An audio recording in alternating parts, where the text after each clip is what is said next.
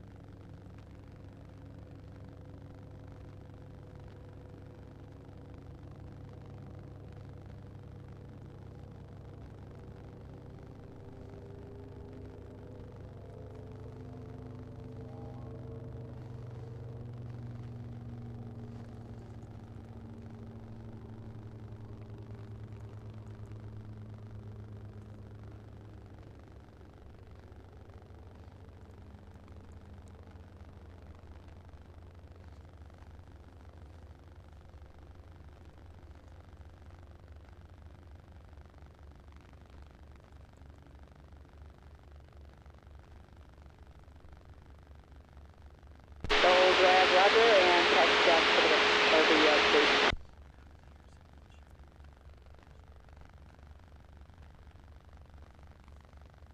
Number 1 starter race control.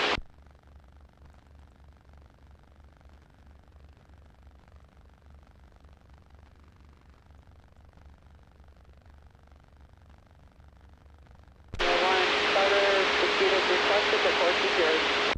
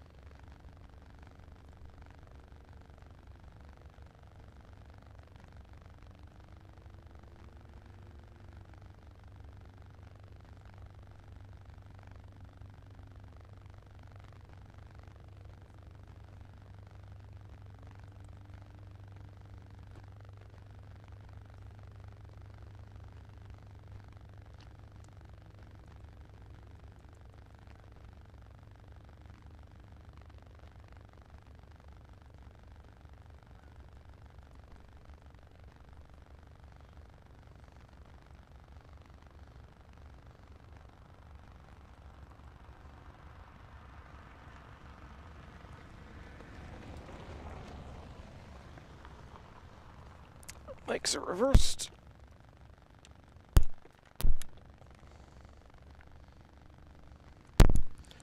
That's better.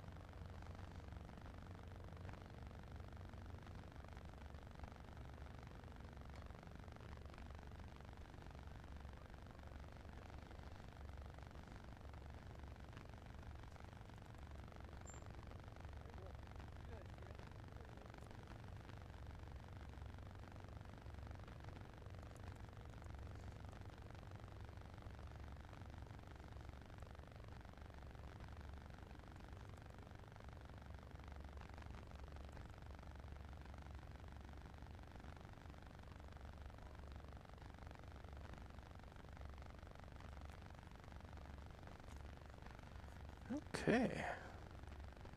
Double check that I entered everything right, and I know I didn't.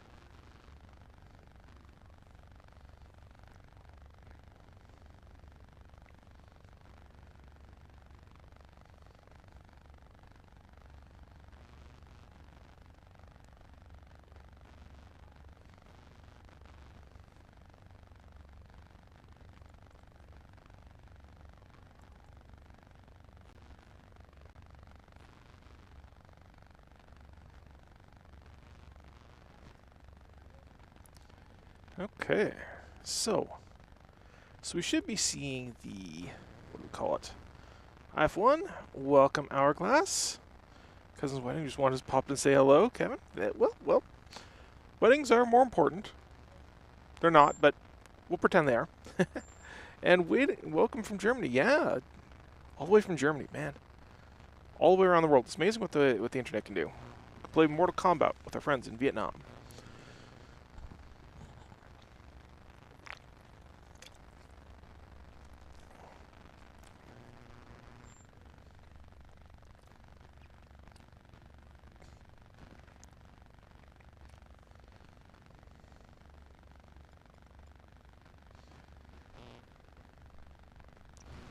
Alright, let's load in some of these pairings as well. Formula 1 Silver.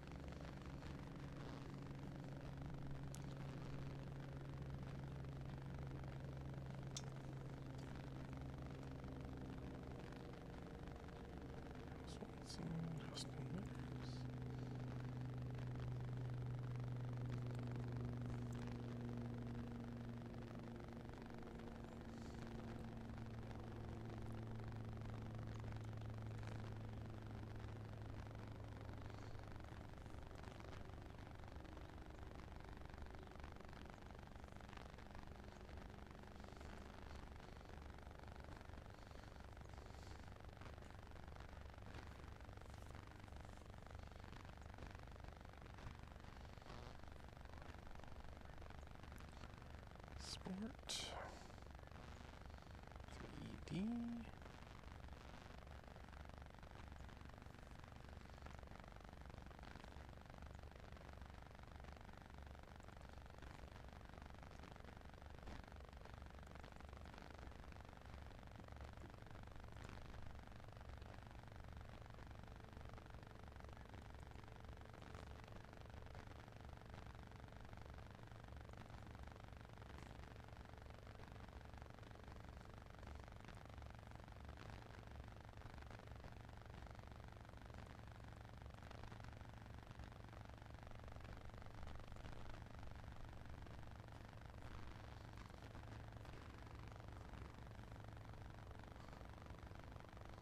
Kind of sounds a lot like a Formula 1.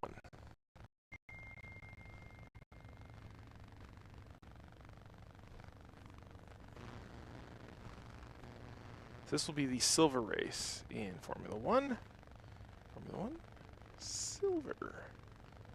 Show and hide that. Get rid of that. Yeah, there. Taking off. All right. So let's go and watch this happen.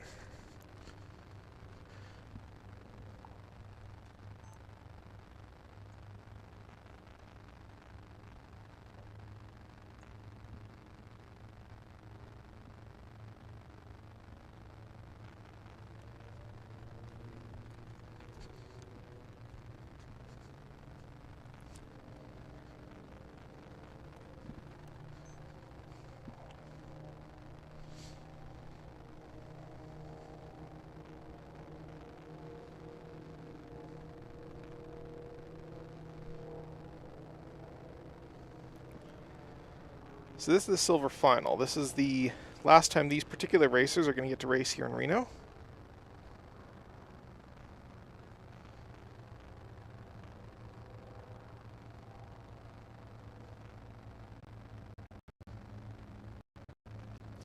Looks like Blair Hamilton leading that 3-pack there.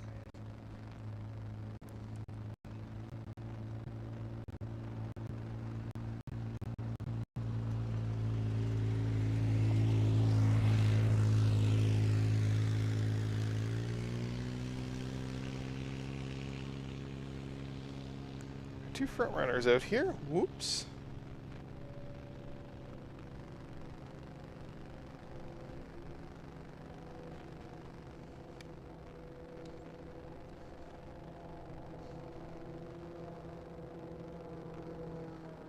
Lock the tripod in. There he goes.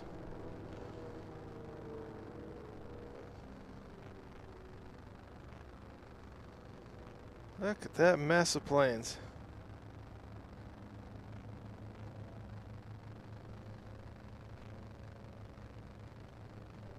Where's our front runners?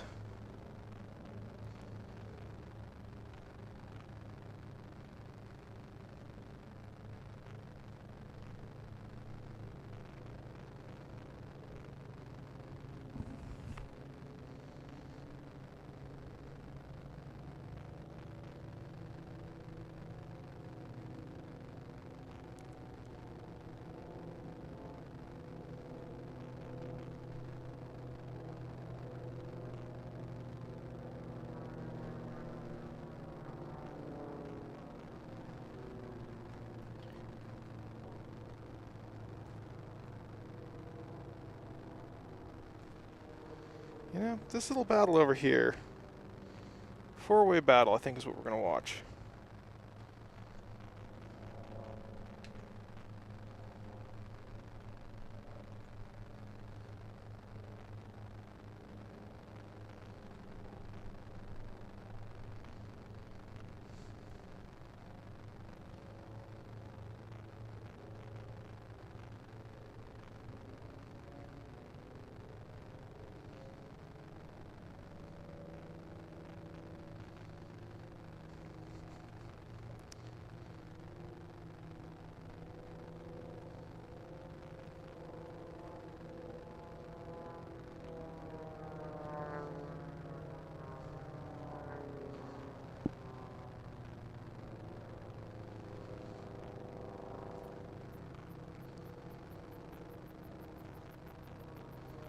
Ever so slightly faster. Look, he's passing underneath.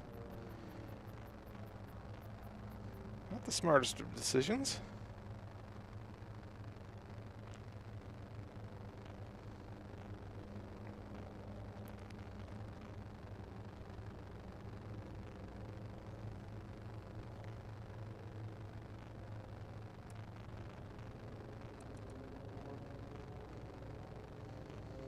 Definitely has the speed, though.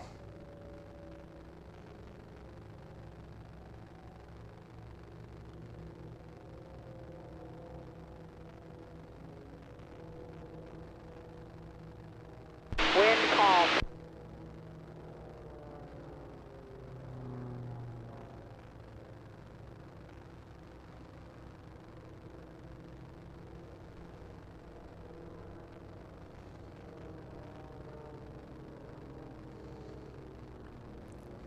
Might get him here. Got more altitude now, so they can dive.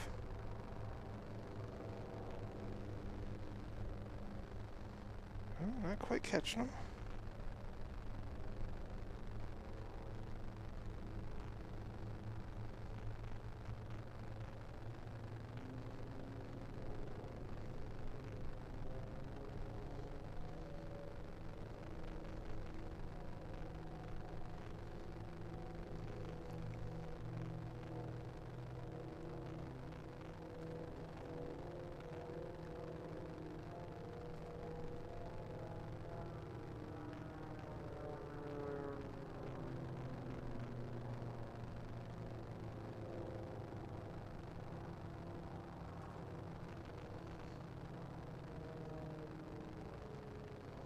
It's not quite enough jam.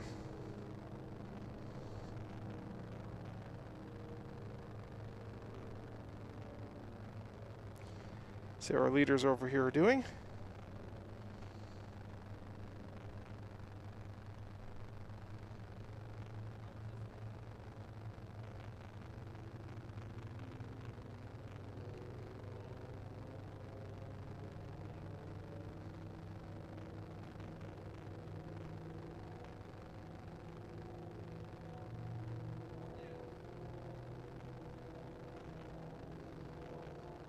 There's our leaders. A slab wing going toe-to-toe with an elliptical wing. What is going on?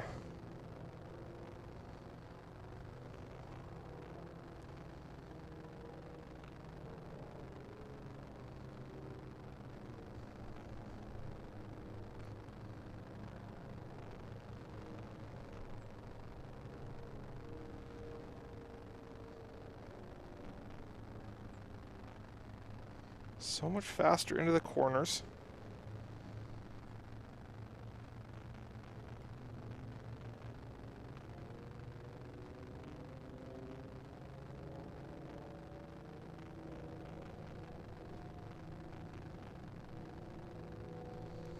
Oh, has he got him? He does.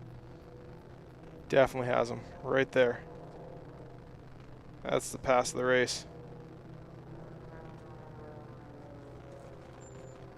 Shut the door. White flag, white flag.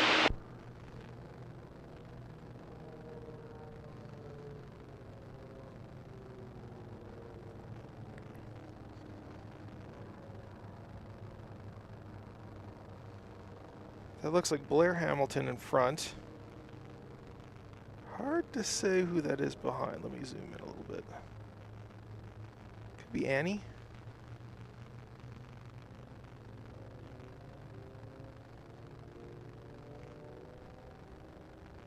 Very well might be Annie.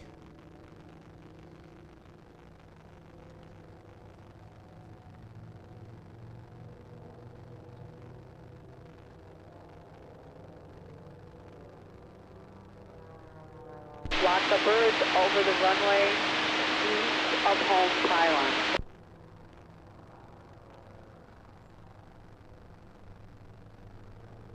There it Right over goes. the top of home pylon, heading northeast. Solid pass right there. Checkered flag, wind They call, hold on to it. recovery runway 8. They did.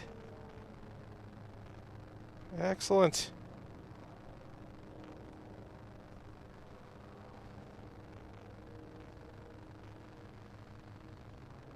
Couple good solid passes on that race.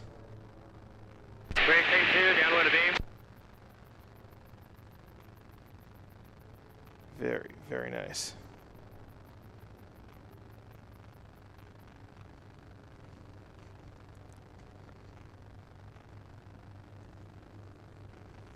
Lots of Germans in here.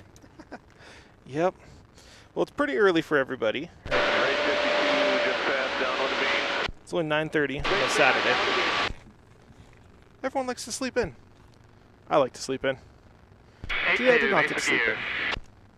Race 21, downwind of beam.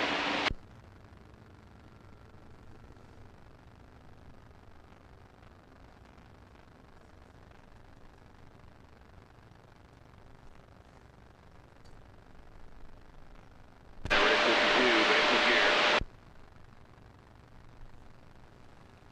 That's a weird sound. Race 74, downwind of beam.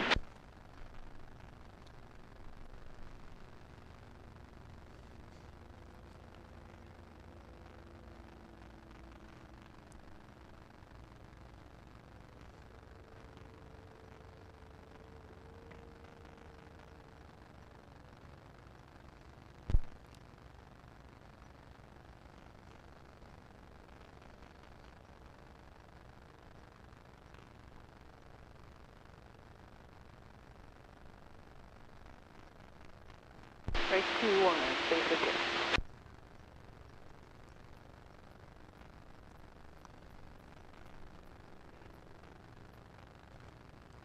Race 48, downwind of beam.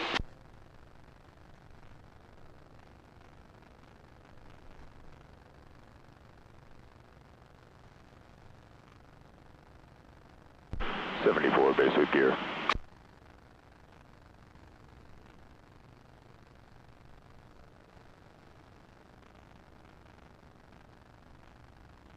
Race 73 is base gear.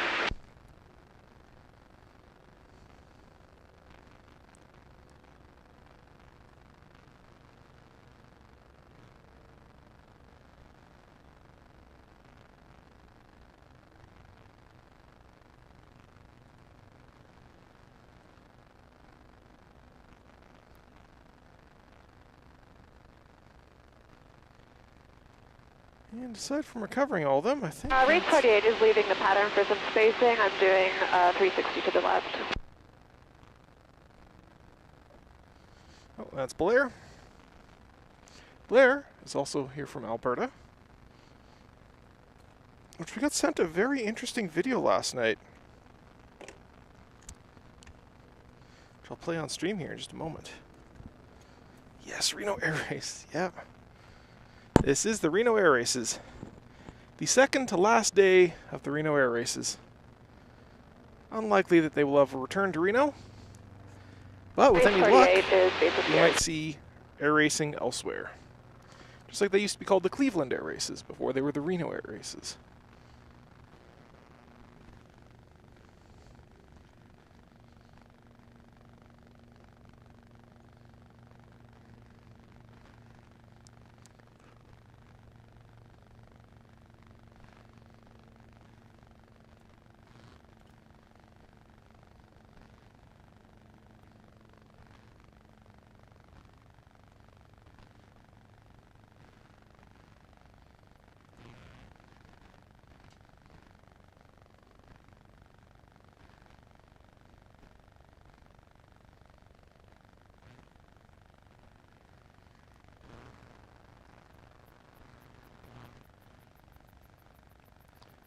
T6 drag, hold short, runway 8, traffic man.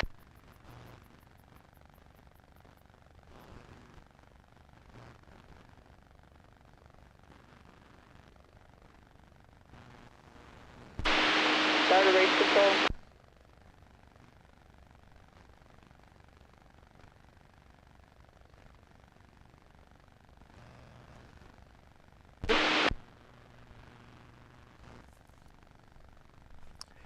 All right, need a new thumbnail for that one. Welcome in, everybody. So we just saw, let's pull up our schedule here. That was the IF1 final for silver. That's going to be their last race, those particular guys' last race for this Reno. And we have one more race for the IF1s, though, and that's going to be starting tomorrow. I don't have a specific time of that, but it'll be very, very early.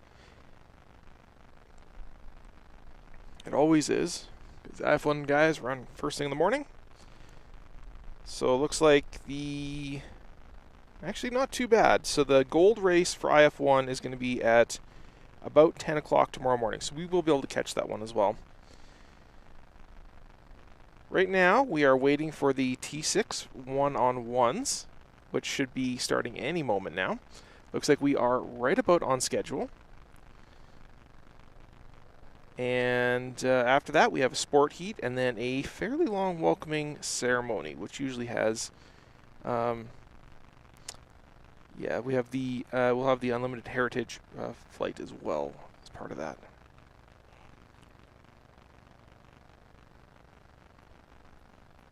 But for now, we just wait.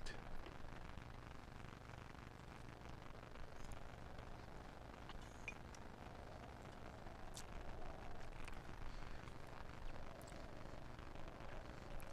can see in the center of your frame there is one of the pylons. That's actually the last pylon. I believe that's pylon 8.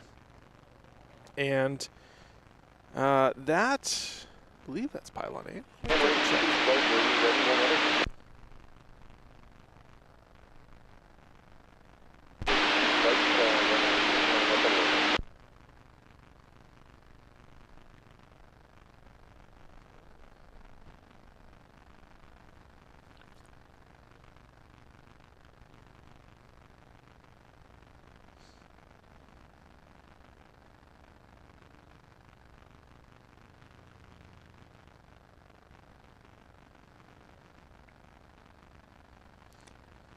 Venue map.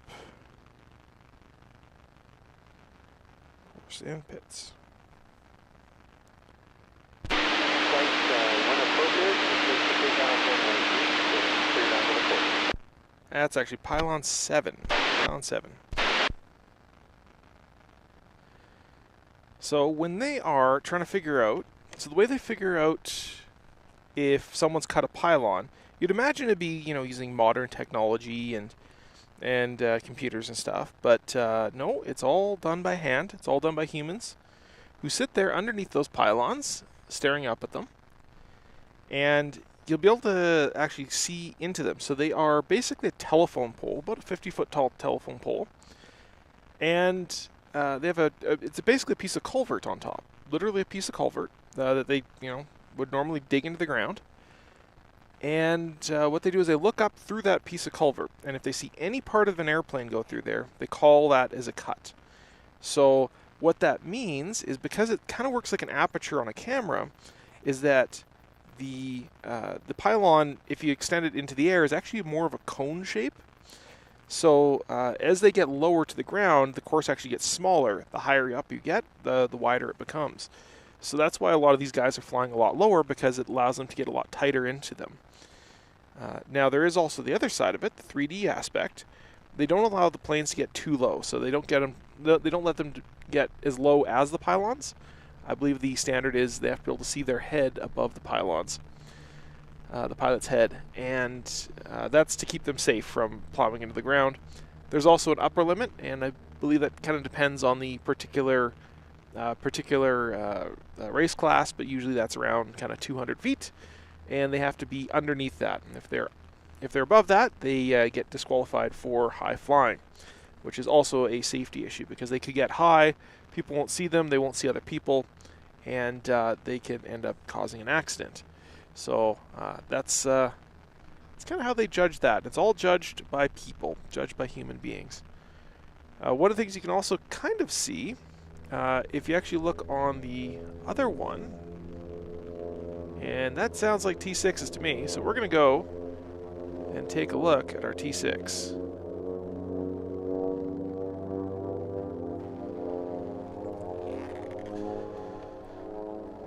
So what the T6s are doing right now, yeah, there they are.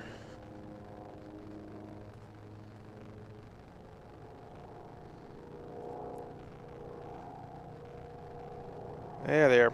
So what the T6s are doing right now is they have 2 heats of 1-on-1. And they are the original Reno drag races. That's 1 lap. Look how much distance they've got between them.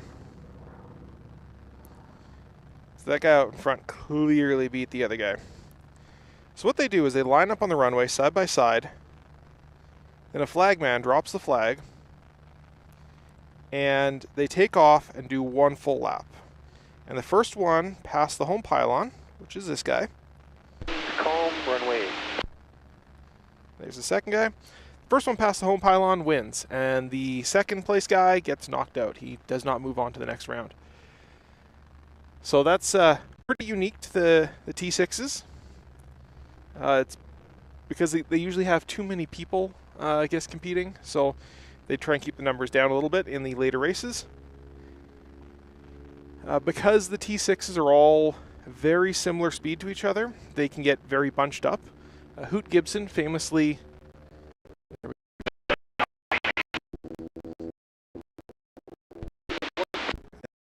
These guys are a lot closer back.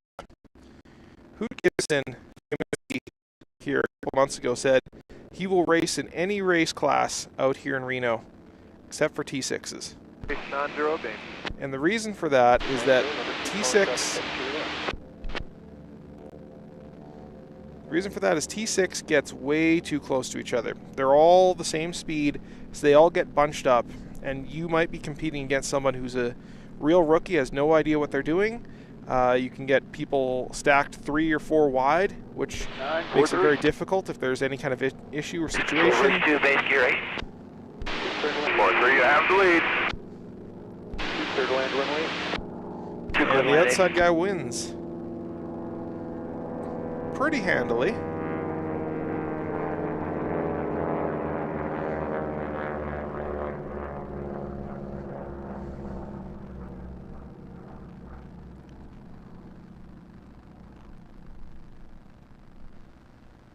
So Hoot Gibson says he will not race this class, and that's why they keep. You'll notice that most of T6s they're only flying 6 on the course at once. Other classes will do upwards of 8, and that's because the T6s can get all bunched up, and the more planes on the course, the worse that problem gets. So, Wind calm, plan runway. good safety decisions, Big good call, safety right, decision 0, making. 0, clear to land. Pilots out here in Reno are, for the most part, consummate professionals. So.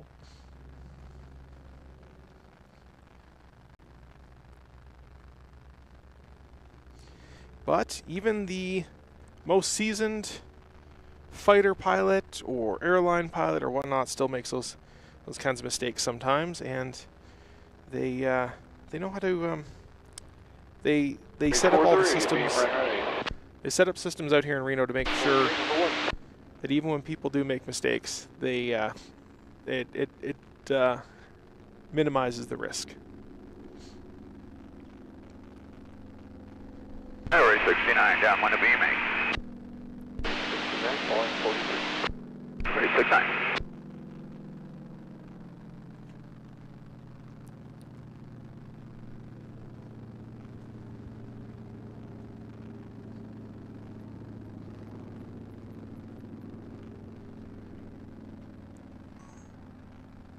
Get that widened out. Base 43, base you're down 8. 4 land.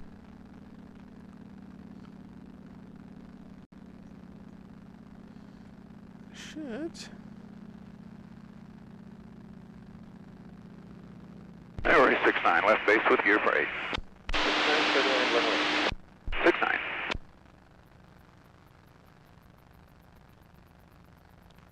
As it gets brighter and brighter out here, and keep dropping the exposure a little bit on this camera. I had somebody the first day of streaming had one of the most keen eyes I've ever seen. They said, "Stream looks great, but your frame rate, your shutter angle's all wrong." I'm like, it is, and it's kind of intentionally wrong because there's just so much light out here. I was running 200th of a second on the frame, on the shutter angle, on shutter time, which is, way off from the 24 frames that we're actually running. So it should be around 50, technically 48, but cameras really don't do 48. They don't like it. You know what? I don't think I need this umbrella quite yet, so I'm gonna leave this in.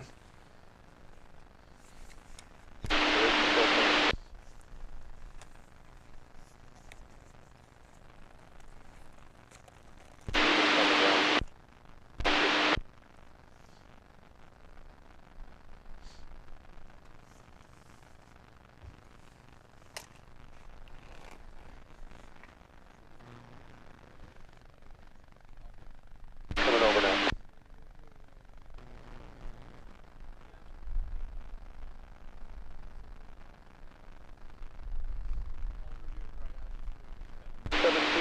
Flight runway 8, line up and wait.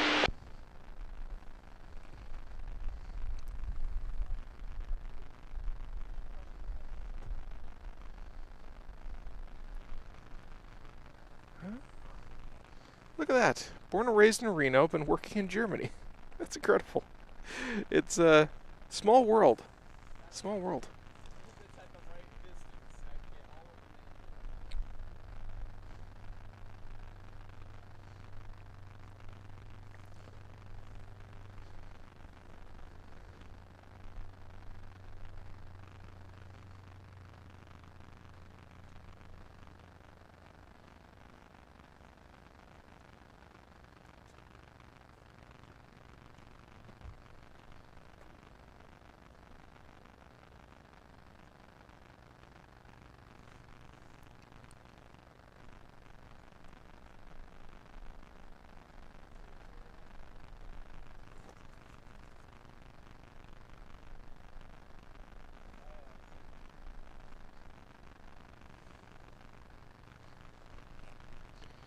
Okay, so let's get us an overlay, and let's get our schedule up and running here.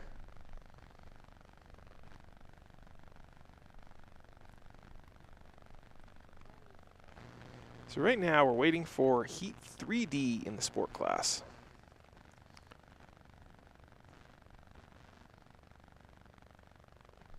I think I actually loaded in I did. So if we go leaderboard, sport, 3D, show. Should be able to see you, show you who we're waiting on. So,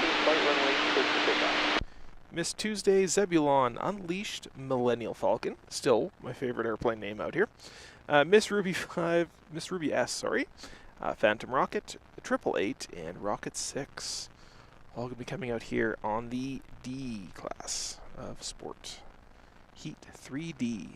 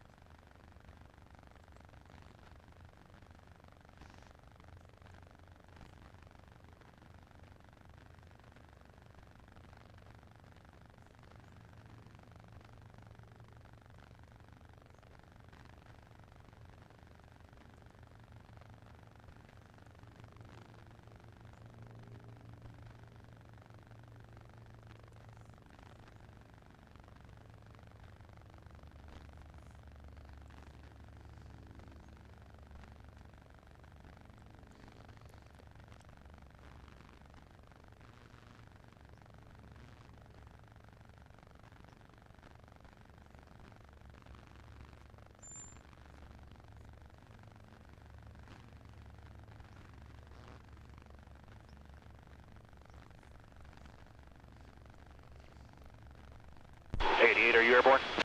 88's airborne. Read me okay? Now we can. We can hear the planes as they take off.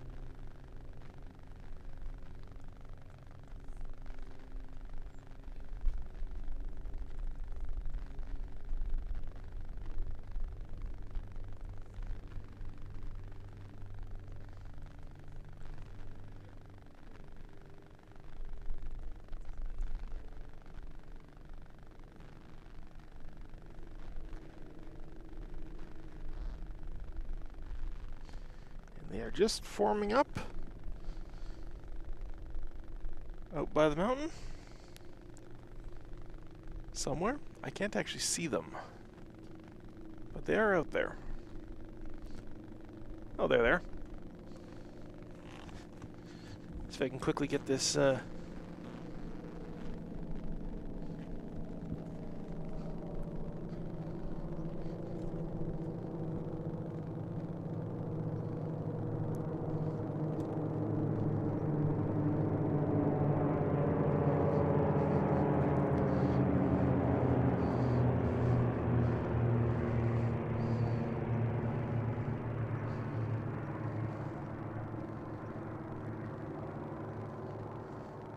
You know, the best thing about the clouds is it makes focusing so much easier.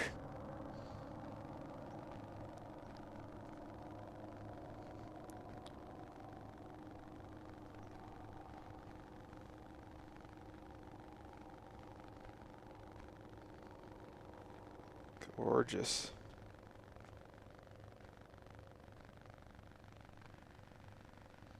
All right. Now we just wait for them. Come back the back side of the mountain.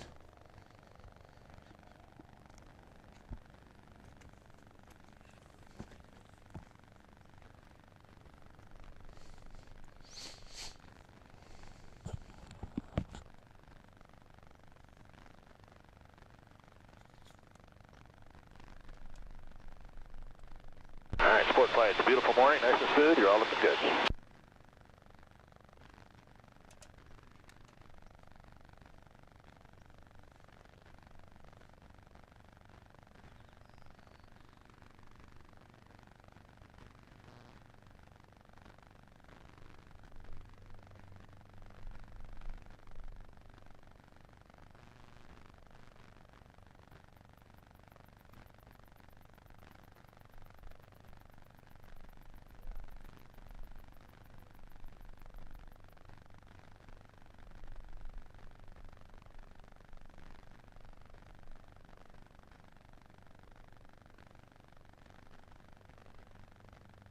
Race control, 417 flights going around P-line. 17 seconds. Oh, we're going around P-line, sport base. Okay.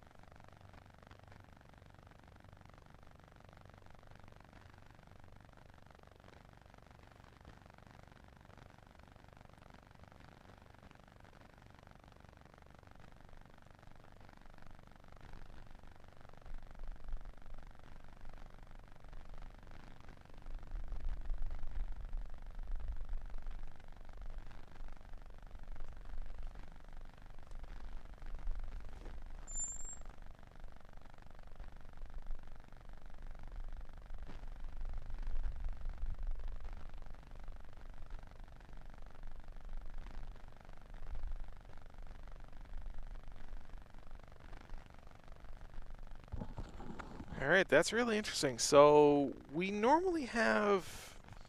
Looks like some of the pilots have been mixed up here on Control, sport flight to 30 seconds, top of the chute. on limited 3A later. 17 flights, clear down to the So course. we'll do some updates here, but it looks like instead of Dennis Sanders in 924, we're going to have Joel Swagger.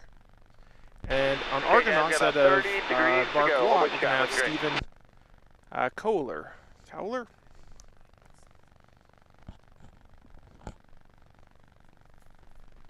So that's going to be interesting. I wonder if that's fallout from yesterday. This just started. Yes, yeah, we just started here not too terribly Okay, long guys, ago. 20 degrees to go. Start slowly bringing it up, line abreast. So they're just out there over the hill. Schedule for today. We're just waiting right now for Sport Heat 3D. Looking good, guys. Keep bringing it up. 888, pedal it up if you can.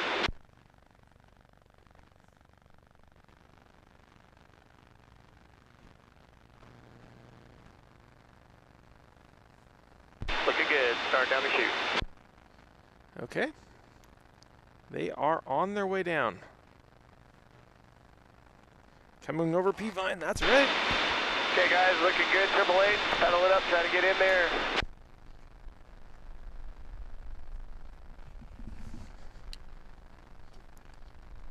744, up a There. few feet.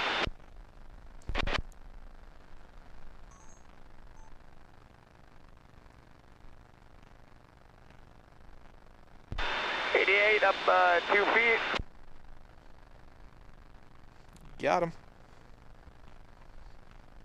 Looking great, guys. 888, a few more feet. You guys are looking rock solid out there.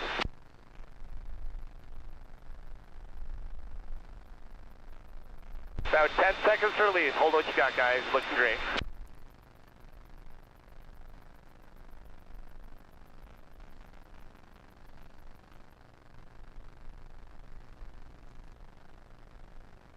Guys, you are looking absolutely amazing. Gentlemen, you have a race.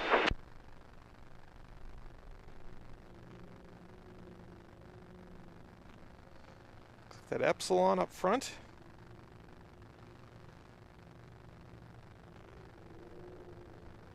Amazing to see some of these guys with retractable gear and fixed gear all going head to head.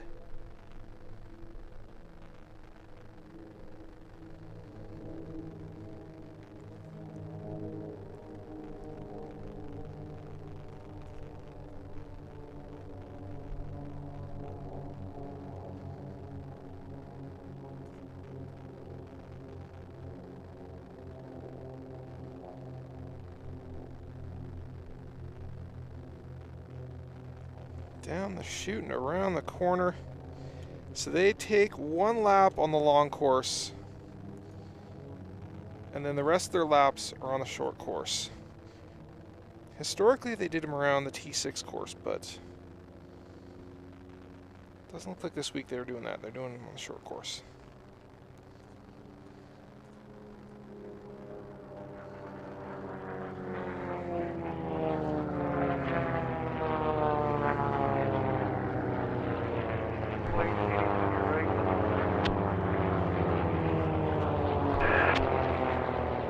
You're clear, 88. 888, you're clear. Got ourselves a little bit of a race here at the back.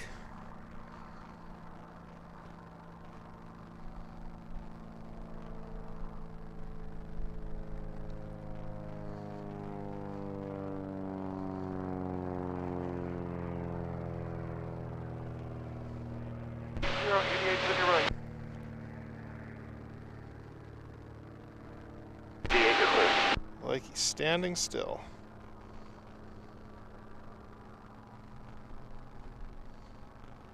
Now, are they going to remember to go on the short course?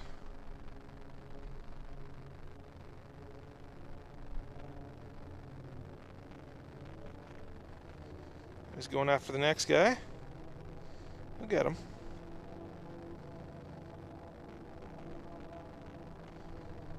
One four, 88 is on your right. And he's got him. 88, you're clear.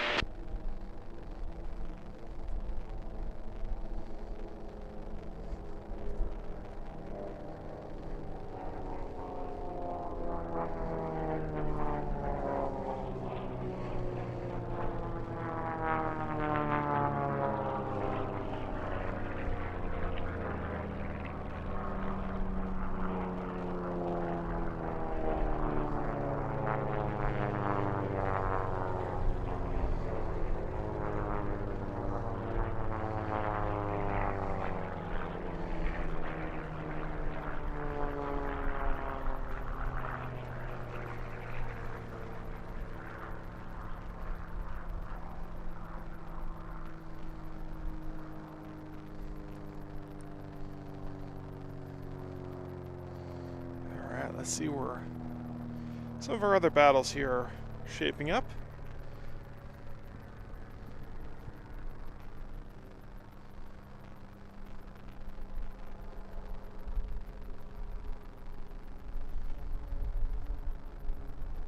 Let's look on the back side of this course here. Got a couple guys. Close, but not close enough. Can he do it? He's closing the gap, though.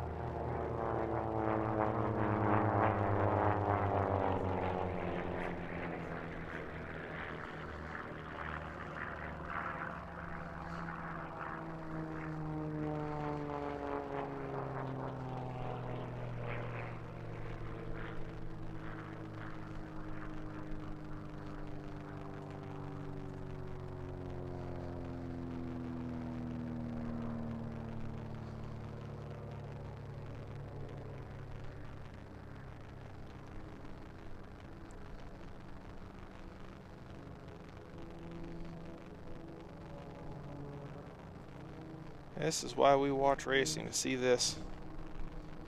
See guys passing, fighting, struggling, and overcoming.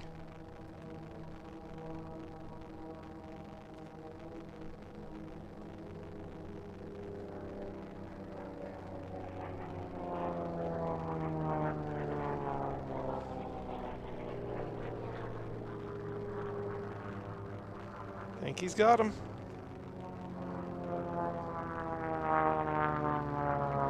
Can he hold him?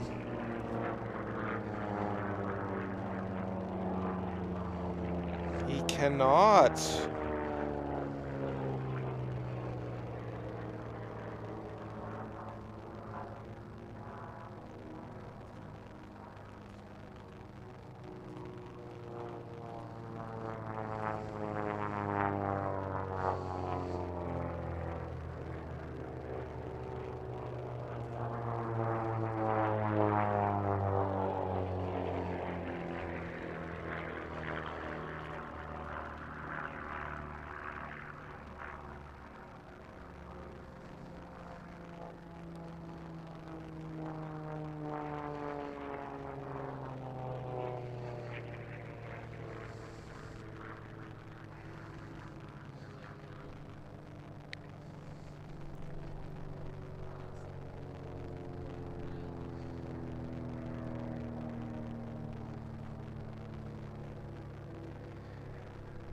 He's edging forward and further forward every single time.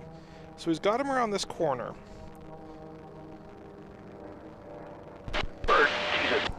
And he usually keeps the speed up. Watch out for Hawk by on 3.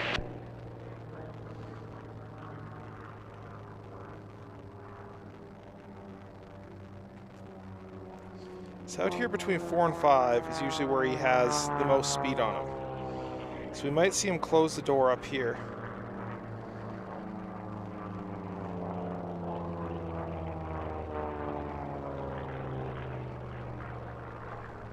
Flag, white flag. Nope.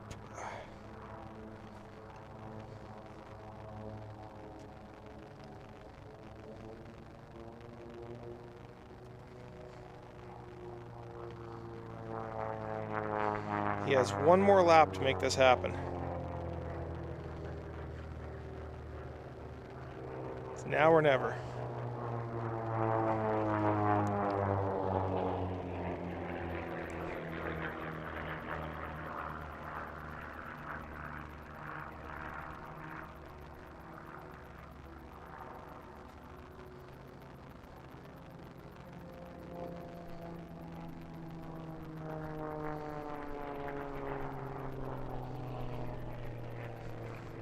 It's right about the same place he was last lap.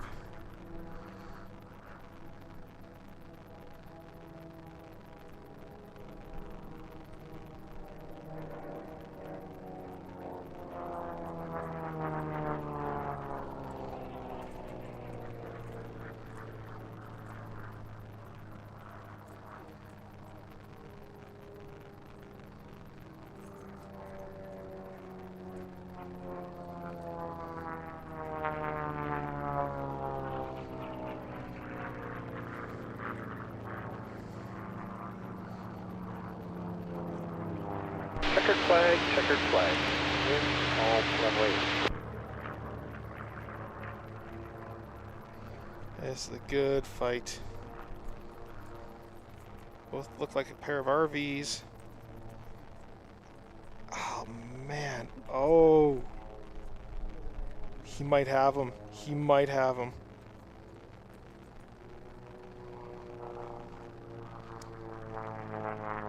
It's just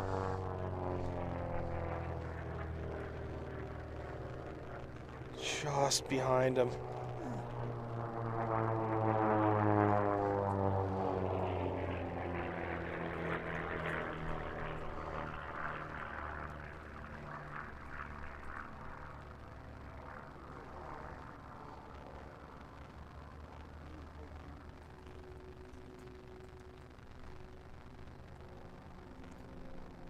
Come on, you can do it.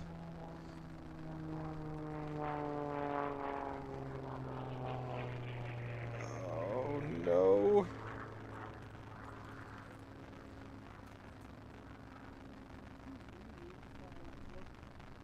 Nice job, buddy. 80 off and home. That was a good race. That was a good race.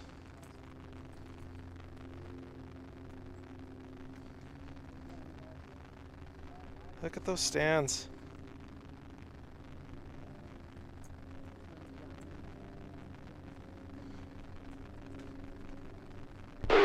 Off and home.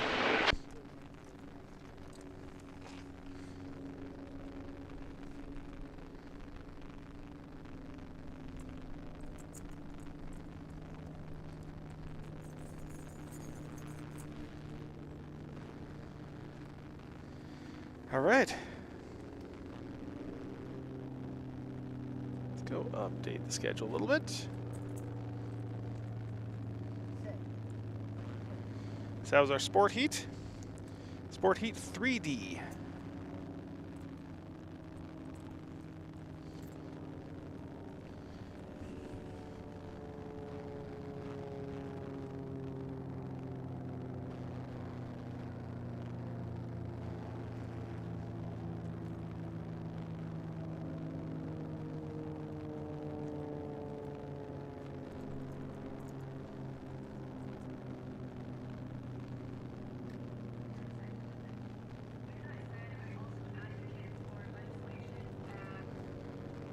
He's out of cool down at helm pylon.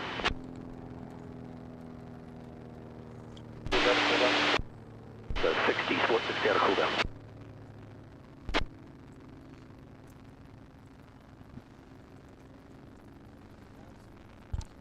Everyone's up in the air, still cooling down. Code 130, So out of cool down at home pylon. Look at that. Look at those stands. Since I've been coming here in 2013, I don't think I've ever seen the stands that full. And we're only 10 o'clock in the morning on a Saturday.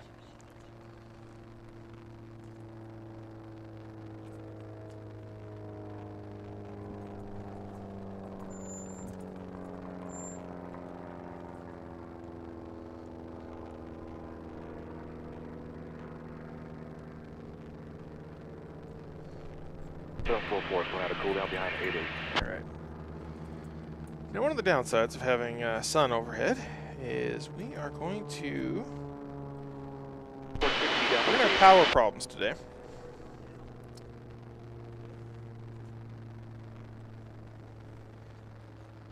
We're only pulling in 31 watts, so we're already halfway down on power. 314 is over the numbers runway 8, a little bit wide on the course. Welcome back in.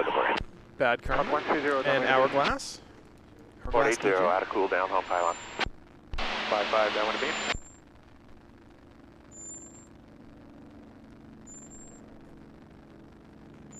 Oh man, that's clever. 488, downwind of beam. Look at one of the other photographers here, and he's got 460 a back to the gear. sight on, like it's like a Clear to land, kind of runway. like a red dot AAA, that's almost the cool down. on his camera, 1044, downwind of beam. so he can basically sight in what he's looking for while being massively zoomed in. That's genius. 130, base is Might have to pick up myself one of those. 314 out of cool down at home pilot behind AAA. Sport 55, base gear. 482, downwind of beam.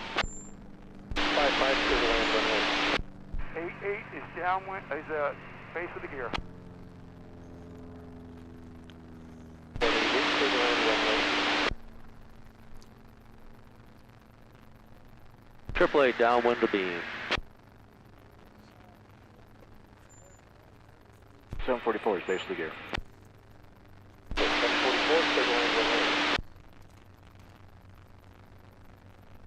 314 is downwind of beam behind AAA.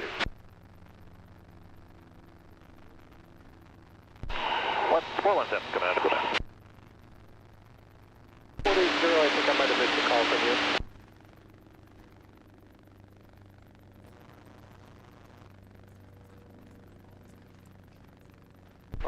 Base of the gear. Can you get us a look? Yeah, I can get you a look. That's 480, base of the gear. Yeah, 480, clear to land, runway.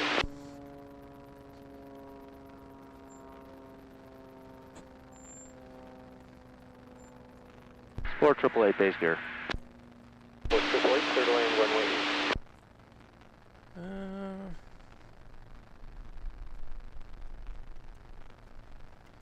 Let's see. 314 is base gear. Well, 314, clear to land, runway. let's try it with the other camera. Because the other camera is literally in the way.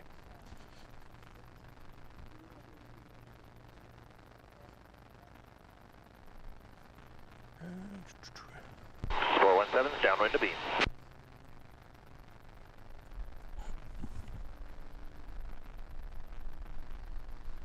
So this little thing.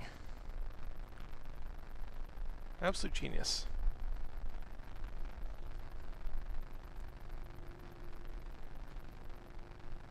Sport 130, downwind of beam.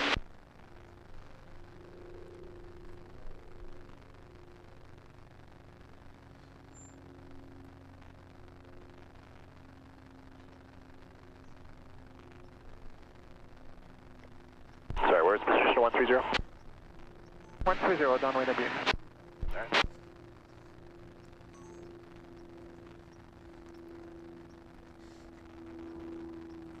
Cold shoe mount. Yeah, exactly.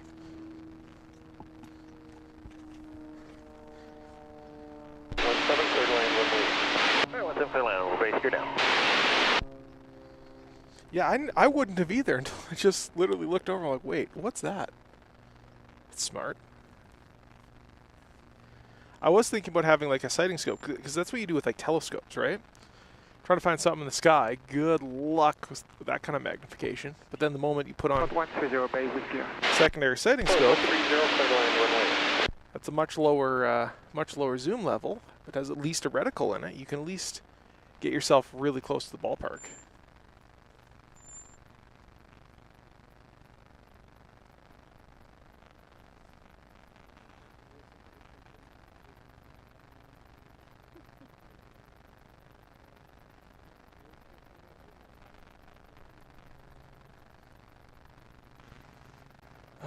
I don't know what he's running. I could go over and ask. He's got some nice gear. Very nice gear. There's a group over here, another group of photographers over here. They're running film cameras today, which I think is awesome. That's bold, right? You get like one shot at the races here, and you're only giving yourself 24 shots.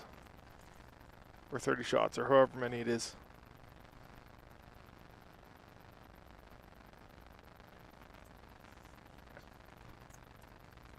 Old school, exactly. Taking it back just like it was in the beginning of the races. Kind of a nice bookend. They don't look like they're old enough to have been around for the first races.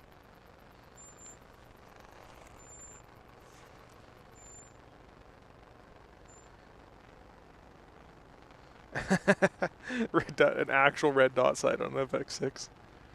Well, I've got weird mounts for mine. Like I've got what do they call it? It's a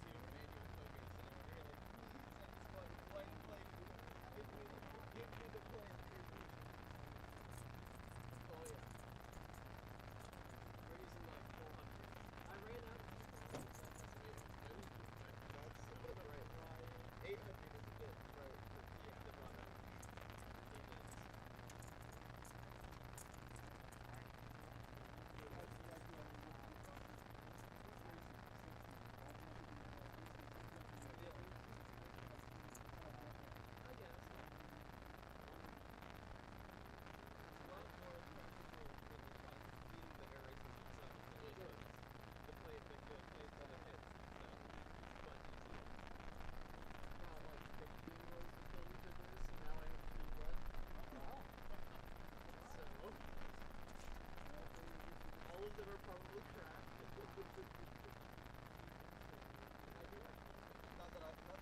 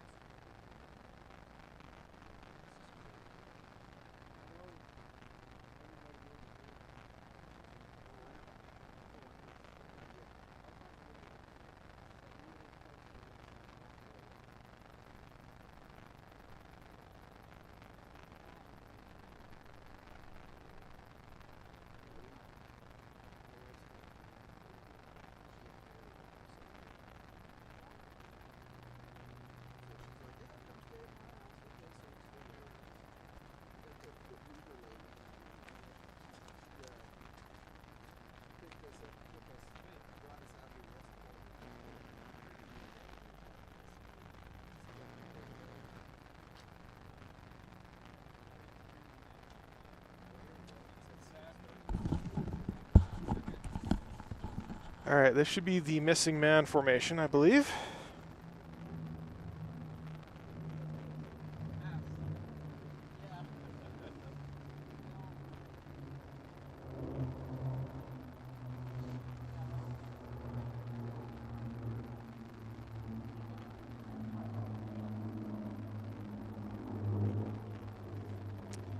There it is. Missing man formation. Designed to signify all the racers we've lost over the years, whether racing, preparing for racing, or otherwise. All those who couldn't be here.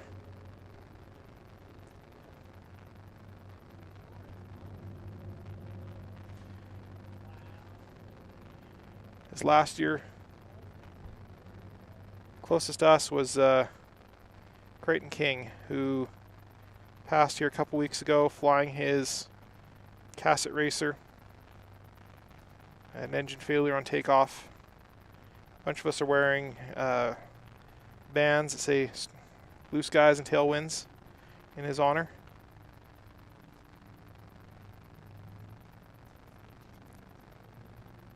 But we've lost many others along the way. All doing what they love.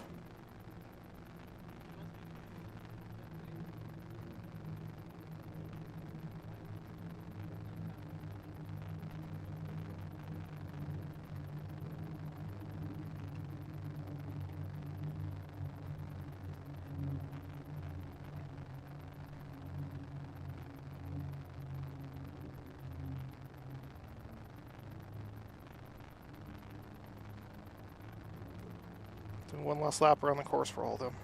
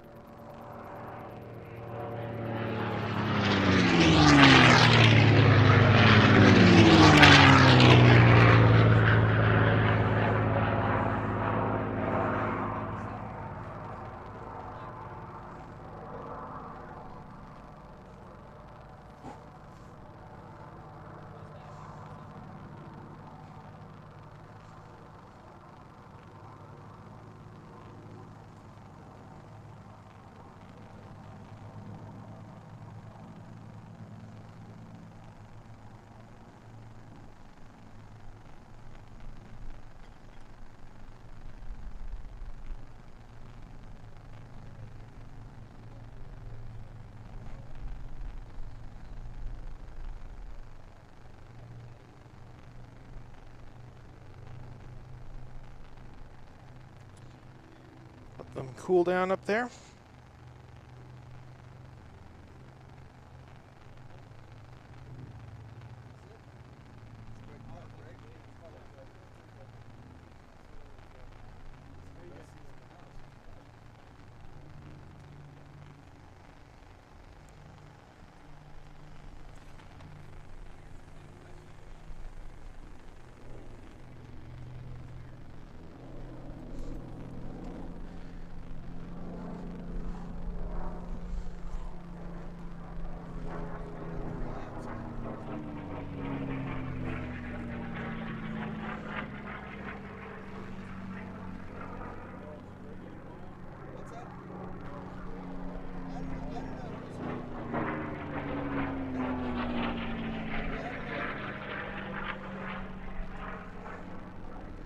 So that was our missing man ceremony there.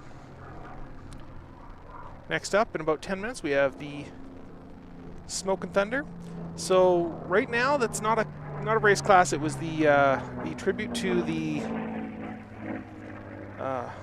lost aviators who couldn't be here this year.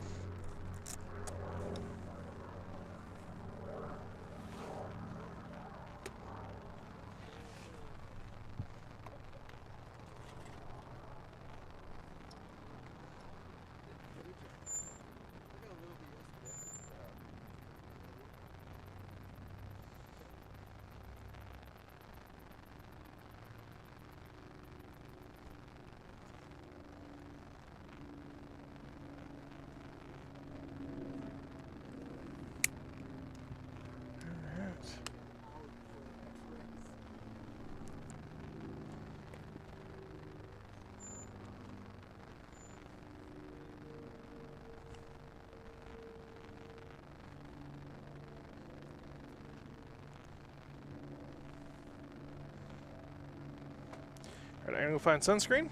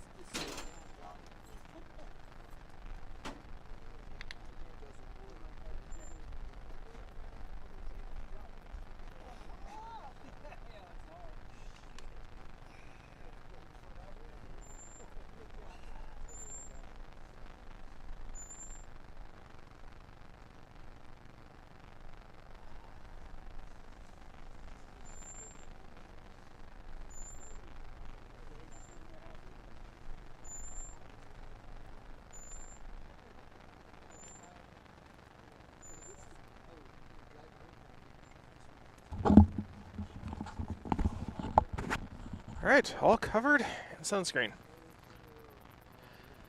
So the jet car should be powering up down there within the next 6 minutes.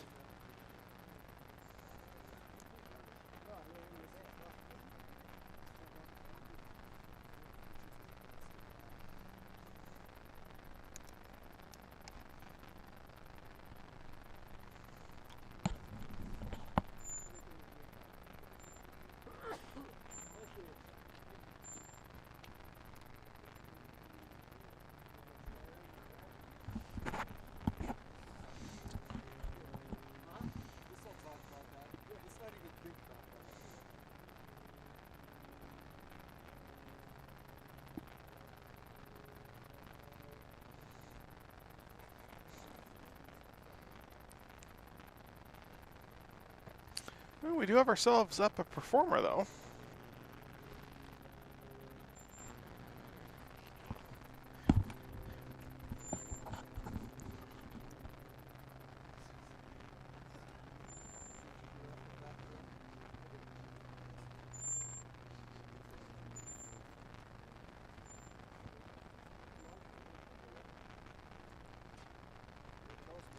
Does that look like a Bonanza?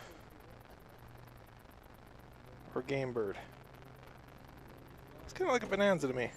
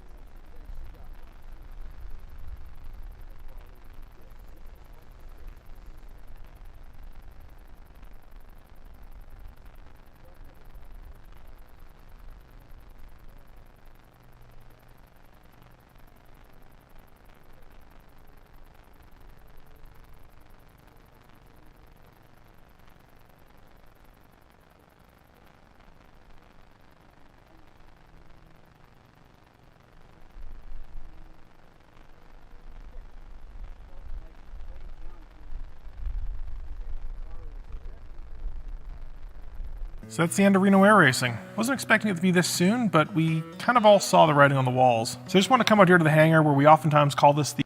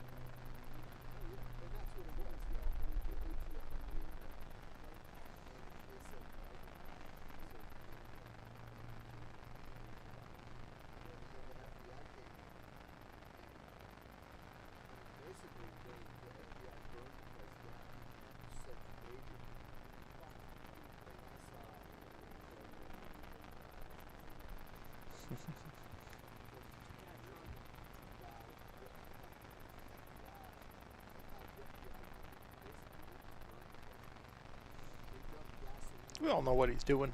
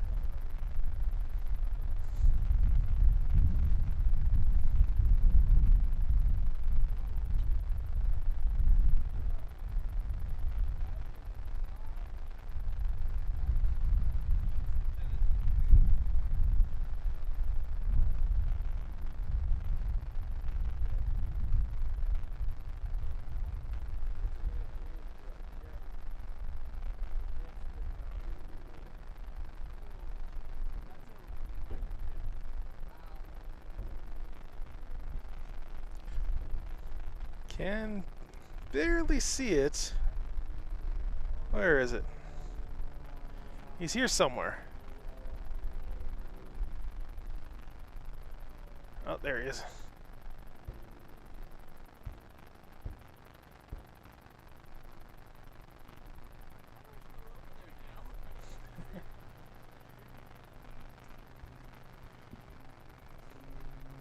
Got to turn on the microphones. Or at least recording. Now we're recording.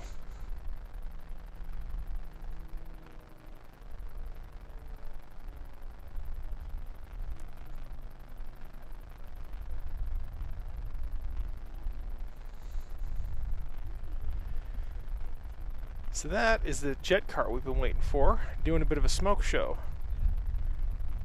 So if you have your mixture set really, really wrong in a jet engine, it makes lots of smoke.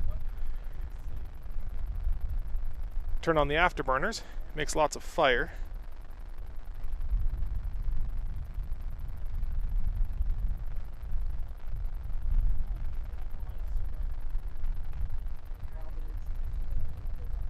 Look at the size of those flames. Whew.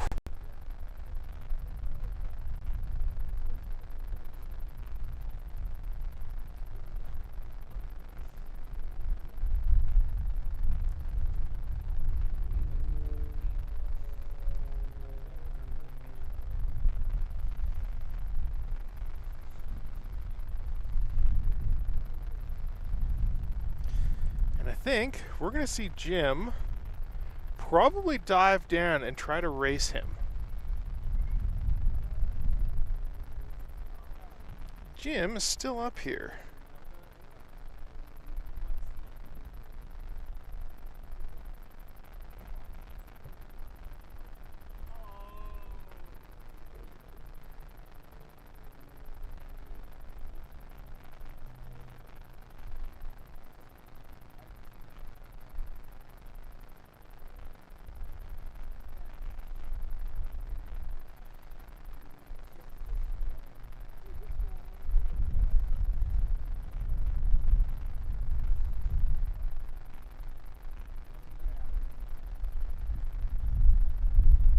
Circling around, lining up, and I think we're going to see a bit of a show.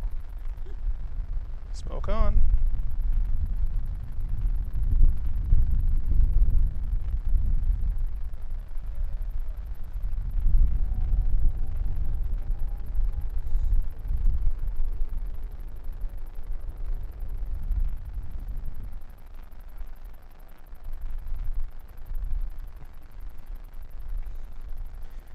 Those jet-powered drag cars are crazy. Basically, all engines with a couple little tiny wheels and a guy standing out front.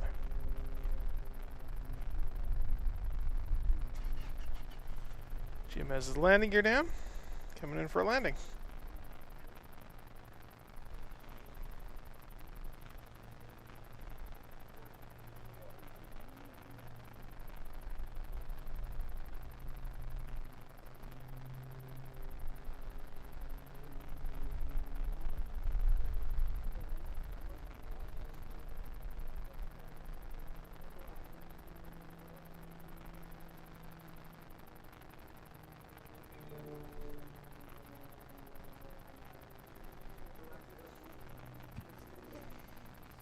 He's going to land on this outer runway.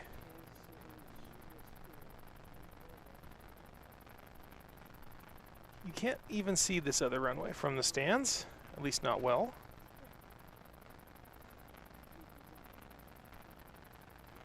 And he decided he didn't want to do that.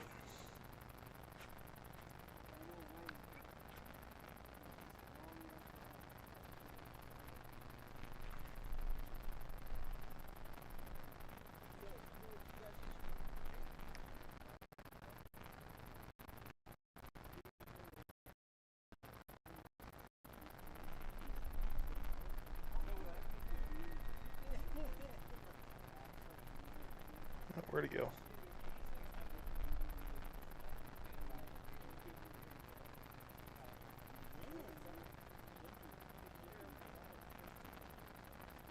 Air's rolling out.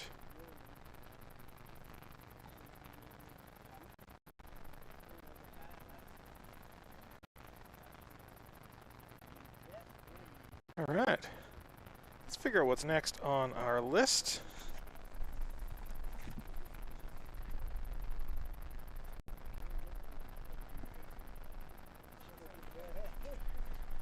Yeah, so this is the last Reno Air Race, the last race here in Reno.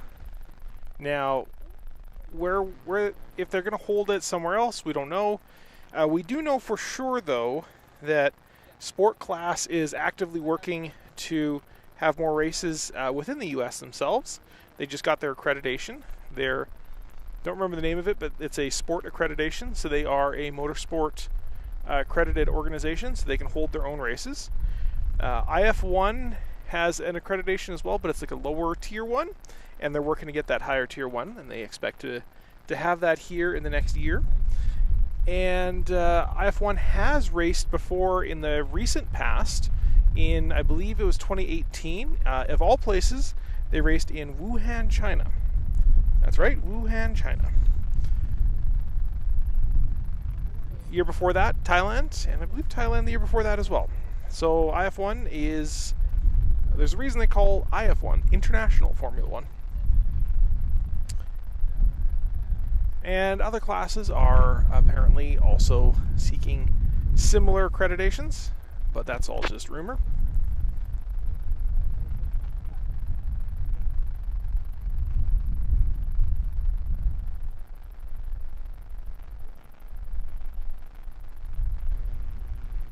Pull up our schedule here. So that was Smoke and Thunder.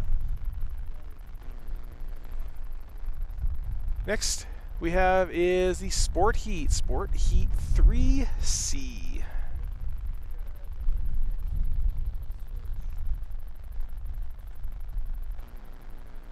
So we're going to be seeing Top Shelf, Reno Bear, Leading Edge, Rocket 6, Aquila, Blackjack coming in hot, and Sarah Smile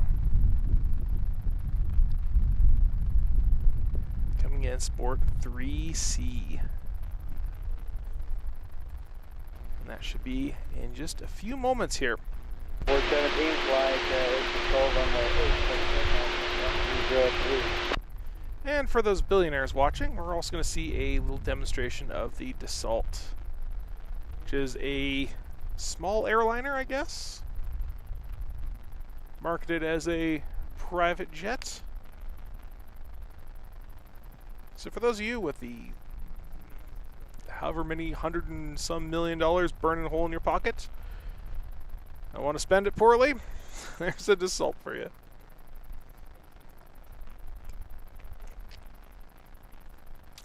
think that was one of the reasons, like him or hate him, Trump had started an airline, and instead of buying a private jet, he just used an old, I think he has a 727, which holds a lot more people, costs a whole lot less money, and works out a little bit better. So I think it's more to operate, but the savings over time end up being worth it, considering, you know, how much extra gold he can carry with him. This thing's apparently adorned heavily in gold. May not be as fancy as Air Force One, but Still an impressive plane. I do like the paint job on it. Kind of different.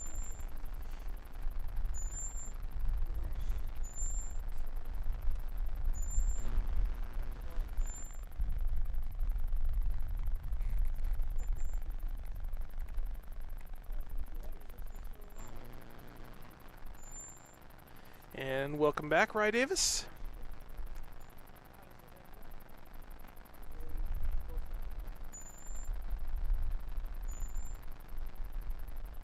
And the stands are absolutely filling up.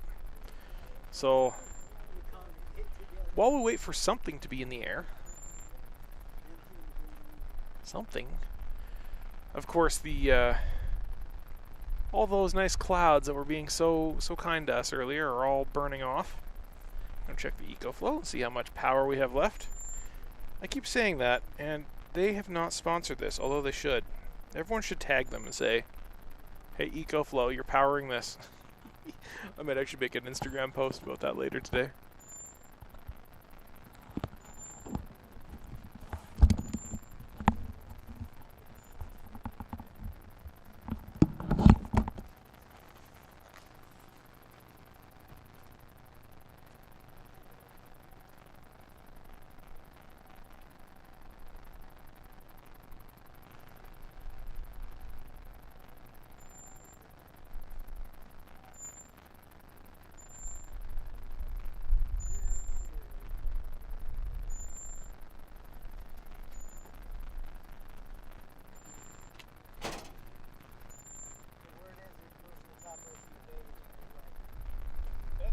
That's what Vegas is telling people? That's what we've heard. Yeah. So I haven't seen them specifically announce that, but maybe. But I know there was some animosity between them in Vegas, so we'll see. They're doing in Vegas and out here. Here's the animosity. Yeah. Hey, Jim.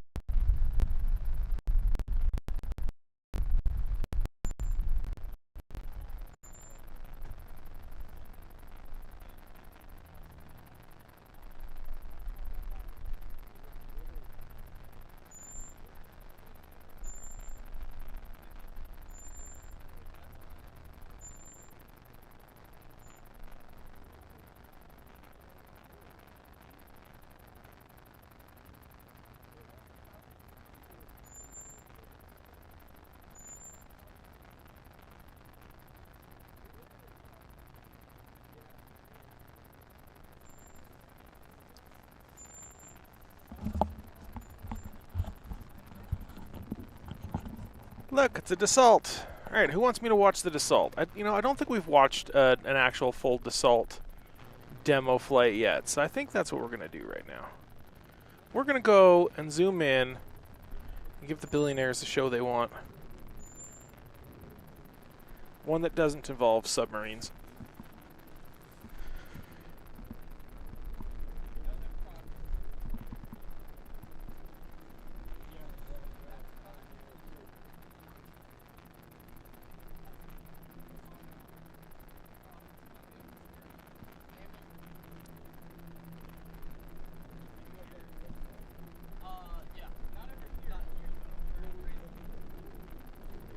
There she is.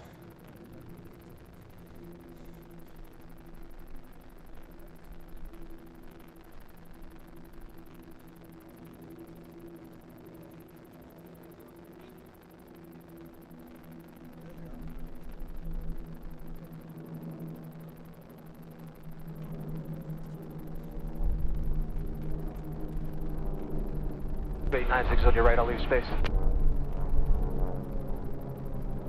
Say. 28, coming How's the flight? Did a geometry thing, or are you okay? I'm okay. I'm going to RTB. Okay. Race control. Sport 28's in the queue for recovery.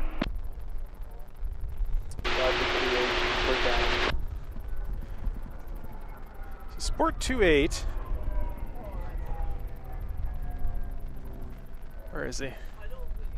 Port Adrian of the north downwind runway 28. Race 2, we got a Falcon out there just to the northwest. Can you enter a right downwind for runway 8? Affirmative, unless you want me on runway 14. Need any assistance, race 28? Negative. No, I do have you on the right downwind for runway 8 on the south side. Roger, we'll enter right downwind for 8, Sport 28. All right, so Sport 28 started up on the formation, started up on the form up, and has decided to return to base, RTB.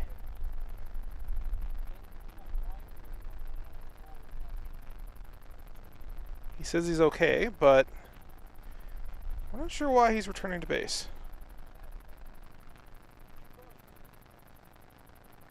Forget to add fuel. Race control, 417, flight's going around P-Bus.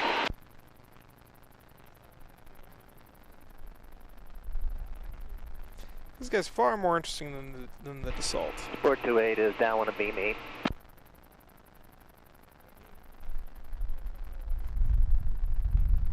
Race control, Sport 17 flights, 3 minutes to the shoot. 17 Roger, RGB. Give me a 1 minute heads up, please. Right there. Sport 28. Follow the Falcon off your right on the downwind for runway. Roger, we have the 8X. We'll follow him for runway 8, Sport 28.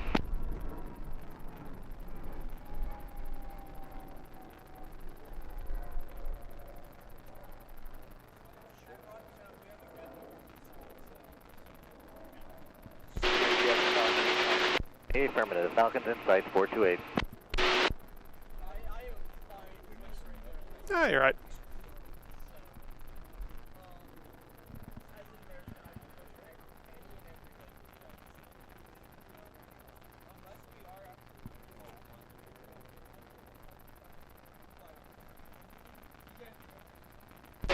Cautionary tips from the Falcon runway 8. Little in 8, 428. Sport 17 flight 2 minutes to the shoot. Sport 17 flight, the performers are on the runway, clear to land runway, I'm sorry, cleared on course.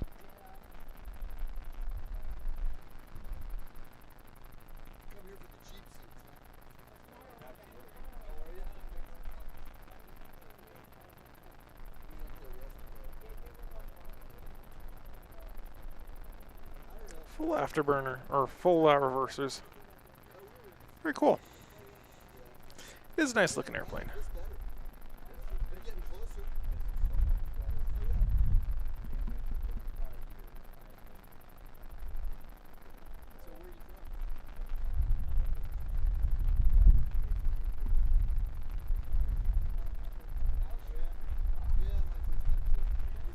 All right, so I believe this is, what did I say, 2C? Josh, how's it going? Having a great time here, yeah. We're early in the day. We were very early in the day, though. So we see Sport Heat 3C. Yes, we're Heat 3C.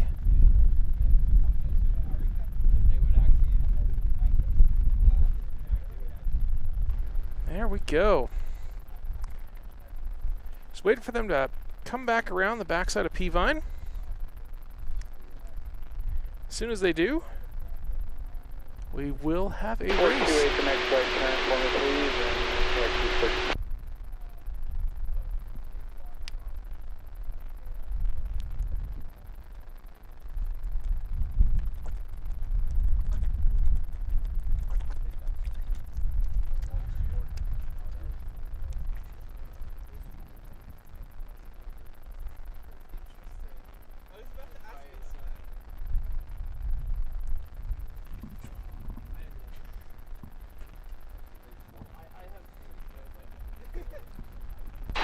Control, 417, there's about 20 seconds top of the chute. 417, Roger. Trust to the T-51 departing, heavy departing to the northbound. Alright, confirm cleared on course. We're on course for 17 right. 410, yeah, clear on the course, again. Hey, Sport Dogs, 45 to go. Start bringing it up. It's P-51 taking off.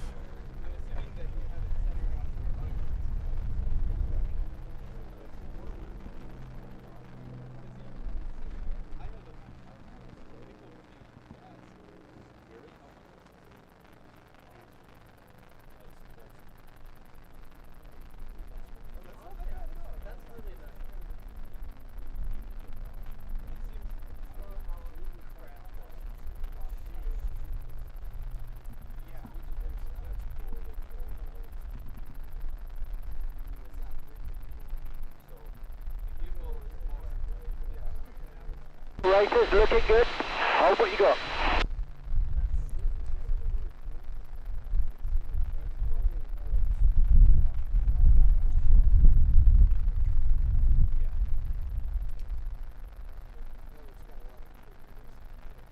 They should be close to being down the chute. I see them.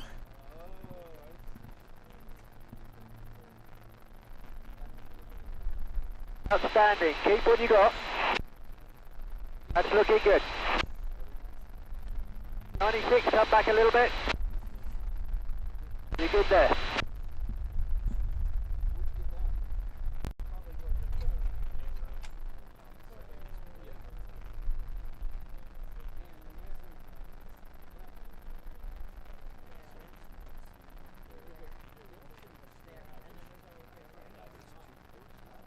Looking good, keep it steady.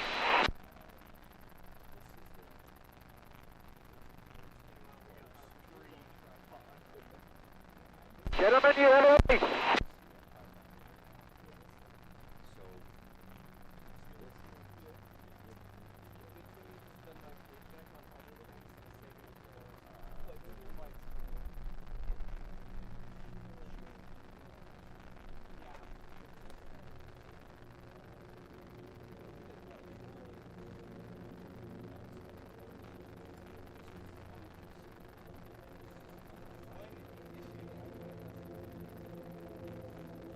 You're clear. 49 clear.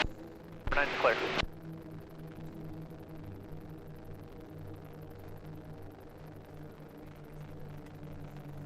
Two, 3, 49, stand high on you.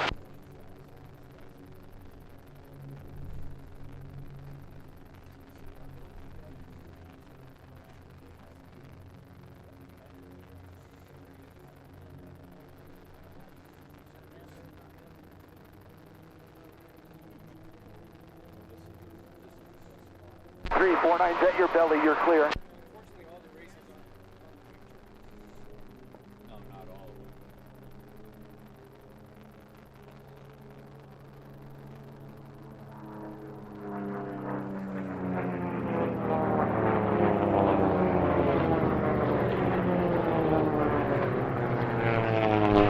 You're clear.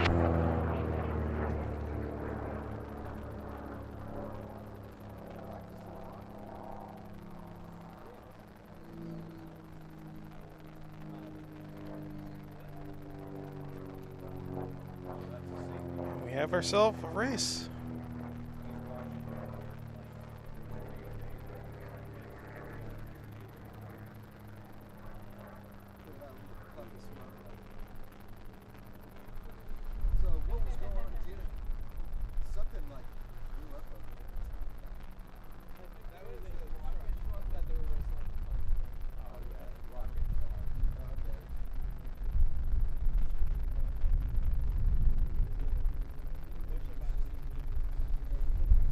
Two 96 on your right.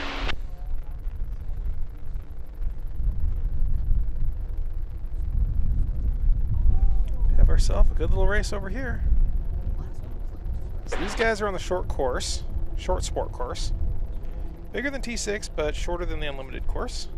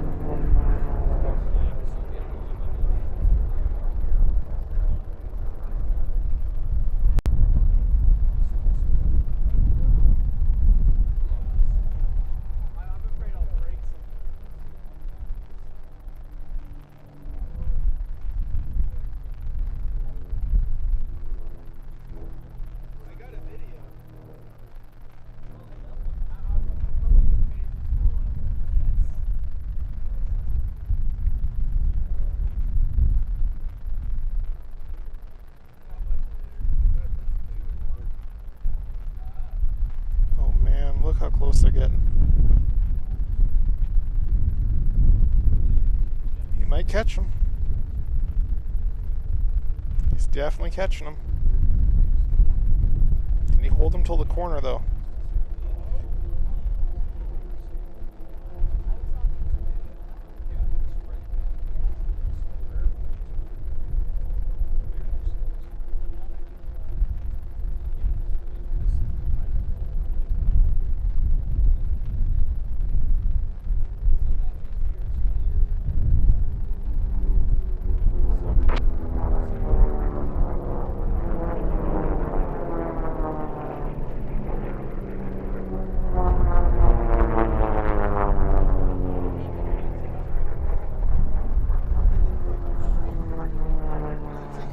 I believe that's a spot for second and third that they're trying to battle out for. There's also a fifth and sixth battle going on back here as well. For fifth and sixth. We're going to go back to that battle for second and third because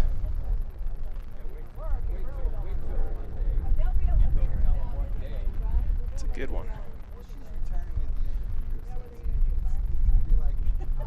Remember, these Pats don't get a whole lot of practice doing Reno style racing all year because there's no real place 349 on your right.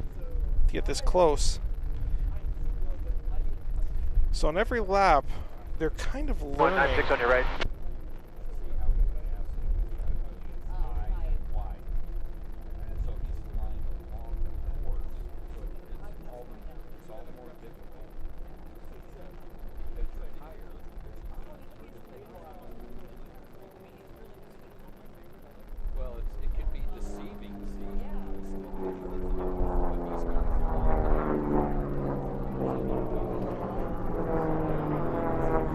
So he's slightly ahead of him, but he still has a longer course to go, which means he needs an extra couple miles an hour on him. Otherwise, he's not going to be able to beat him.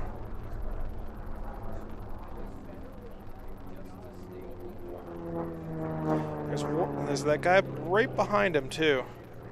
Just digging on his heels.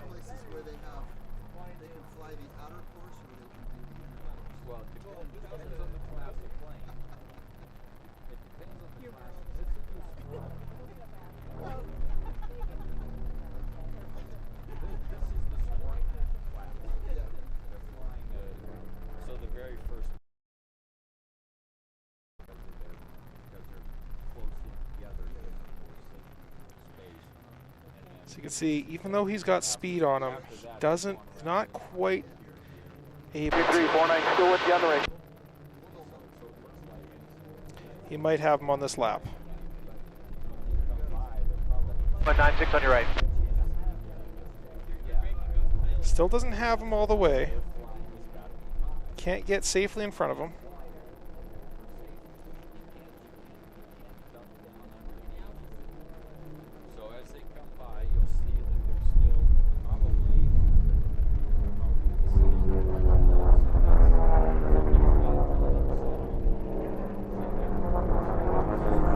Basically right where he was last lap. If he got a little bit tighter on him, he would have him.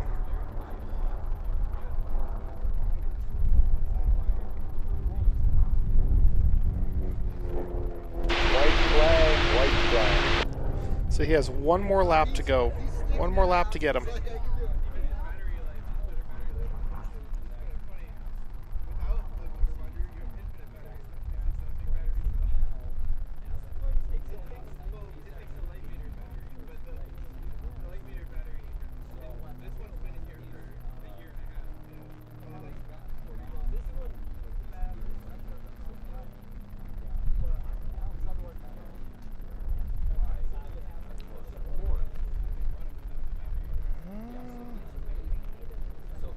And look how much faster he is on this part of the course. 96 on your right.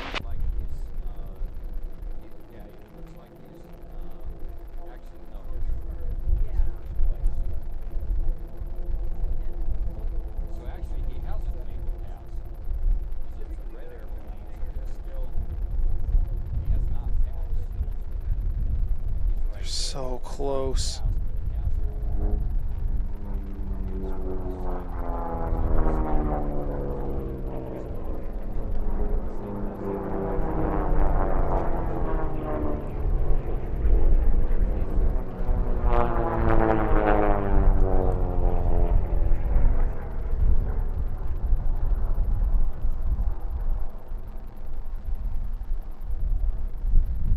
That gap just open up around this corner.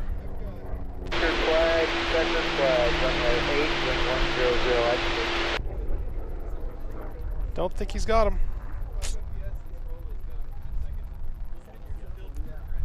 Hard fought, hard fought.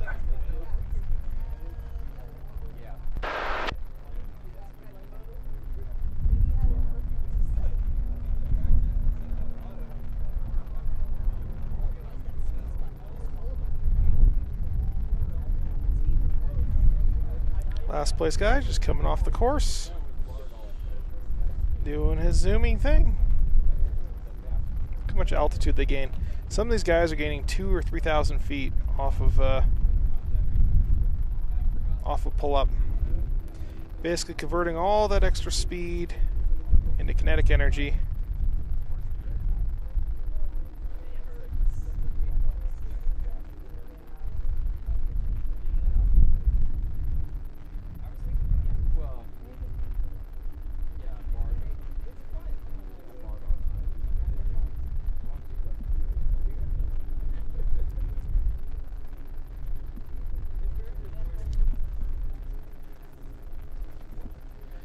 All right, so that was our 3C race.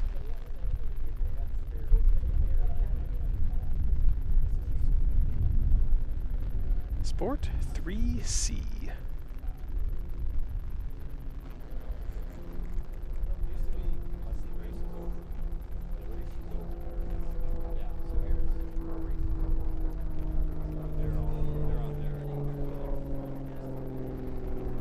Alright, so the next one we got is our Unlimited Heat 3C. Unlimited Heat 3C.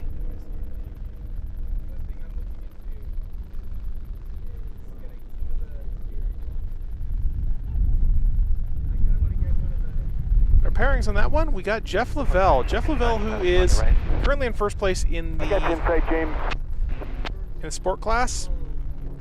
Spam Can right behind him. Pretty Polly, Lady Joe, Man of War, and Bunny coming up in Heat 3C momentarily once we recover all of these sport class airplanes.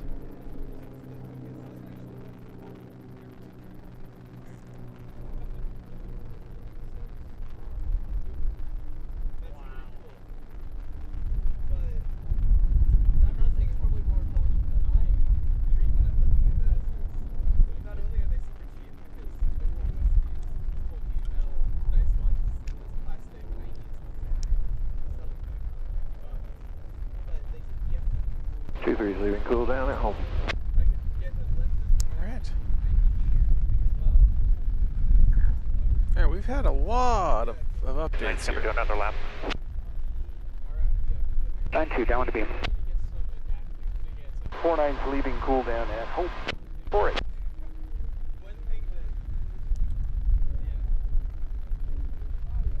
Alright, Formula One Silver.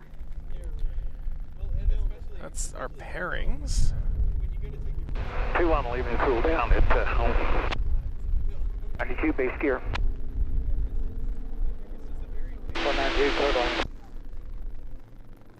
Unofficial results of our Formula One Bronze class Slab Dog. Our world record-setting Cassett pilot who flew all the way across the United States here in his little plane, little Cassett racer, which is kind of a big accomplishment in itself. Cool down, home pylon.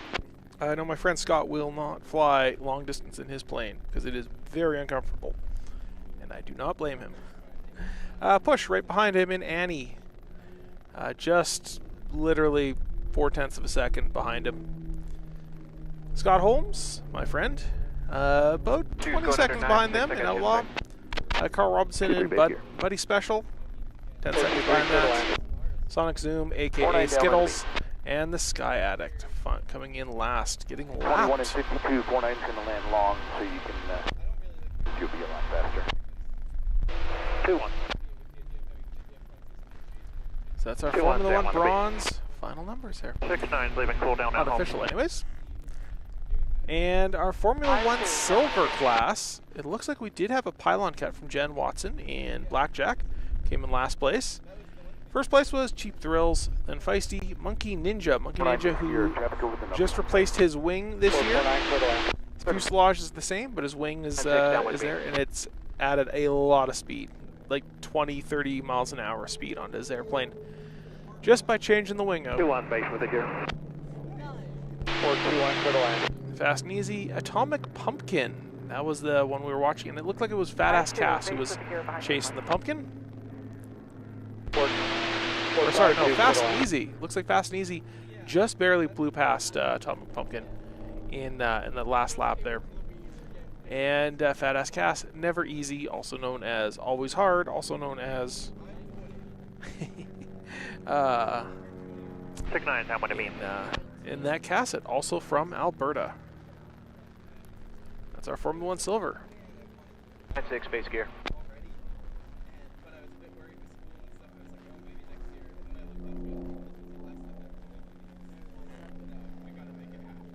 And our final numbers for yesterday's Formula 1 or Unlimited Gold 2A.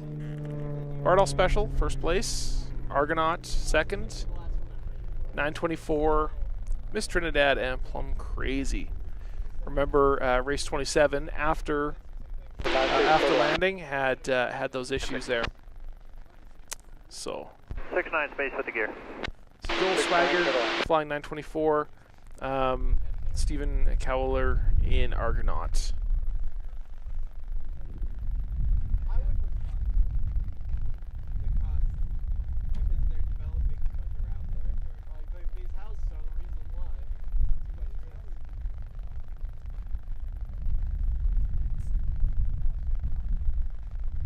Squad 7, now in a beam. Full base.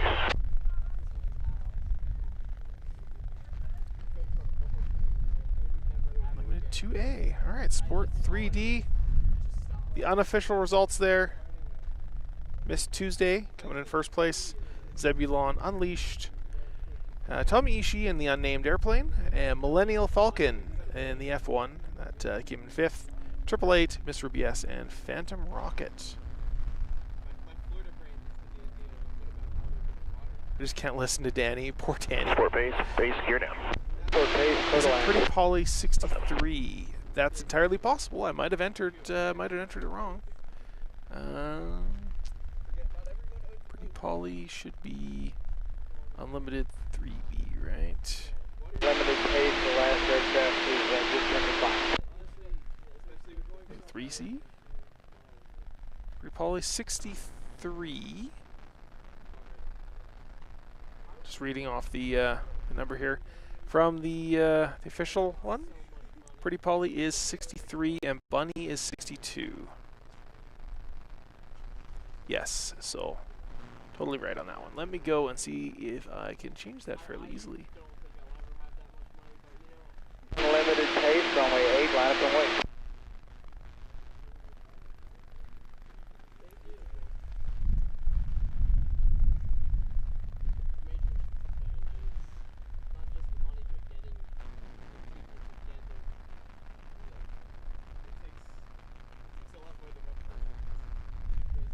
Leaderboard, show, and then we go leaderboard, and there we go. That's fixed. Since it is P63, correct? Yes, that's absolutely makes sense. I probably just mistyped it. So it's P63 King Cobra. That is an interesting airplane because it has the engine in the middle instead of in the front, so it has a long drive shaft. Limited pace in flight, runway 8, clear for takeoff.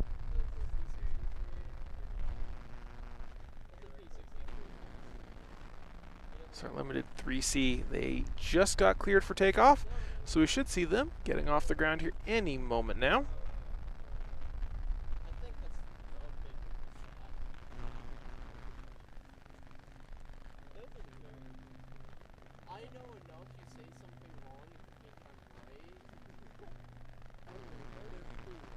mid-engine ones, the big V12 behind the pilot. I'm a P47 fan all the time. Give me my radio or get me down.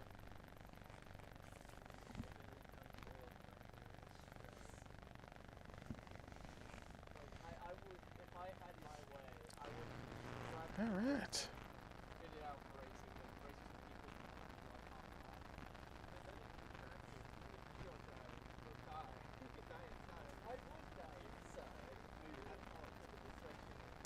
I've always wondered why they name some of these planes as they name them. Everything has their own little story. My friend named his Casset Outlaw because he had to keep fighting with the government to let him register the plane, let him fly the plane. Like, well, you need a type rating in a Casset, which means you need a checkout in it. It's like, how can I get a checkout in a single-seat airplane?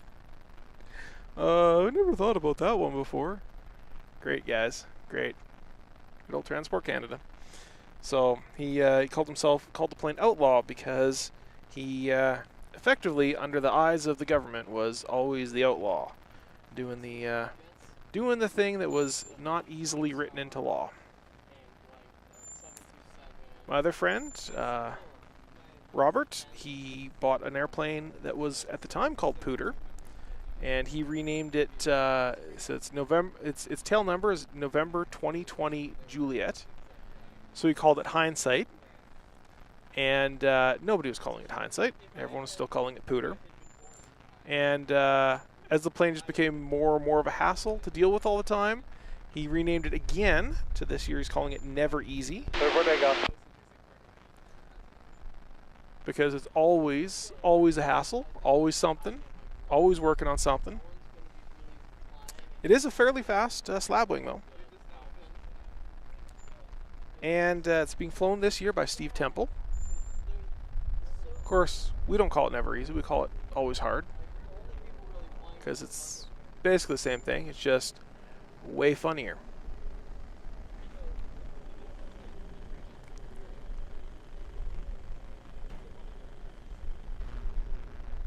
Because, you know, as pilots and aviators, we are all children. Small children is what we are. Any chance to make a dick joke.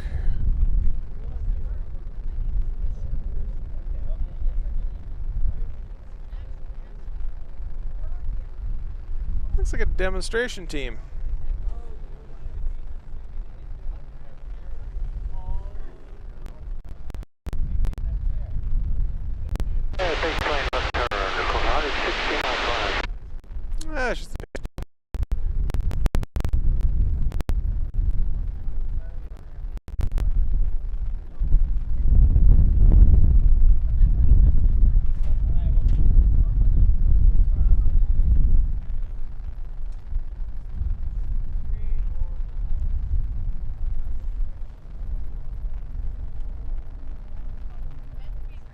It's just knots on the base, please. oh, Just myself, yeah. Just for YouTube. So yeah, we've got what, 50 or so people watching right now? Yeah, 50 people on the nose. It'll climb as the day goes on. Okay, so you're live streaming. I am, yeah. Alright, so yesterday when we were here in Ron Gat, probably didn't want to hear that. Oh yeah, we heard all the stuff in the background. Everyone's hearing stuff in the background. There's one guy that comes around and talks about his experience in dealing with crashes. You don't want to hear that on screen. But the rest of it, yeah, we're fine. Really, that's fine. Well, you got a great spot here. Yeah, it is. It's incredible. Alright, here we go.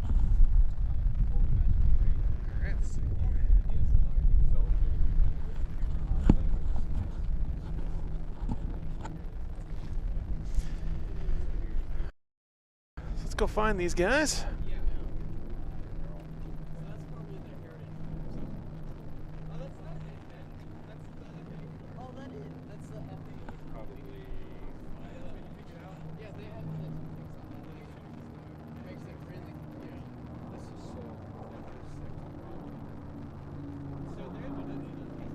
Limited 3C. Basically a full lock there. Racers, start general turn to the left here, hit southbound.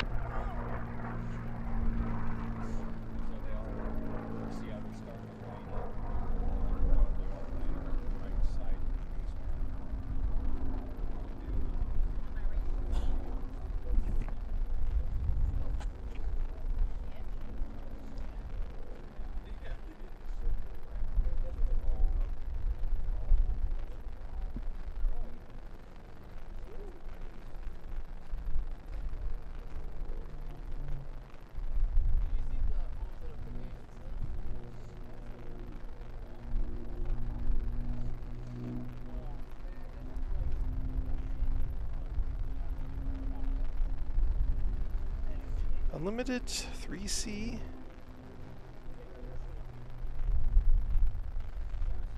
See that King Cobra up there? Pretty poly. P63. So they form up.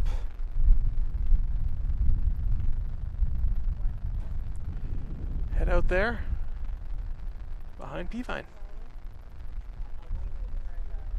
Where you at, Tom? 6-2 coming across. Okay. Race control. Racers are all joining up. We're in good shape. Smoke coming off the pace lane. Forward in the sheet. Call you when we turn the corner.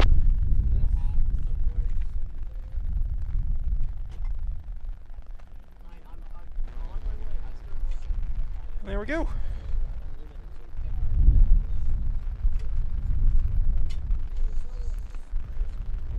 Oh, we have ourselves a P51 doing some aerobatics here for us.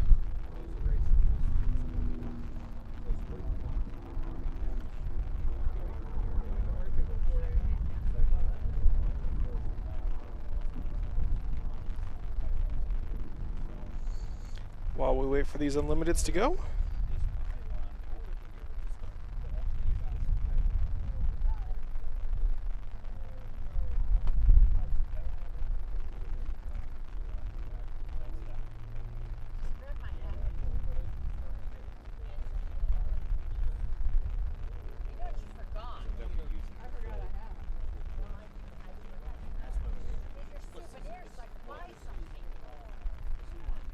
Racers are going to start a turn on our base leg.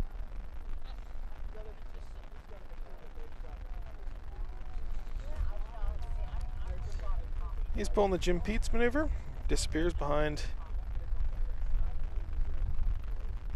the hill, and then comes back out. Excellent formation.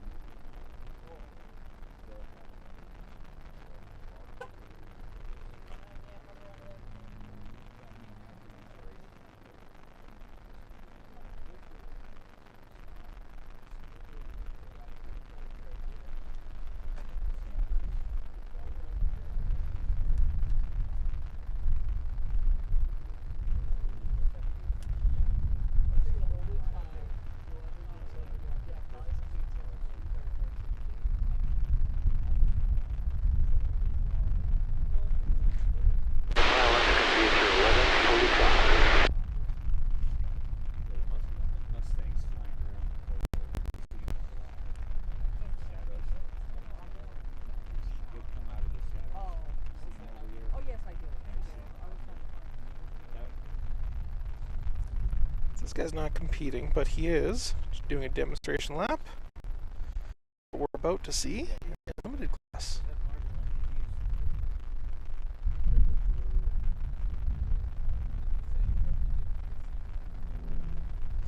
Shouldn't see that. If we see that, that's a problem. Here we go. Coming level.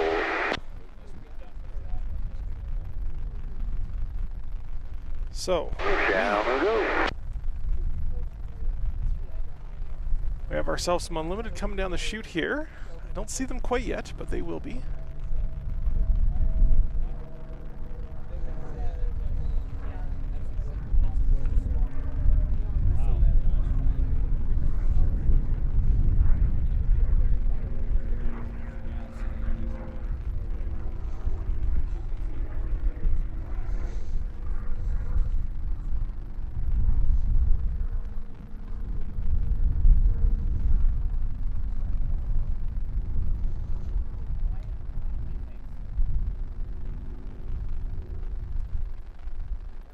Here we are. Number the place, clear on course. Oh, thank you.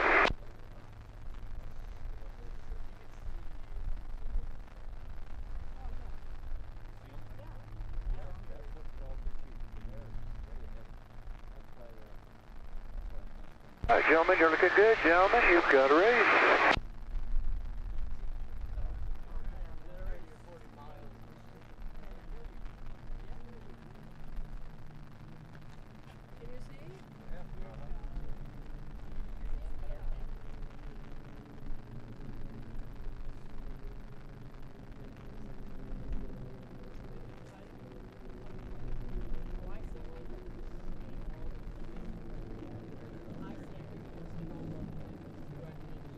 Where you going? I know.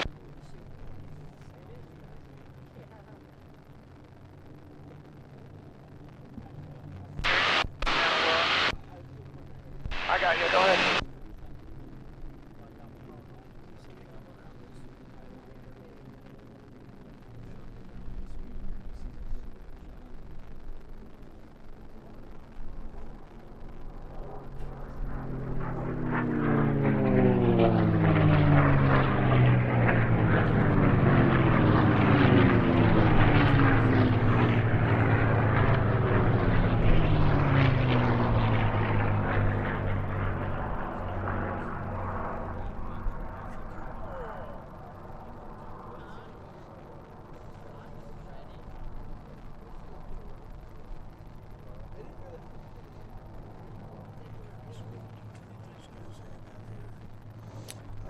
In this race, they're probably pushing over 300. Later on, they'll be over 400. The A and B class guys. These guys are kind of the museum pieces, so they're not really modified. So this is the Unlimited, yeah, but these are the 3Cs. These guys aren't really heavily modified like the 3A guys are.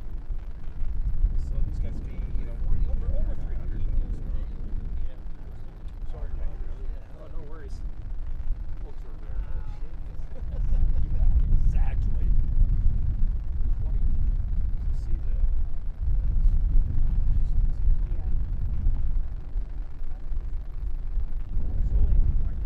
So what this will allow me to do is we can bump up into the goal tomorrow.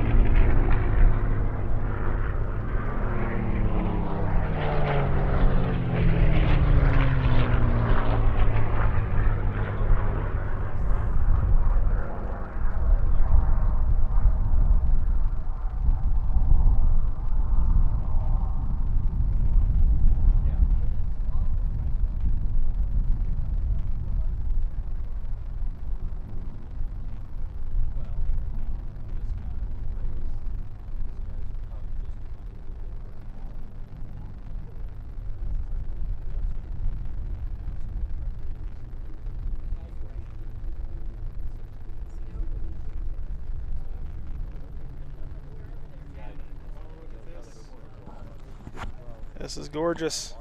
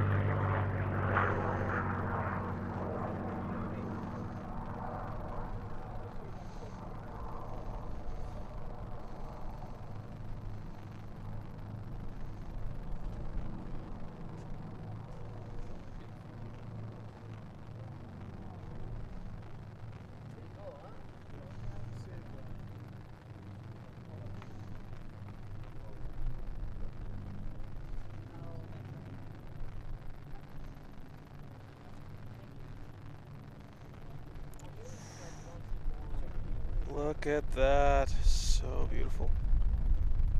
Oh, he turns late. Turns late, goes high. That's an error.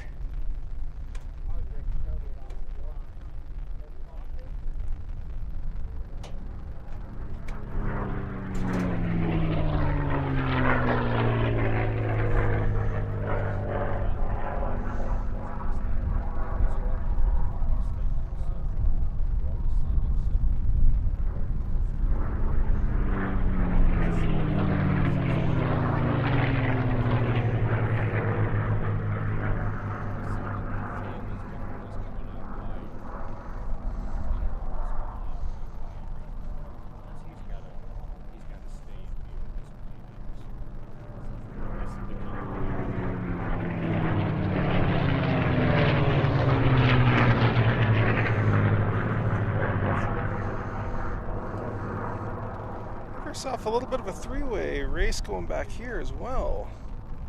Where are they?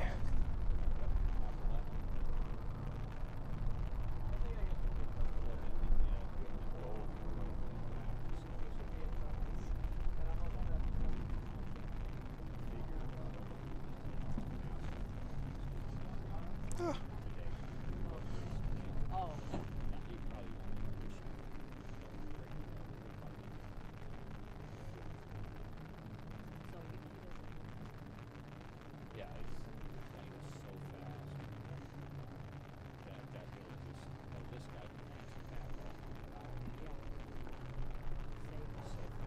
Back on our second and third place.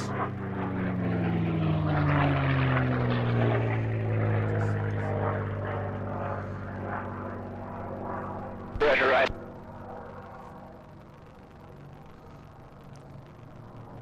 I think he's definitely getting closer.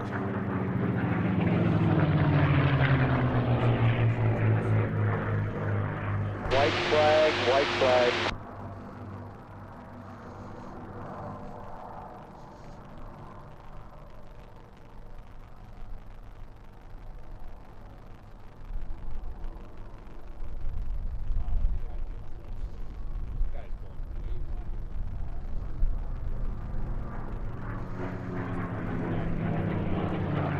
Three on the right. High five.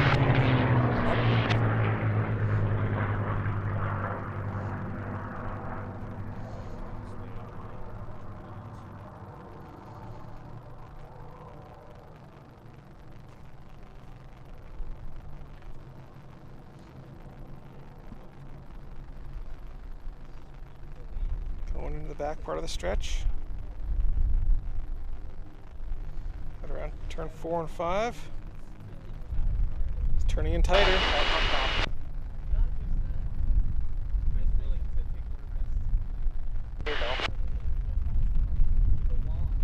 Last chance.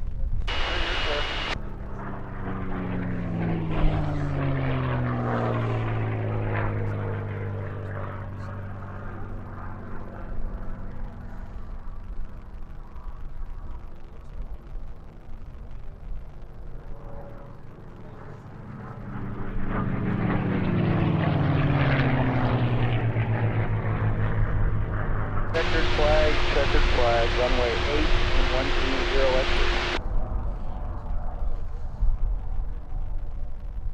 Checkered flag. Couldn't quite catch him. He tried. He tried.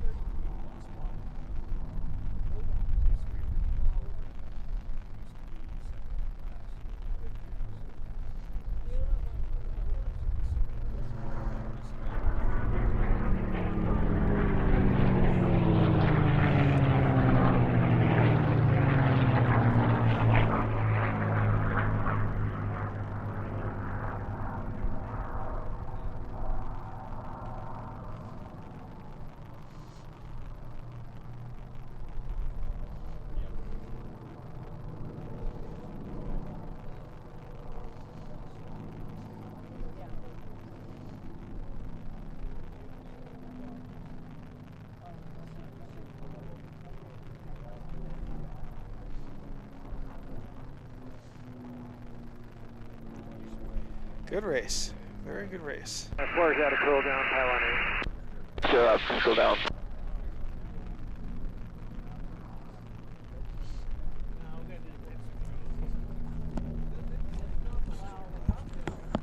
I am, yeah.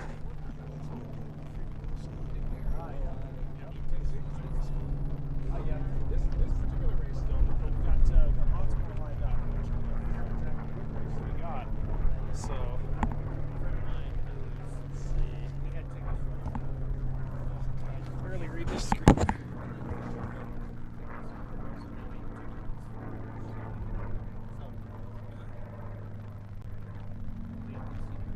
Alright. So that was unlimited heat 3C. Next we got T6 2A coming up. Race 4, midfield to B. Race 4, number 1. Race 75 coming out of cool down, home pylon. Race 2 coming out of cool down, home pylon. The 2C of the T6 is up next. Should be starting in about 7 minutes.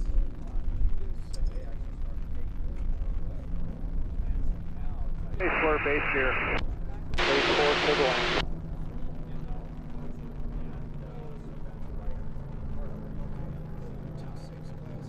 That's 5, downwind of beam. Race 75, following traffic on left base. Yeah, I've been working off the official schedule past couple days here. There's, So the T6, Honda, then it's C130 demonstration. So Race 0, downwind beam. Race 0, you're following traffic ahead on the down. 6-3's out of cool down, home pylon. I do. That's actually my airplane. I can trace it out. 75, base of the gear. Race 75, to the land.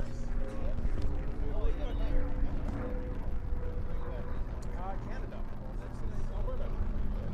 Race 55's out of cool down, home pylon.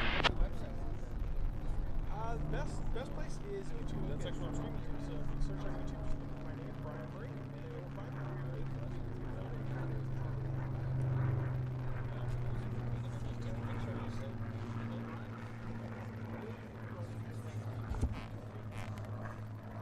Zero's base of gear. Race 0, clear to land. Somewhere.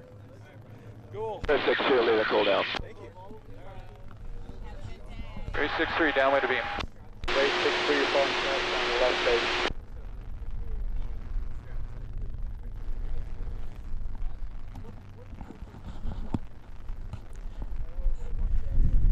Yeah, the races will find another home for sure. Race 55, downwind The real question is where and under what promoter is really the question at this point. Sport class, for instance, just had their own. They got their own accreditation, so they can now fly under their own power. They don't need to be under RARA to host their own 6-2, events. downwind of beam. Formula One, they have a kind of accreditation, but not a full accreditation, so they're working on that. 6-3, base with the gear. So we will see, but there is nothing official yet. I do know a couple weeks ago, or last week, yeah, about 8 days ago, Vegas did say that they were going to be hosting another race. That's not necessarily under the same organizations. Vegas would be a fantastic location. It's a much bigger population center than Reno. They have the same general local regulations. And it might open up betting too. Obviously, they did have betting on the races in 2011, and that was the last time I was able to find any documentation from the Nevada Gaming Commission about allowing gambling for the races. But I think Vegas would be a great location. There's lots and lots of hotels, lots and lots of other things to do, lots of transportation, you name it. So because I have a few weeks after this, October 1st is when my next event is after this, down in Texas. That means I'm I'm looking for things to kind of fill in that gap, and I think stopping off in Vegas and maybe having a chat with those folks. The Vegas folks might be interesting. Roger. I'll do a little whippersgill there on the downwind, and then I'll be set up for landing. Report base. Do final 8.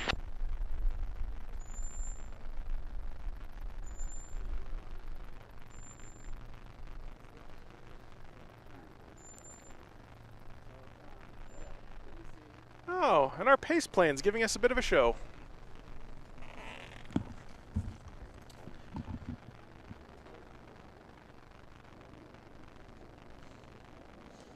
Let's see if I can find him.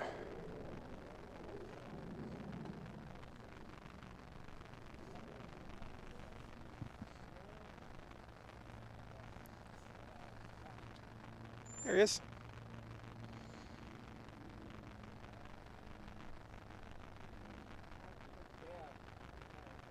Keep him on the red side so you guys can see him. And Keepers are way downwind.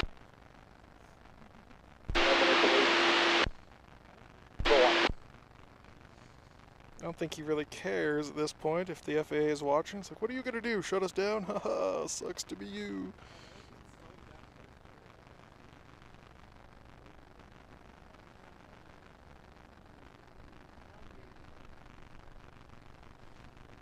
Keeper base of the gear. Seabird, runway 8 clear to land. Landing.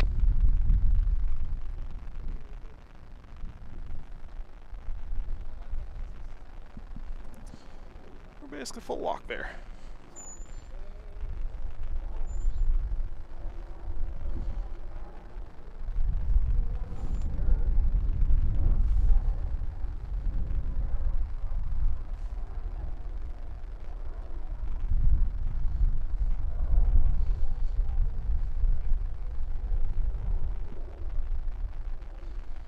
There he goes. All right, so if we look over here, we should down the end of the runway. If we look down there, we should see the T6s lining up. I don't see them, but that doesn't mean they're not there.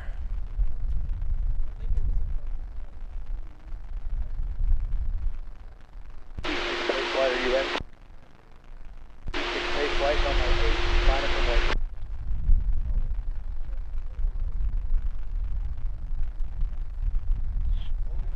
Boop. Touchdown.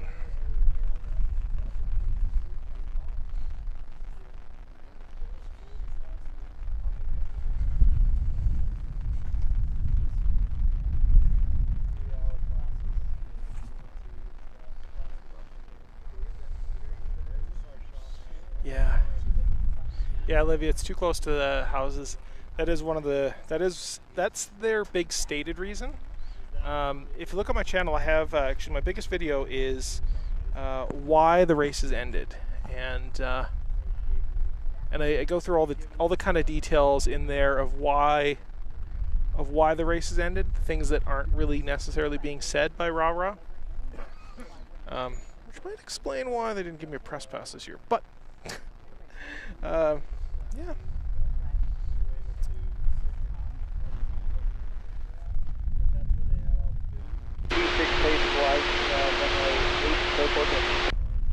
Yeah, the races here have been dying for the past 10 or so years, which is really sad. Part of it was definitely the 2011 crash, but that wasn't it exclusively. Obviously it came back for another 10 years, 12 years after that. But attendance was slowly waning. It was just slowly disappearing. It wasn't appealing to the younger audience. The money wasn't there to give to the winners. So the winners just wasn't making sense. They were just continuing to promote the same expensive classes that couldn't really afford to come here. And yes, exactly, they want to sell off this land. So you can see in this shot here, in the shot in the upper right, that the fence, the chain link fence, this is the outer mark. This is the property line for the entire airport. But there's a second fence within that limit that's actually for the airport. And when the races aren't going on, you can drive on that road right in front of me there. You can drive on that road, you can drive on all the roads, you can go right up to the pylons. In fact, a little over a week ago, last Thursday or Friday, don't remember which, one of the two, I drove out to all the pylons and got some pictures and video under all of them. You can see some of those on my Instagram and Facebook, or I guess Instagram and TikTok and stuff. And yeah, it's basically open season. But without the races, they have no need for this extra land that they've purchased up specifically for the races. So no doubt it will make a lot of sense for them to effectively sell off this what do you call it? This extra land. They can make, you know, tens of millions of dollars selling off this land, most likely, which is a nice little cash infusion. If they're not bringing in all that much money from the races over the past few years, Race 73, you know, are you ready? called capitalism.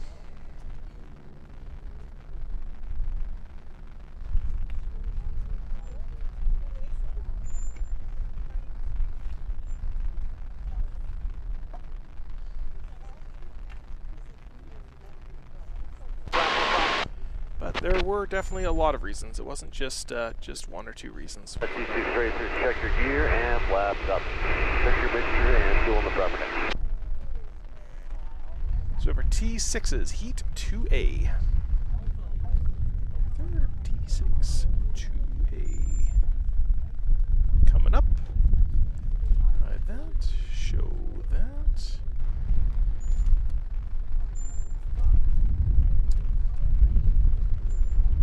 Planes are all up in the air, slowly forming up.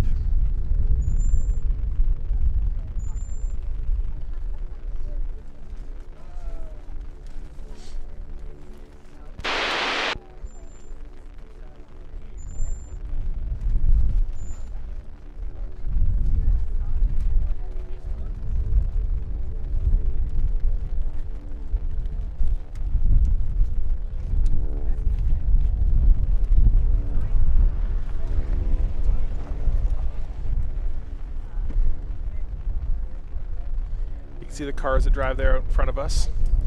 Those some of them are really polite, and they know we're out here taking photos, videos, so they slow down so they're not kicking up dust at us. Other ones don't care, and they just kick up all the dust at us. But generally they're pretty good. Generally they're pretty good.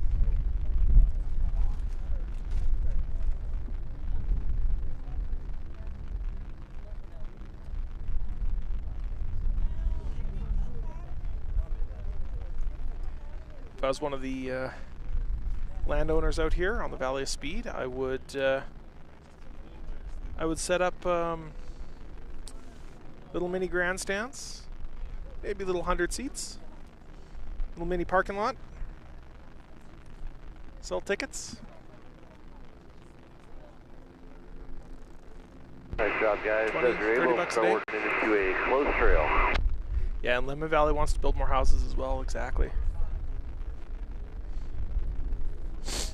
So without the races, all that stuff opens up.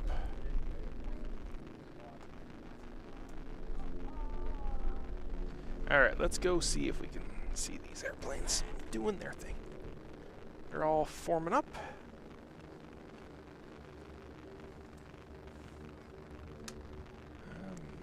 Focus.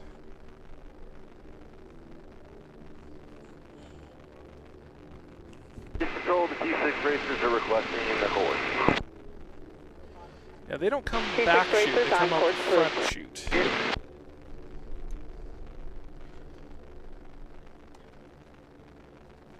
Pace level at 8,000.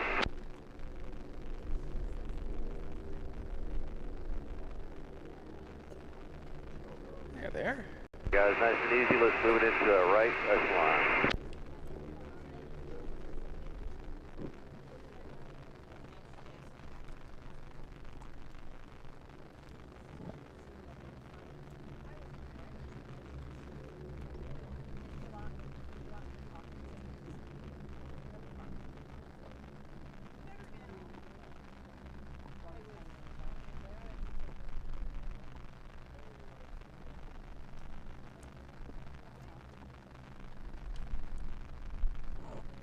Thanks, camera.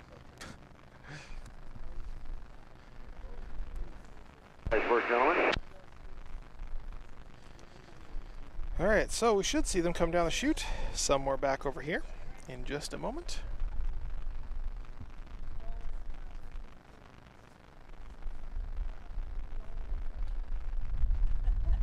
Gentlemen, let's start an easy left turn.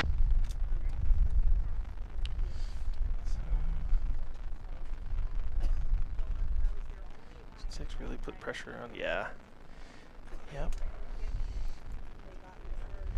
Yeah, a lot of little pressures, unfortunately.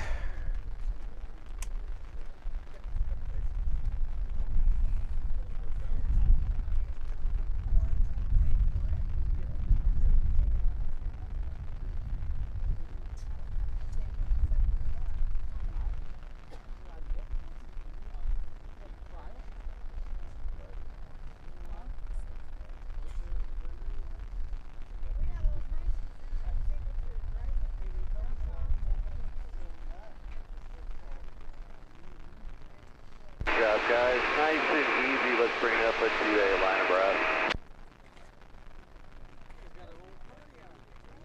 Start a slow descent.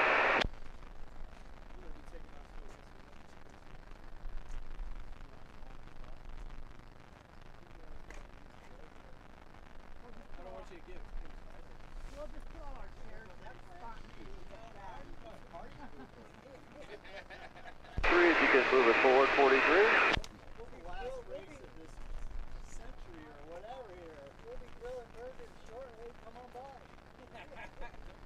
I forgot my burgers. I brought peanut butter.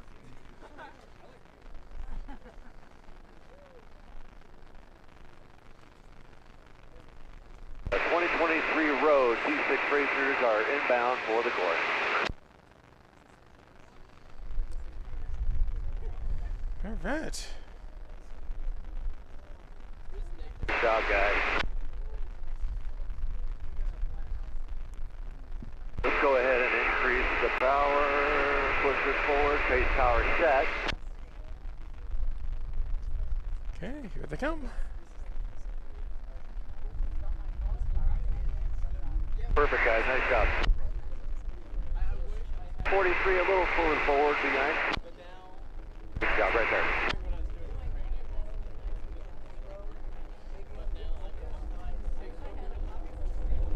Perfect. Gentlemen, you are released to the course.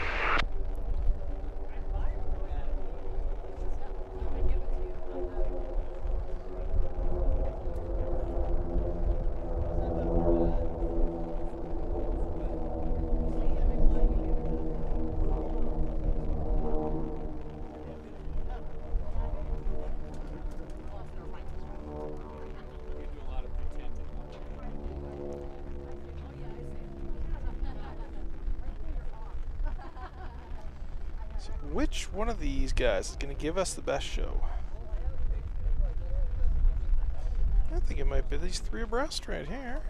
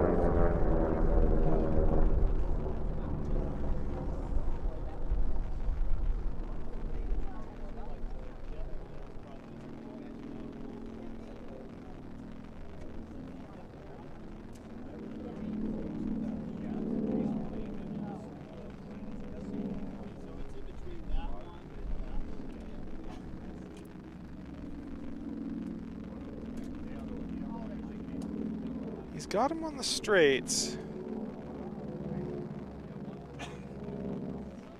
Alright, see this guy behind us, the number 4 position there.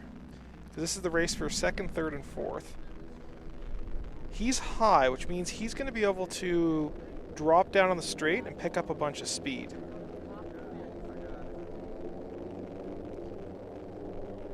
Whereas this guy that's low going for third. He's just got to beat him in an all-out drag. See how much altitude that fourth place guy lost?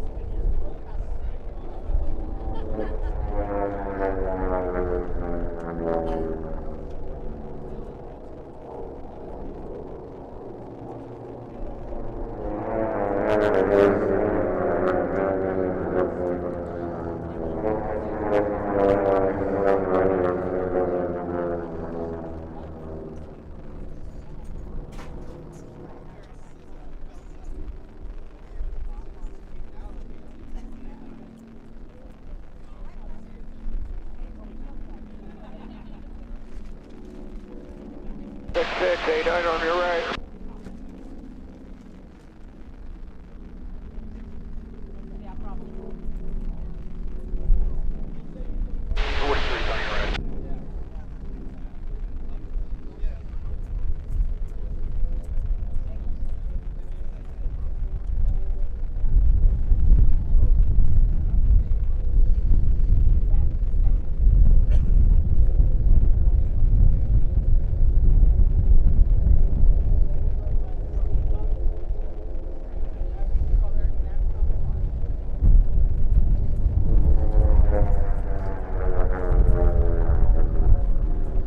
Awful windy out here.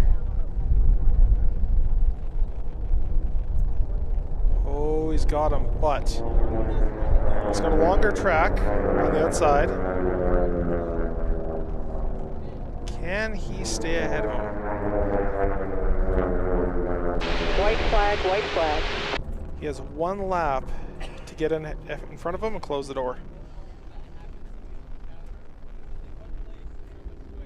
I think he's got him.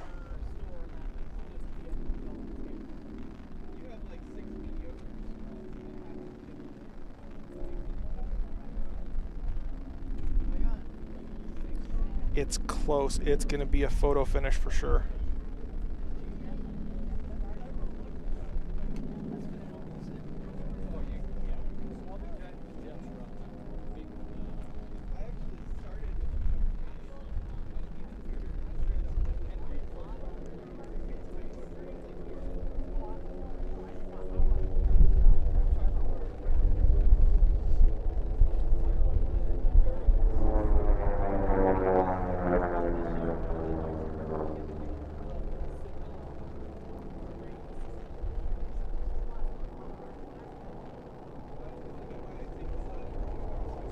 Slightly ahead.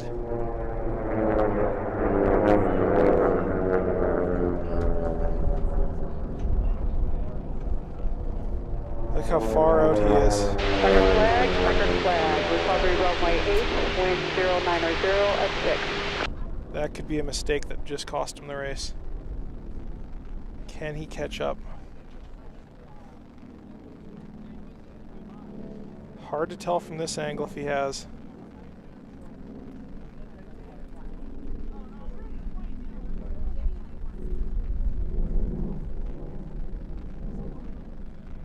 So our last place, guys. Also a good competition.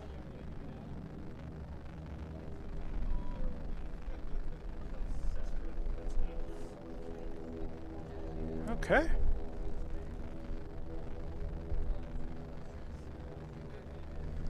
Double check my other cameras. Race 14, downwind base. Race 14, number 1.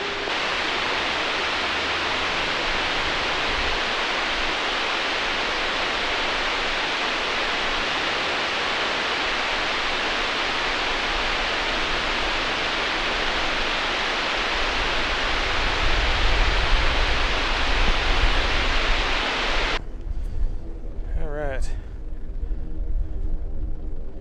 Looks so tough to too. It's kind of because they are, yeah. Race 66, traffic just turning base. Yeah, it really is kind of a pilot's race. There is some mods that they're allowed to do in T6, but it's not like unlimited. Race 14, clear to land. Race 88, bound traffic ahead on downwind. That's right.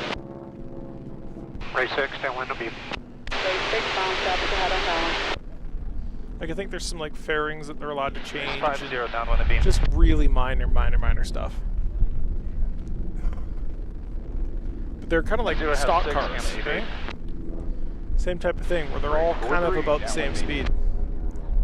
Hoot Gibson, a few months ago here, famous for saying it's the one class he'd never race because they just bunch up. Yeah. Yeah, they could tape up as well.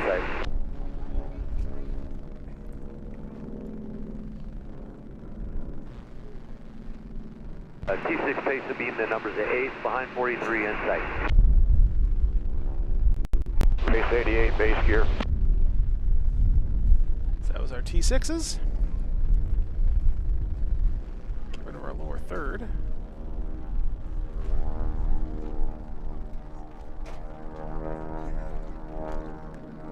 Yeah, race between a bunch of beetles, yeah. Raffle is downwind of beam, pace is in sight.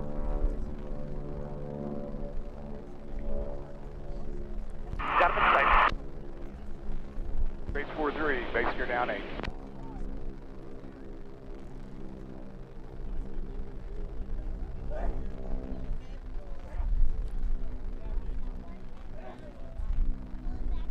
Race 88 going around. Vic, I'll be on your right. So next up, we have our Honda Jet, and then a C-130 is going to do a bit of a drop, Race 50, clear to land. and then we'll have the Jet. And race 43, you on base also? Affirmative, you're down, race 43. Race 43, clear to land.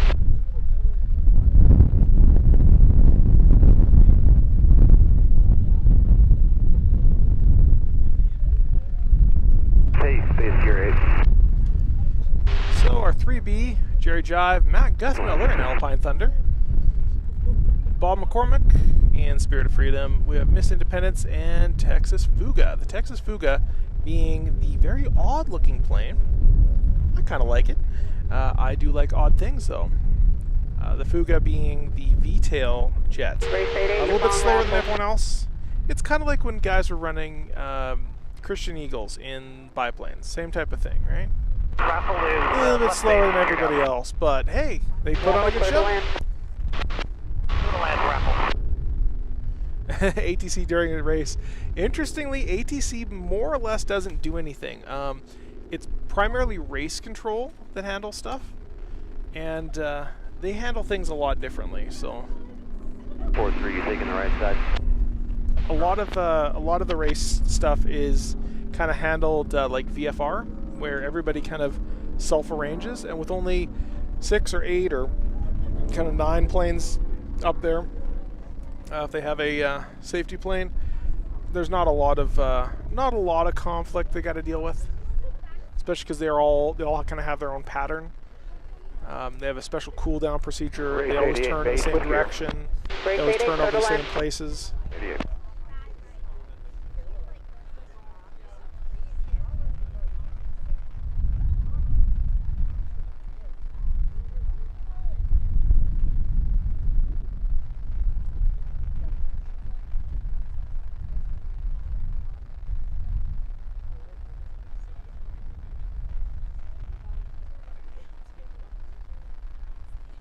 But I do imagine it's pretty stressful. If you saw my video last night, you'll know that race control, I think race control kind of messed up a bit last night.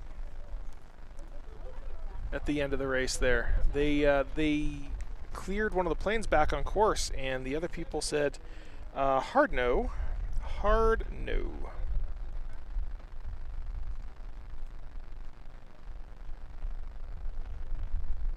See how it's doing on TikTok? 56,000. It's not great.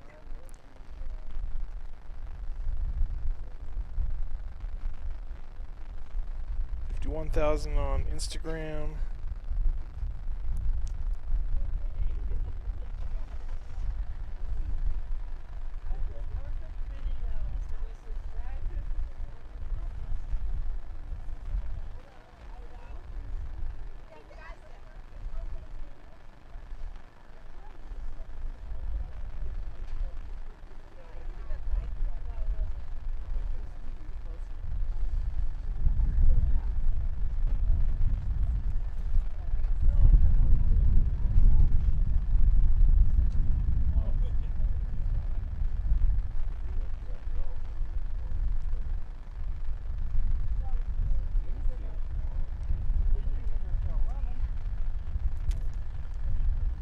Okay.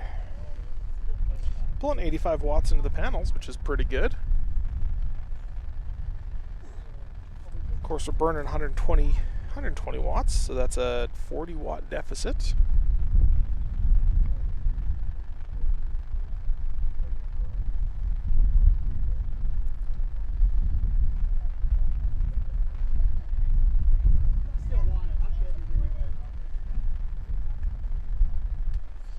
Only about an amp into the side. And I see something off in the distance that we should see on the schedule. Light winds, yep. Yeah, it's about 25 degrees, which is very nice. The sun's out, so it's starting to burn a little bit, but you know, not too bad. I got sunscreen on. I'm gonna apply a slightly better layer onto my legs because they're starting to sting. Oh shit! That was way too much.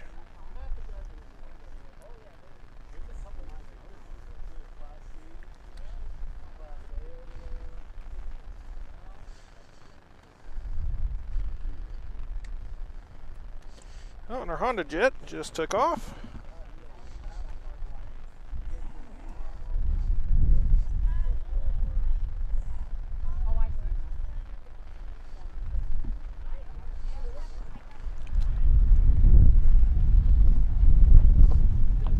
Cool.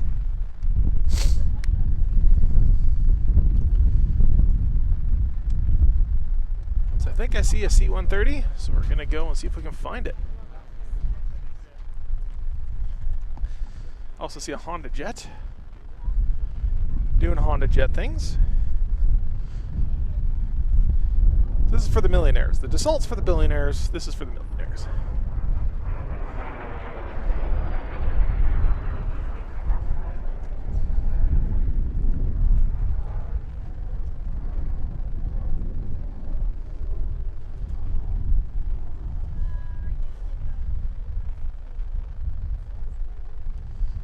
You'll note about the Honda Jet, its engines are not actually attached to the fuselage, they're actually attached to the wings, which helps with noise.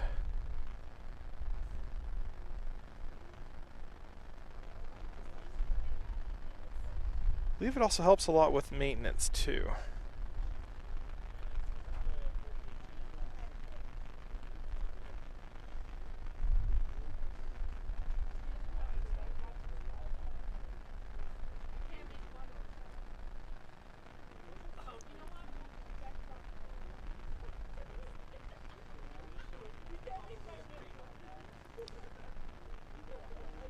Remember the original Learjet? I think it was a Learjet number 1.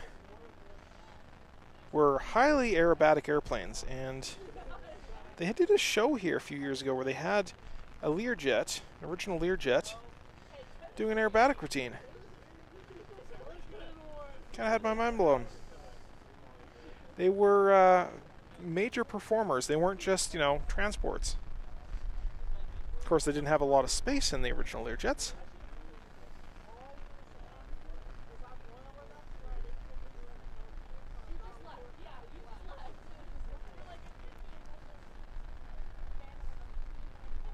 Learjet, I believe, was based here in Reno. I believe they were in the same hangar, or at least the same space, as Reno uses for their main hangar, which is where Formula One sits. Bunch of streets around here named after people from Learjet.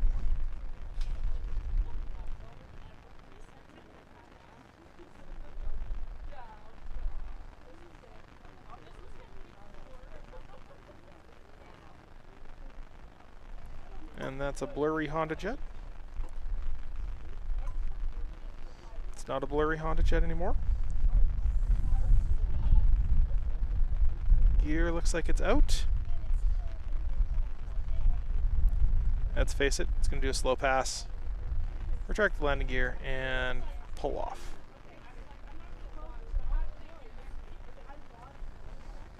Because this is an air show, and it is predictable.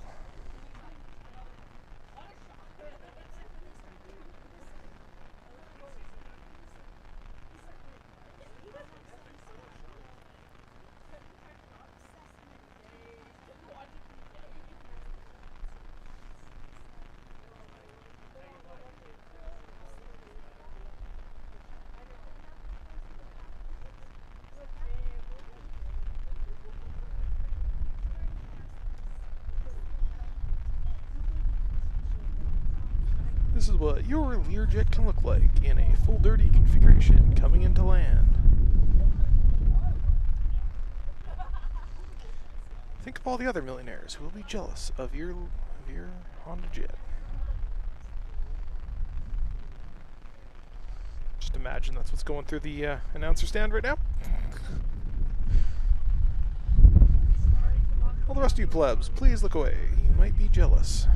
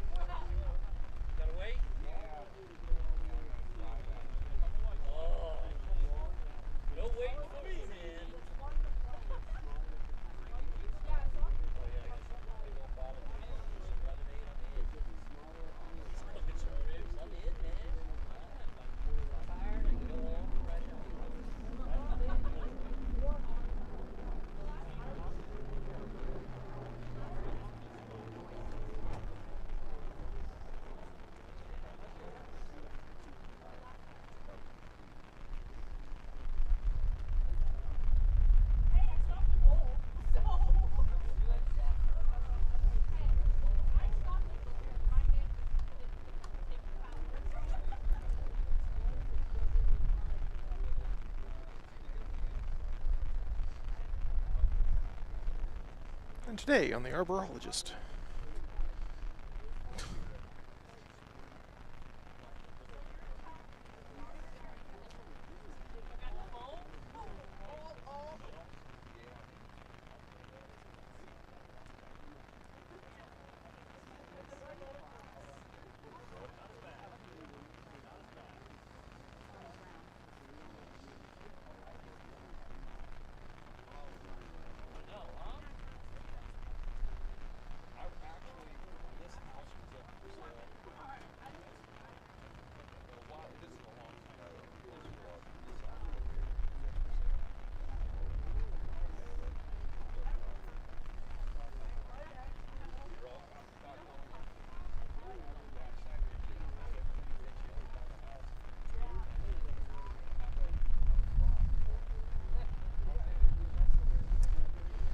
Alright, so he's on the ground, which means we need to look to the skies.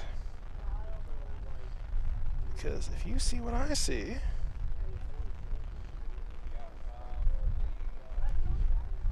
there's one, and there's two.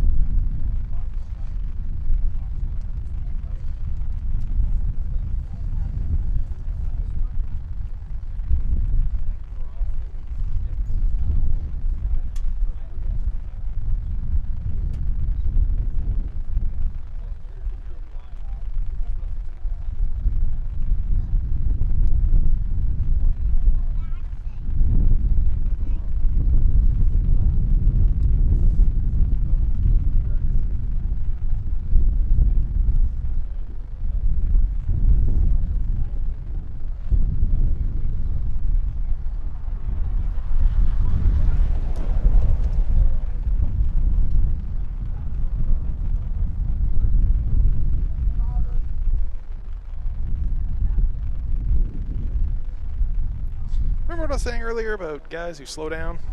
Some of them are good. That guy, not so much.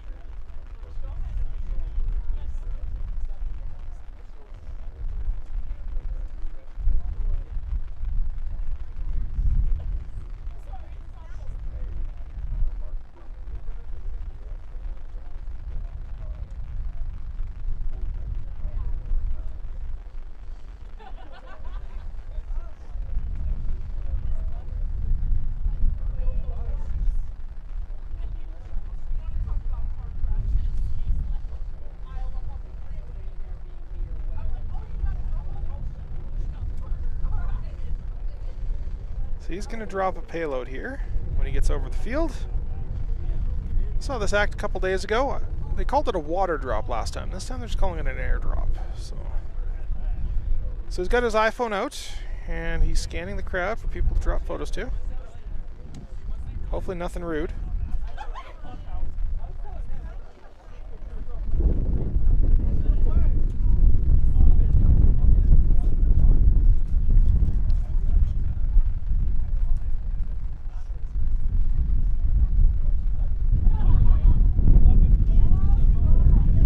Whoa, look at all that.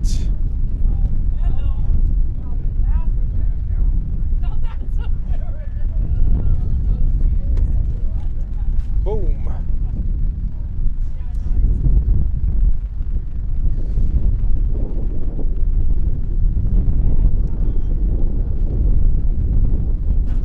Is that coming around the long way?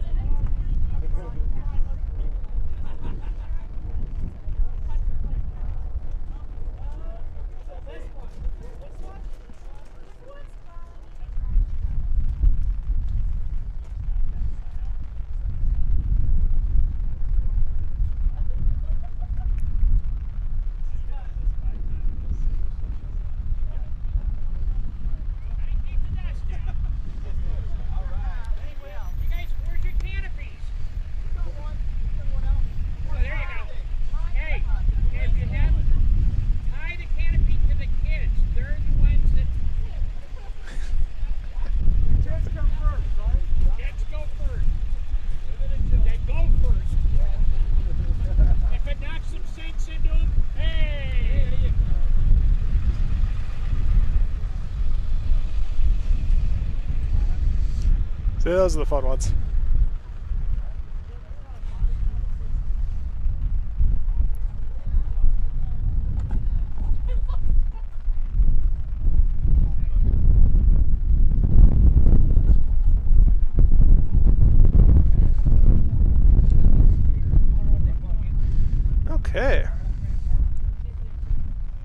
and making the C-130 disappear. Exactly. Well, if you fly fast enough in a vertical angle, you can make anything disappear. I mean, that's a bad idea. Bad joke. All right. So let's see who we have next.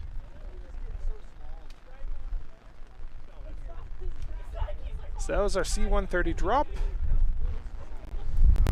Next up, Jet Heat 3B. Yeah, no worries, Bradley. I'm very much enjoying this. We got a huge crowd actually kind of growing here. Whole bunch of people having fun. Whole bunch of trucks have pulled up and a whole bunch of people are drinking, having fun. Well, I don't know about drinking, but certainly having fun. See a lot of Mountain Dews. That's why you have them. They're supposed to be your labor force, aren't they? I was the channel chief.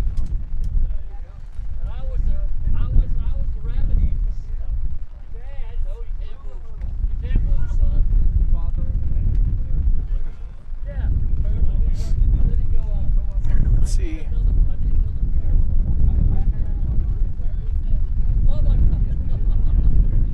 If I move that down there, that might be a little less intrusive.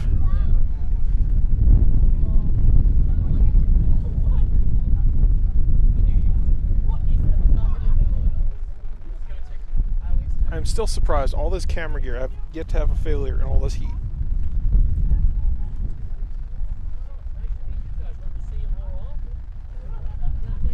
Things all dusty again. Might have to go take a shot at all the lenses too. A little bit more clarity.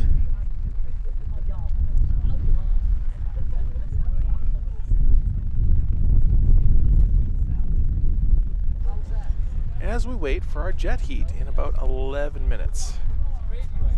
10 minutes now.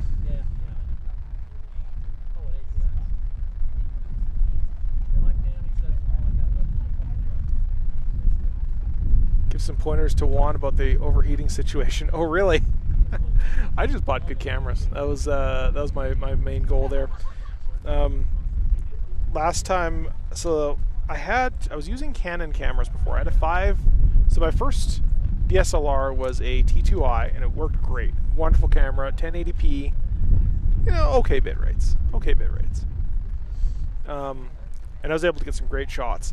And I'm like, you know what? I want a full frame. So there was a 5D Mark II that I got on sale for half price because it was the last one in stock. They were out of production, and it was like they had one in stock. Like, yeah, we'll sell it to you half price.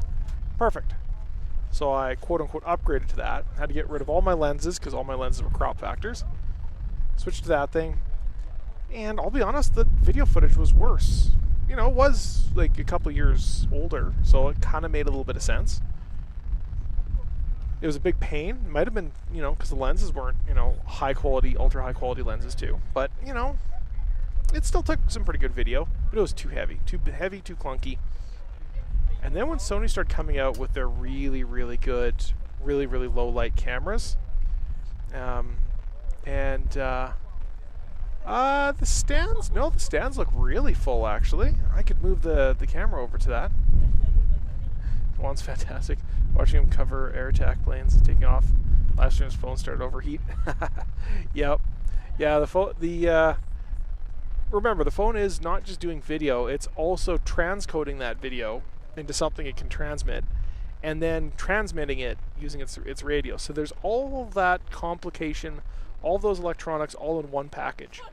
Whereas I've got lots of big packages here that are doing big things. So they're also all recording continuously in 4K, as well as outputting HDMI. And yeah.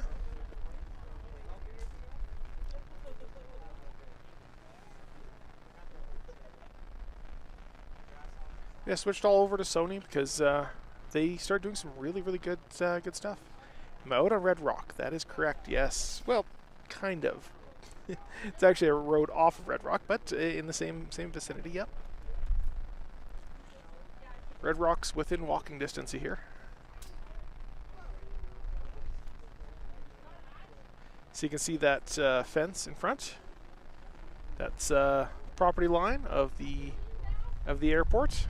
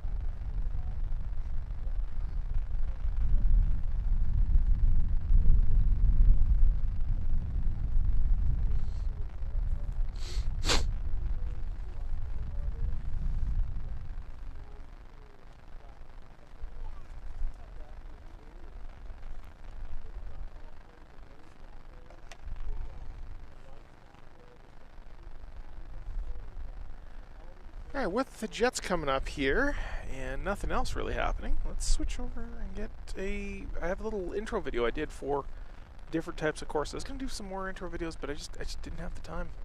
Didn't have the time. All right, be right back. The long course is used by the fastest race classes. Jet Class, Unlimited, and Sport Gold compete here for the fastest times. All aircraft perform solo takeoffs and join into a formation behind Peavine Mountain. Once all the planes are in line, the lead plane calls out to the racers, "Gentlemen, you have a race."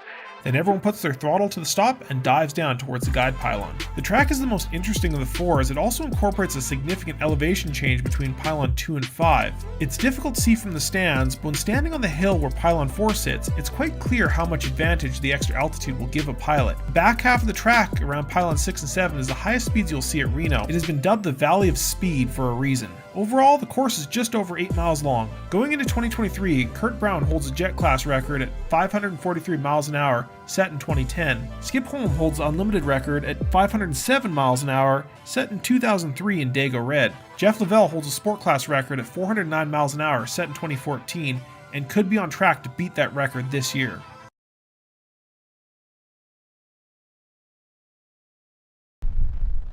All right.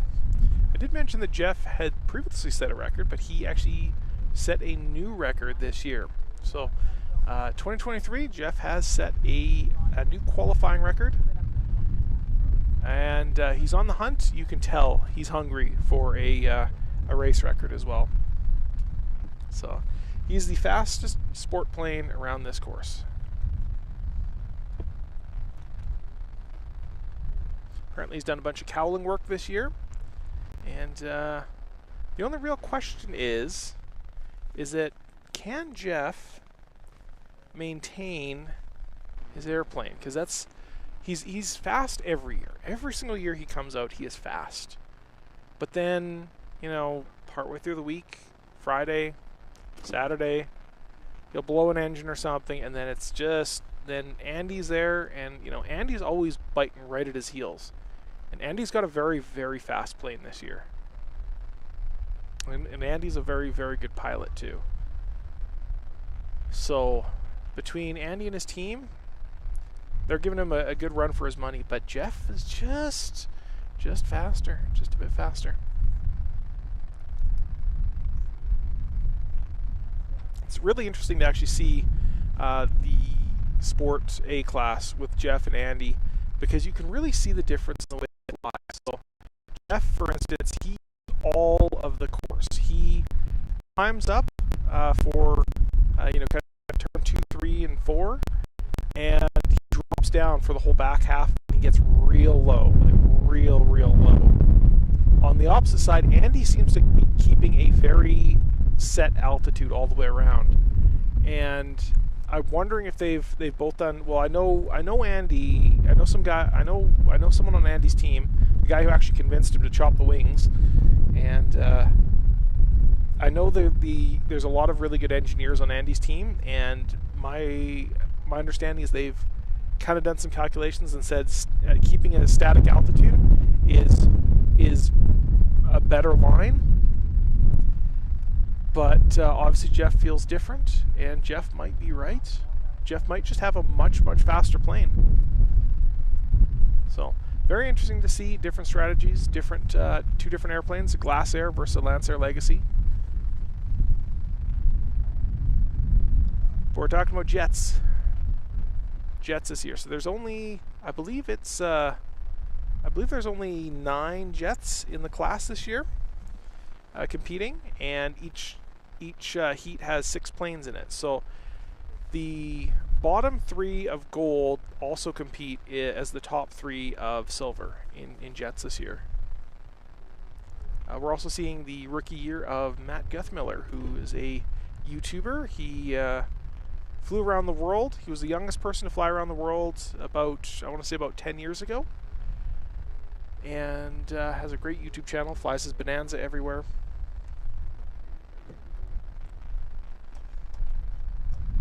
And he bought Alpine Thunder, or at least a share or something. I don't quite know, but he's flying Alpine Thunder this year. He had a video series about learning to fly that airplane and putting it together and starting it.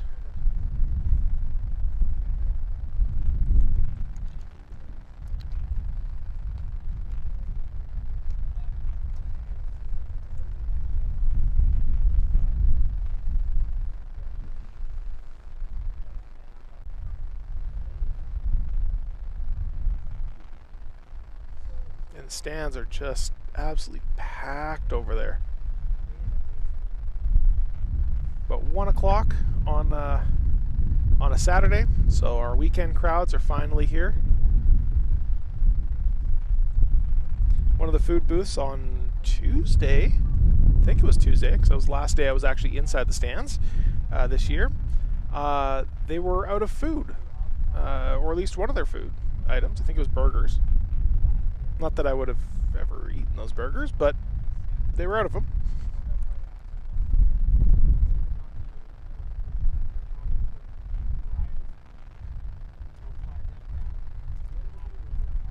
I'm quite happy that the Starlink connection is actually as stable as it is. I was expecting Starlink to be in and out more than it is, and it's proven to be more than reliable enough. So I'm pushing out a 1080p stream, 2.5 megabits per second. Burger snob. I'm not a burger snob. I actually ate on the way down. Where was I? I think it was like Kennewick. Kennewick. In any case, there was somewhere I flew into on the way back out last year, and I landed there literally hours after they had a wreck of I think it was a Learjet or something like that. It was still sitting on the runway, and I landed. I look over. I'm like, what is that over there? What's that sitting on the runway? And it was a burned out husk of an airplane. I think it had happened either earlier that day or late the day before. So very, very fresh.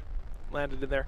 But I mentioned that because I stopped at a gas station there, and I was like, I'm kind of a little bit hungry, and oh look, they got some like food here, and they had burgers. I'm like, oh, you can't mess up a burger. Oh, worst burger I've ever had in my life. It was terrible. Still ate it, but slightly worried I might get food poisoning.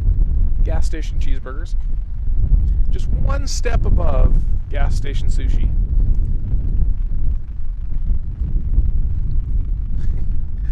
Yeah.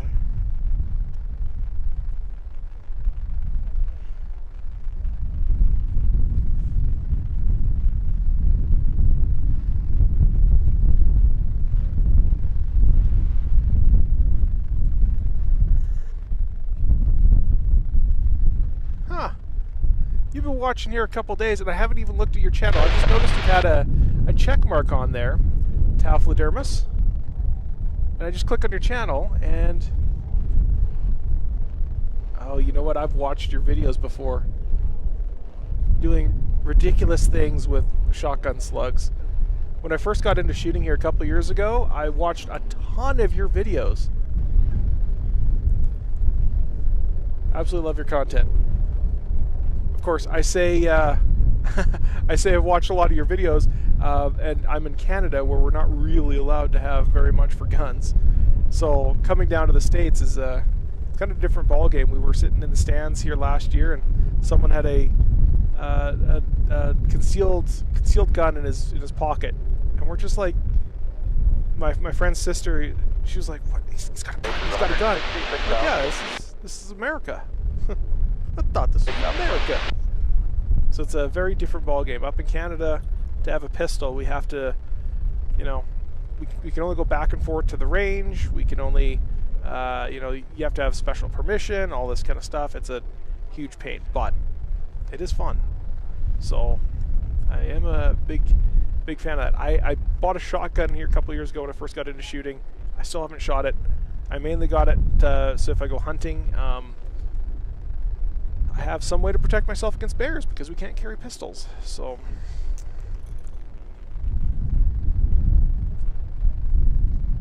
we have our jets forming up here. It's almost like England gun laws. Yeah, it's and it's getting worse in Canada too. They've taken away our ability to buy, sell, or trade handguns. So if you have them, you're good. If you don't have them, you are never going to have one.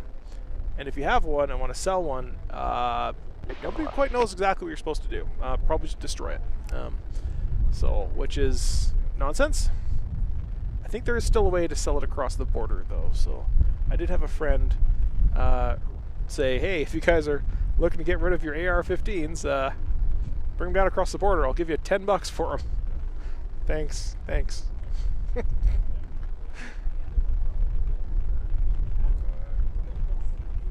Race 17 is boarding.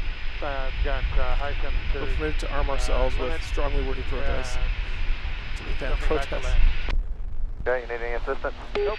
Yep. Yeah, in Canada, I don't think we are even allowed to pass them on anymore. Is head back to the There airport. used to be some stuff. Oh. Someone's... Got 17 city. Someone's coming back to airport.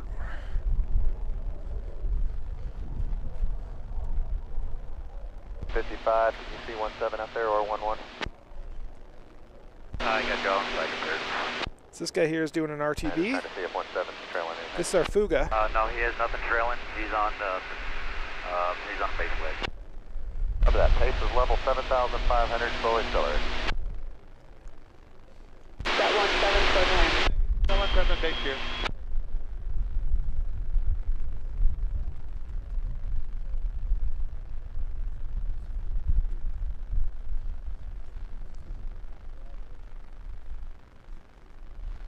Little Fuga.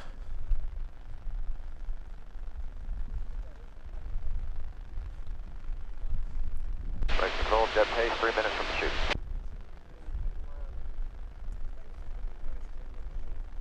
Jet pace, cleared on course.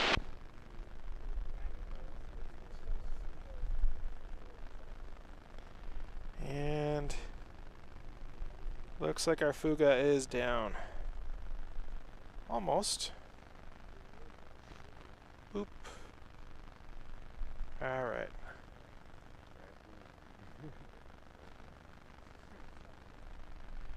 Well, that's good.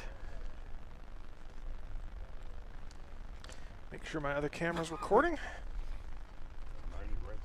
A little bit, not much. When you're sitting, you're not an issue. Yeah, just on the edge of it, but it's fine. It's not a big deal. I got my main camera going, and that's the main one.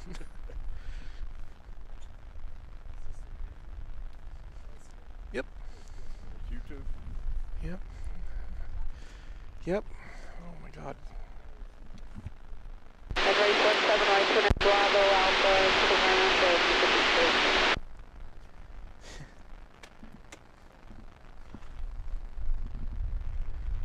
All right.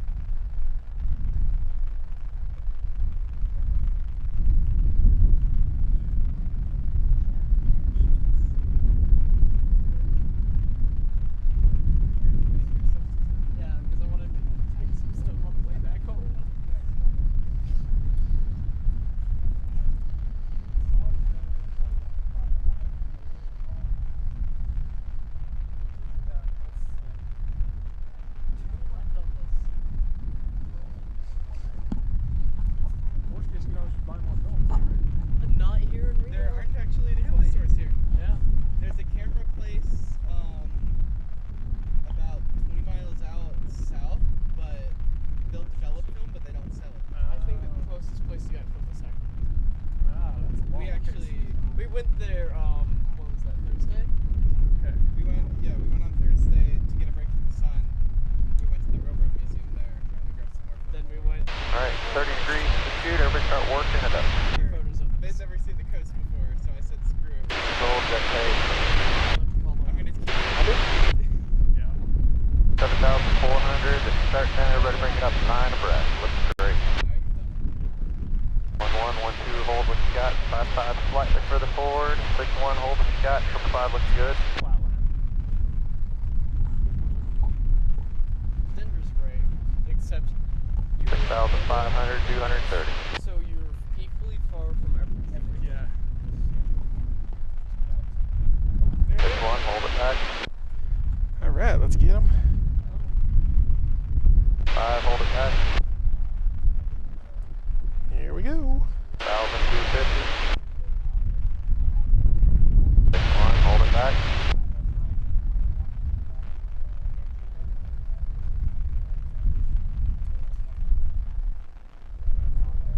Oh man, you have a race.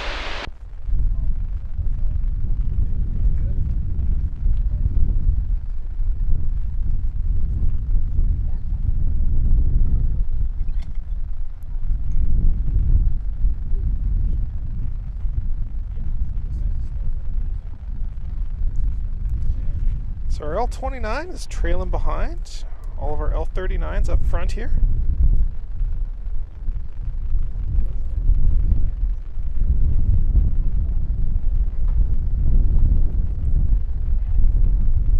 Good clean start. Have fun.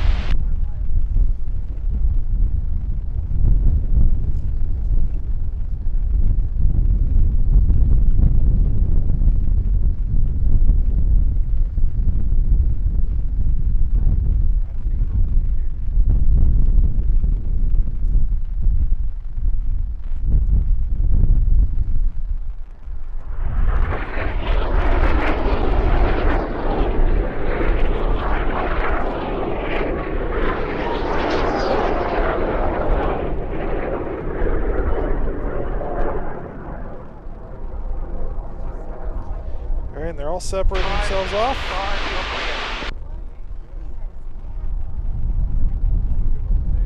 It's an L39 coming up.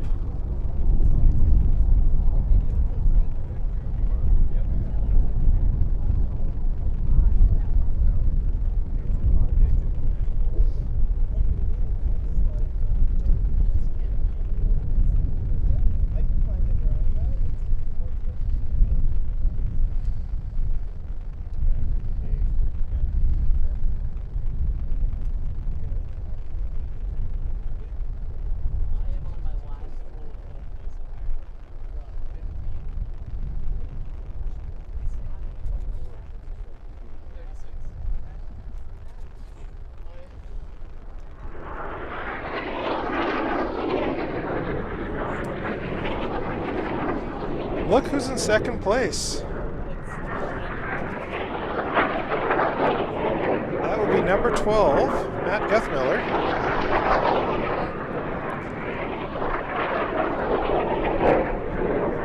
Absolutely got the drop on this race. And I think this is B. I think that's where he was racing before anyways.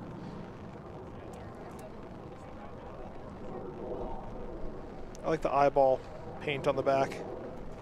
Kind of cool.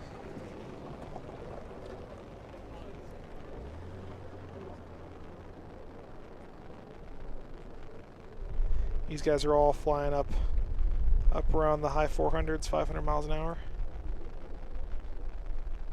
Fastest class out here. I was talking to Microsoft when they released their Microsoft Flight Simulator, their Reno mod. Reno Air Racing pack.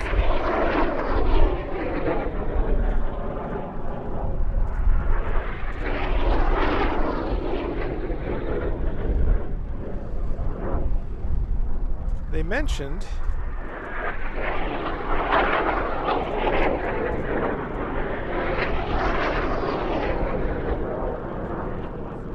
love the sound of that.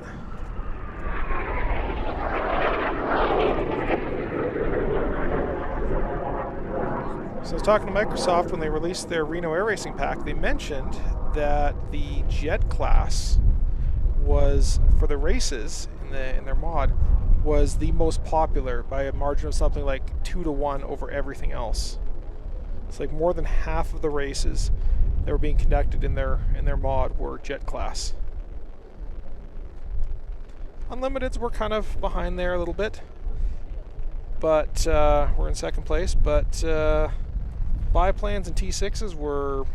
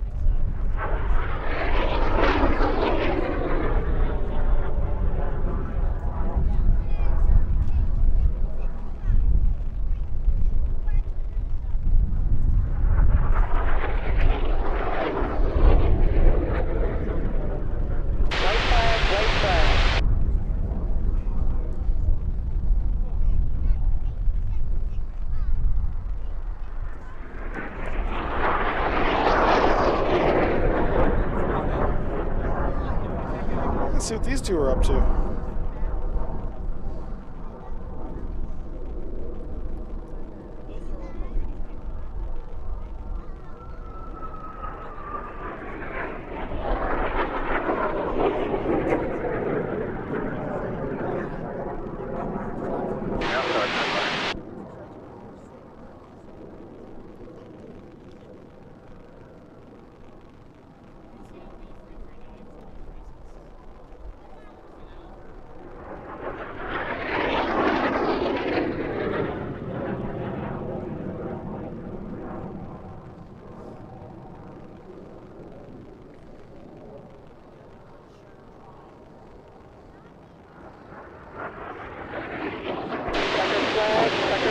Recovery runway 8, wind 1204, gust 11.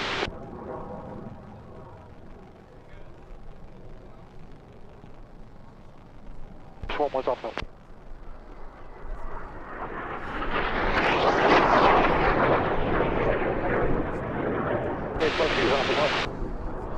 Got a bit ambitious to that shot, and it did not pay off. Faces over to the west.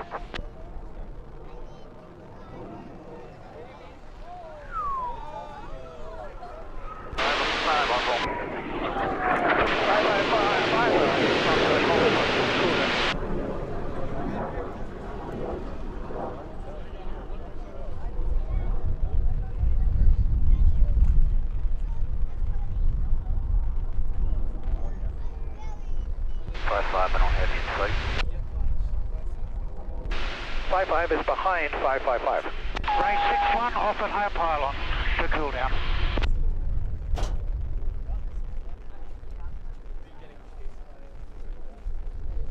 All right.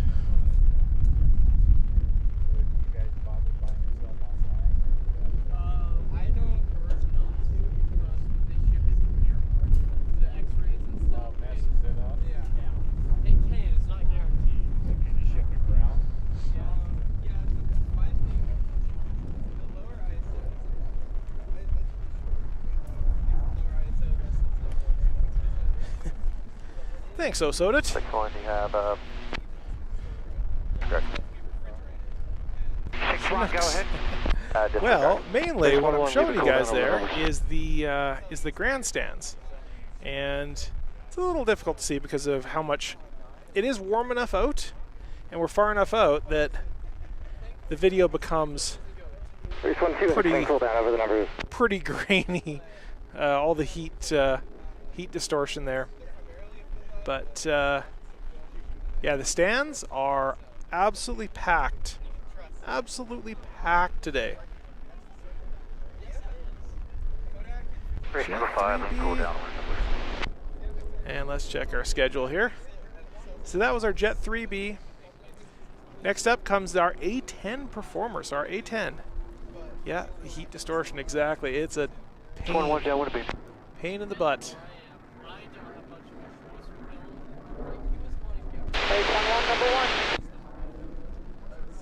Might not be able to pass on there, yeah. From 2 downwind of beam. Already banned protests in Canada. Pretty much. Protests aren't banned. You just, you know, you're banned to have a bank account if you protest in Canada. Race 5-5, X-Wing cool down over the numbers. Yeah, I can't avoid it exactly. When people say, can you see the flag on the moon from the ground? And the answer is no, you can't, because of atmospheric distortions. No matter how hard you try, you can't see that kind of stuff, so you have to actually get closer. So that's the end of Reno Air Racing. Wasn't expecting it to be this soon, but we kind of all saw the writing on the walls. So I just want to come out here to the hangar where 5-5, downwind of beam. Rank 6-1, downwind of beam. 5-5, you're following traffic on downwind. Race 6-1, following traffic on downwind ahead. Race 5, base to gear. Race 5-5, clear to land.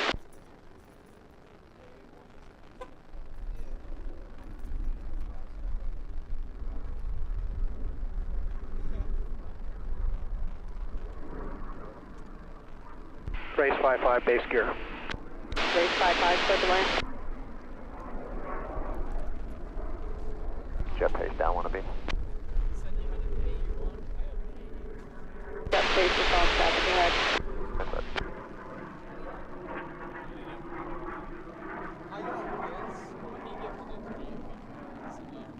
Race 6-1, base gear.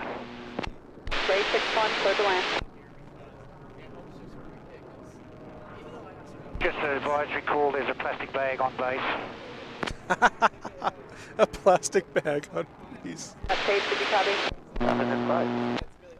Base gear. Plastic bag in Jet sight. pace, clear to land.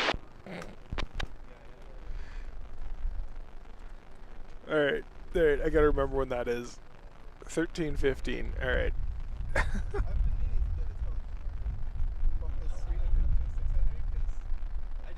What is that? That does not look like an A10. Why does it look like it's like stop motion?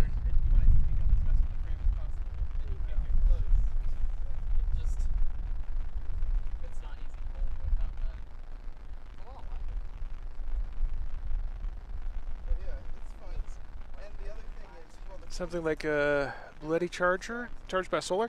I do. So it's a EcoFlow, but so I bought the EcoFlow, I want to say 6 months ago, intending to use it on my airplane. So when I'd go to places, I could have a battery and I could, you know, do some live streaming out there, just like really, really minor stuff. And, you know, like an hour-long stream at most, right? I'm like, yeah, you know, 500 watts should handle that.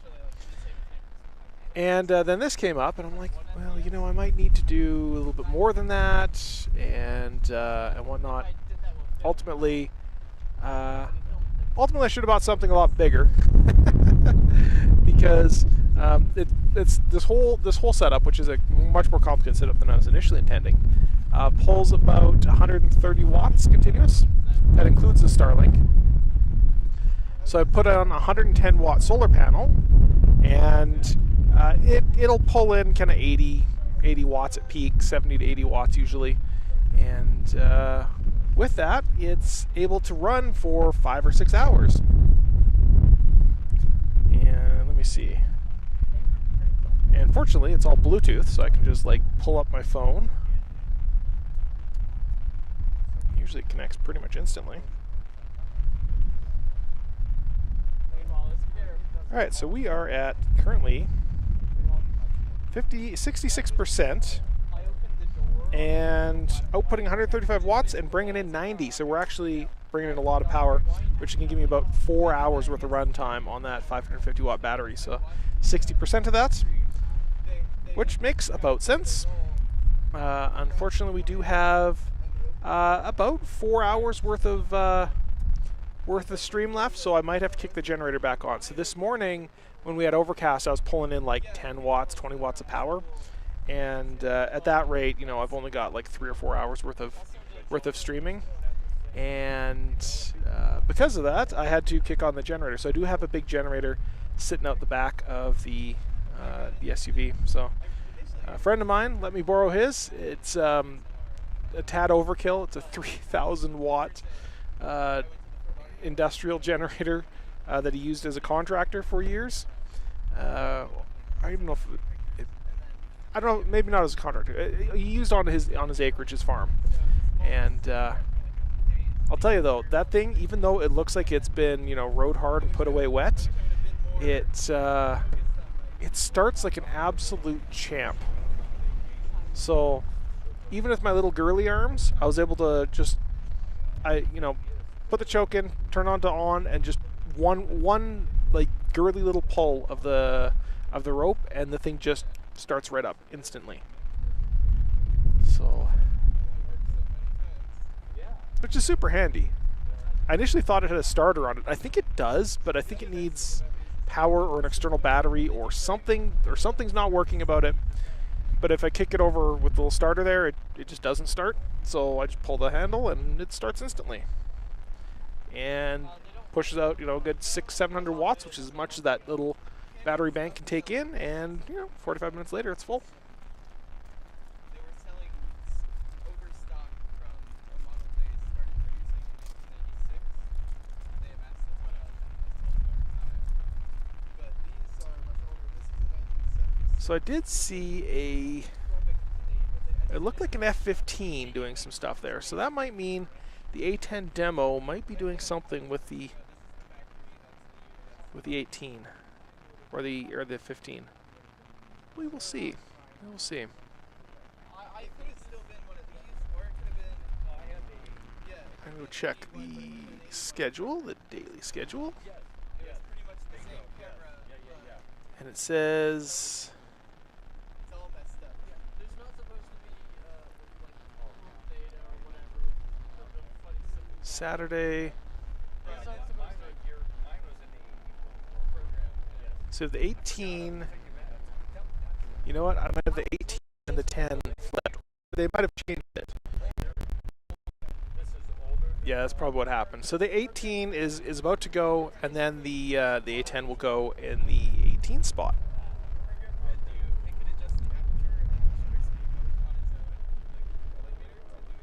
Yeah, the timings are all slightly off. So.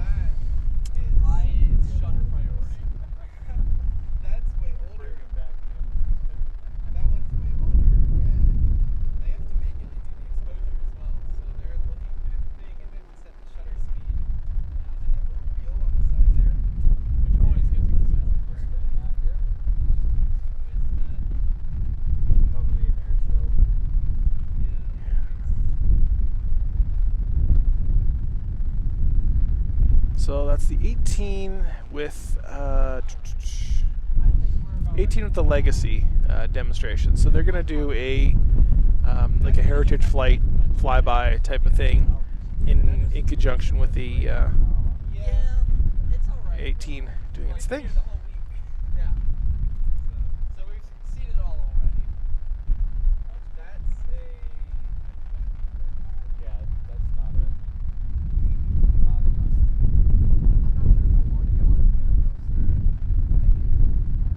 You're going, then I'm going. That's going to be a Bearcat, so they're going to be really picking up the Hornets now. Oh, They there's do the group one, yep. the 19s and the Bearcat. the heritage flight. Yep. It's great to see guys with vintage stuff, man. Keep it up.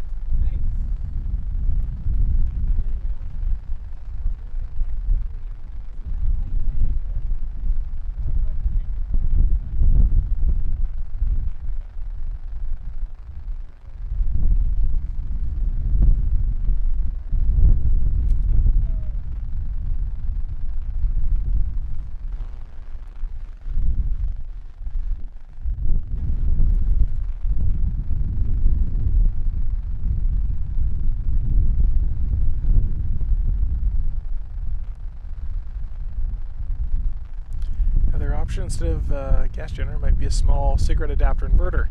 Yep. It actually came with one, a little 120 watt or whatever thing, or a little. But I'm not. I wasn't sure if it was going to produce enough off of there.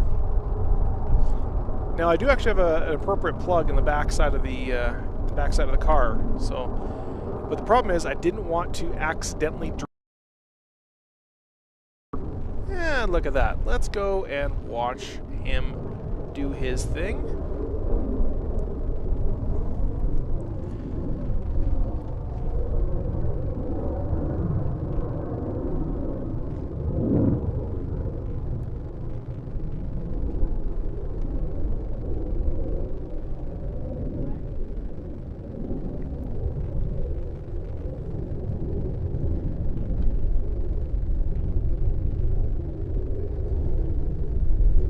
Taking a look at the video here, and it's like, is it choppy for you guys too, or is that just me?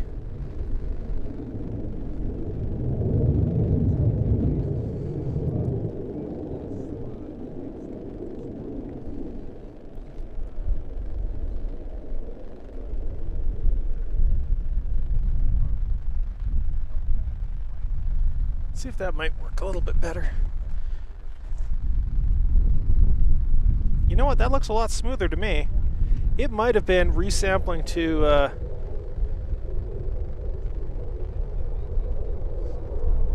That might actually look better for you guys, because I'm shooting in 24, and it might have been resampling to 30.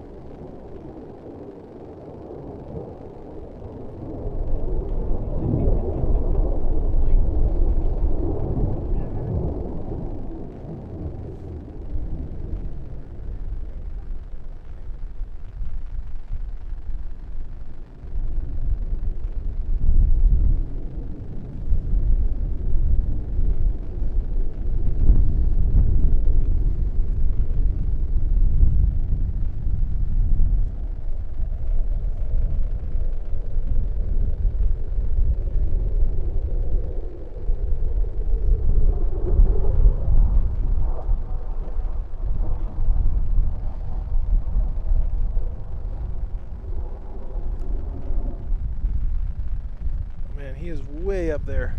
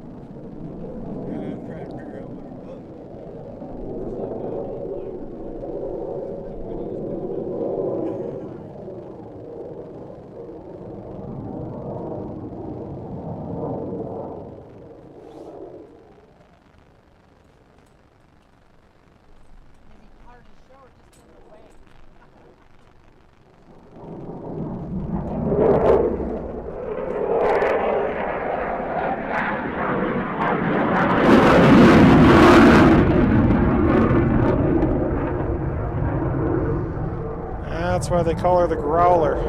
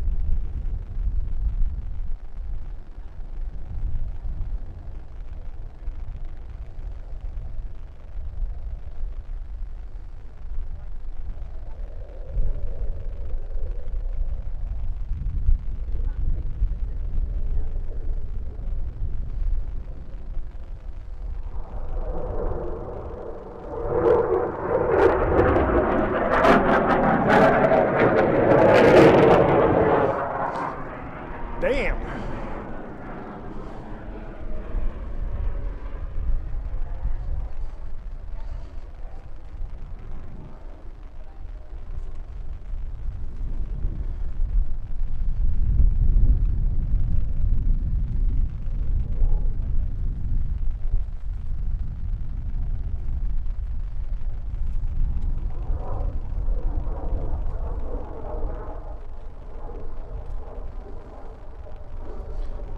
Learn my lesson and go wide angle when he does something crazy like that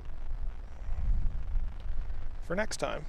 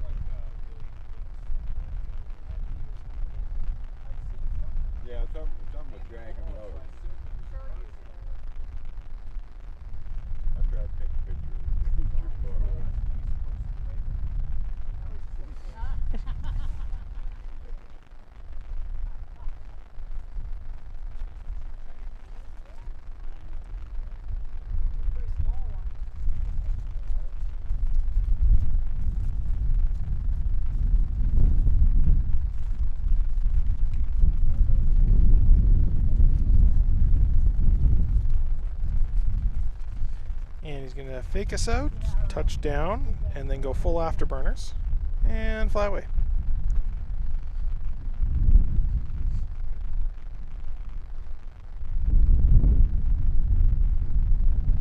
Watch the exhaust.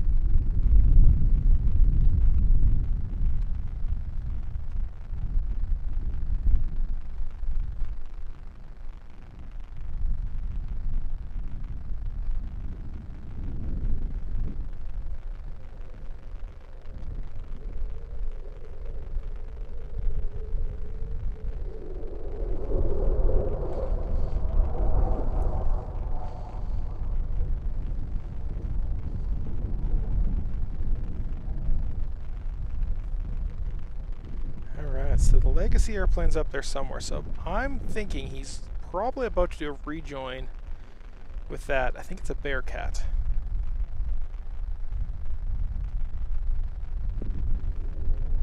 Not Rare Bear, unfortunately, but a Bearcat.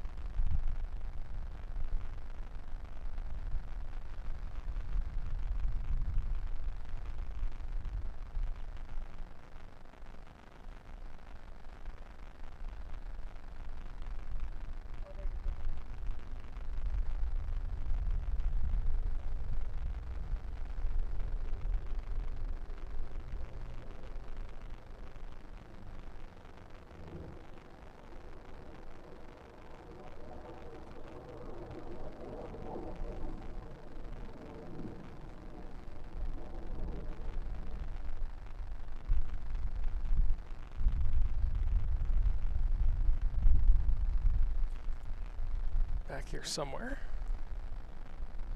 Today's episode of The Arborist.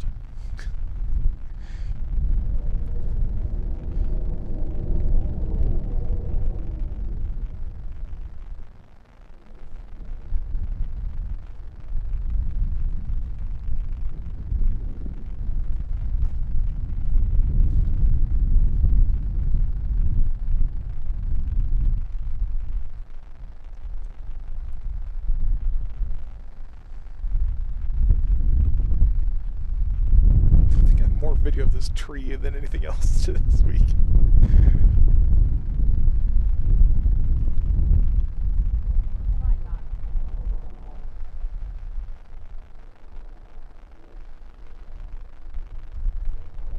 Yeah, there.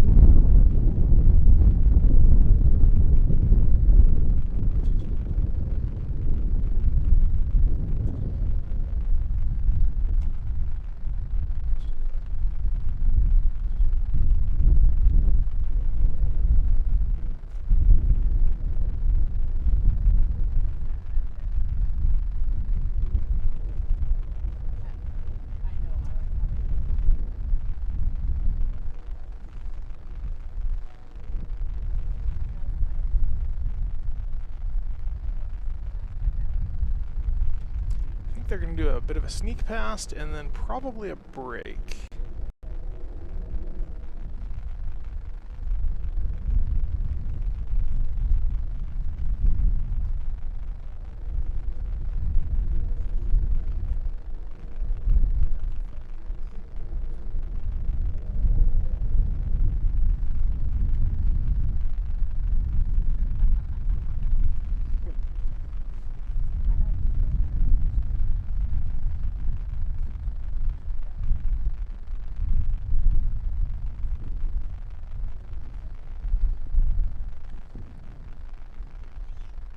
Follow this Bearcat.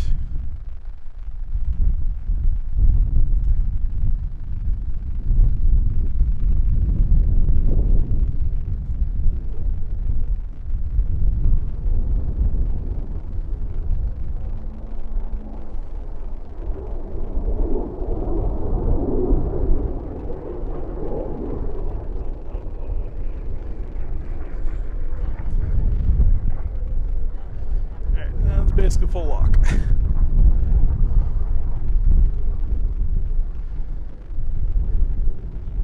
Where'd that 18 go? There he is. Way over here.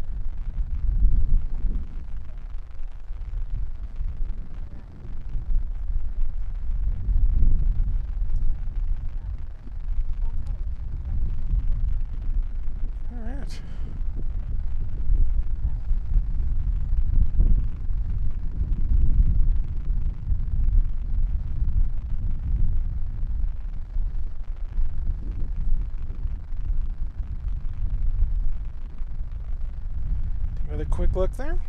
All right. So how did that look? Now that I realized I need to change the frame rate.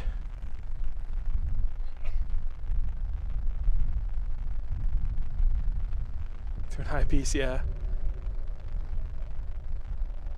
You know, it looks like the frame rate's a lot more matched. So you would have been getting a bit of stuttering there.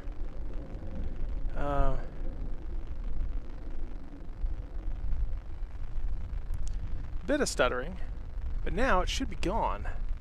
It looks like things are a lot smoother. Yeah, I'm not even using an eyepiece, I'm using a Atomos. Just because it's bright enough to see. Because these cameras don't have even eyepieces. This is a FX30 I'm using, 'cause it's got a nice crop factor. And then I also have on the other camera, which is this guy, I'm using an A7S3, which does have an eyepiece, but it's kind of crap.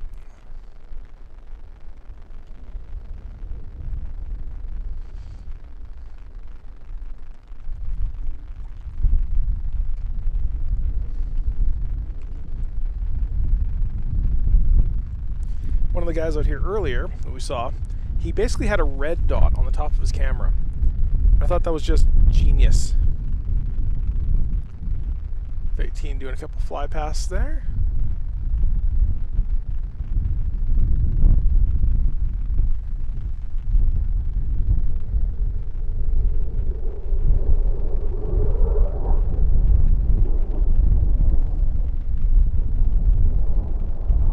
Right overhead into the pattern. Or circuit, depending.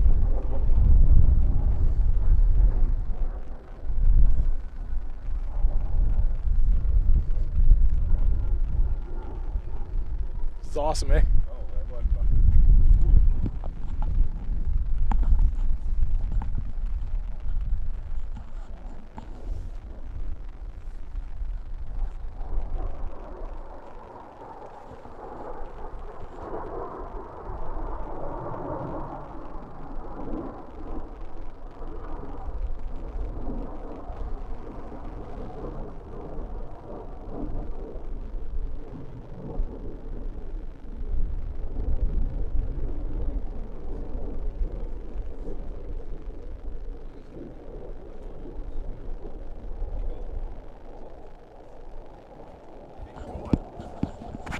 going around the course.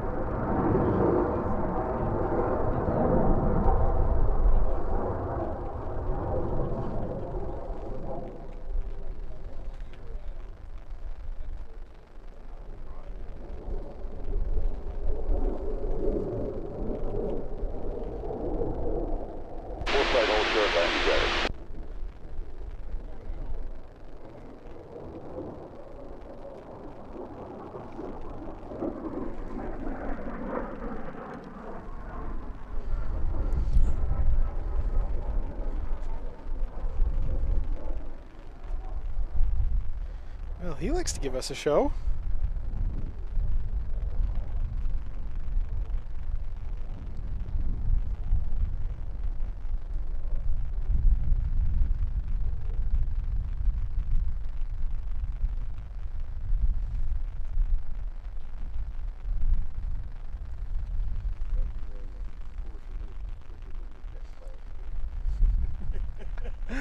Might be the second engine's doing it.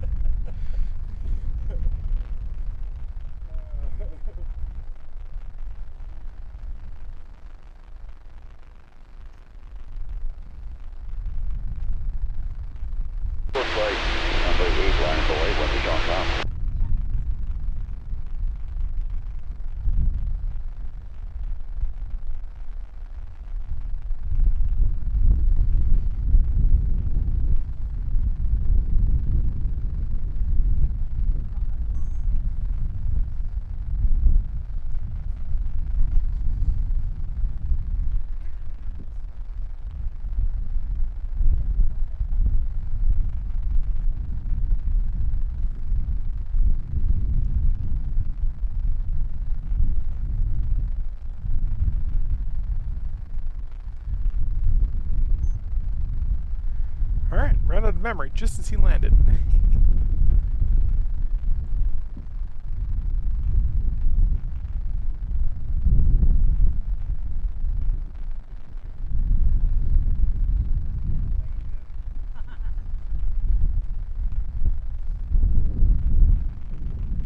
Alright.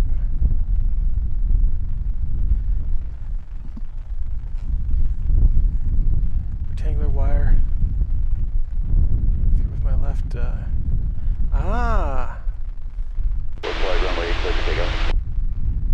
I've got the planes in frame, yeah. Yeah, exactly, so. This seems to be working. It would be nice to have that, the red dots. I can sight somebody in, right as I'm, you know, if I lose sight of them or something, but, yeah.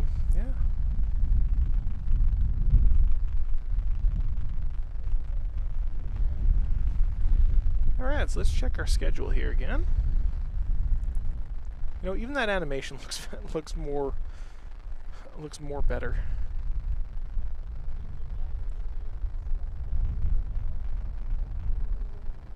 So 18 and the A10 are actually reversed.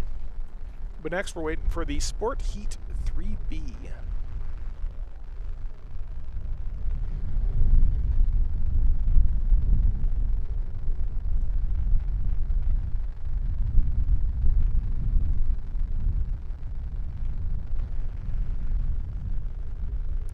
Unless they've swapped that too.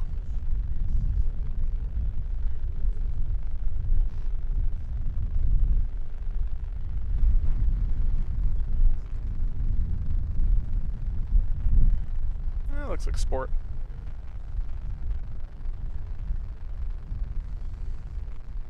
Sport Heat 3B.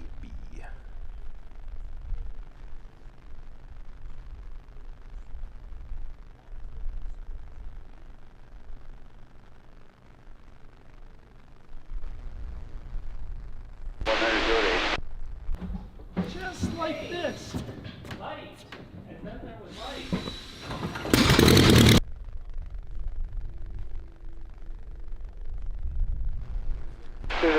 Waiting, I can hold.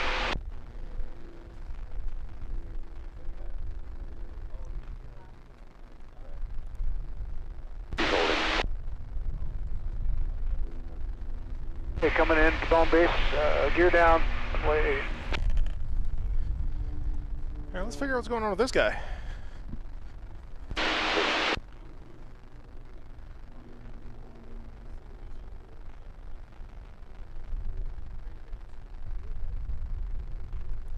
Welcome back.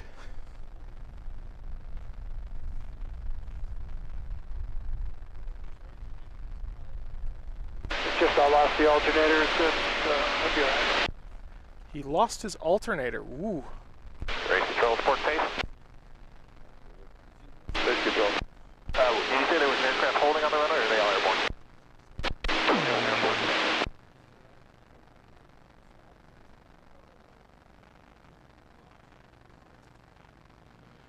In any case, looks like he's down safe.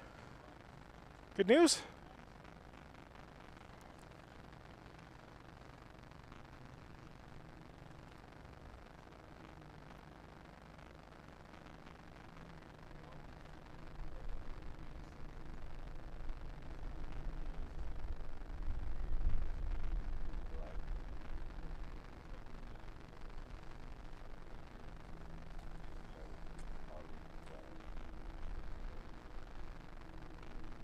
Zero, cross and under.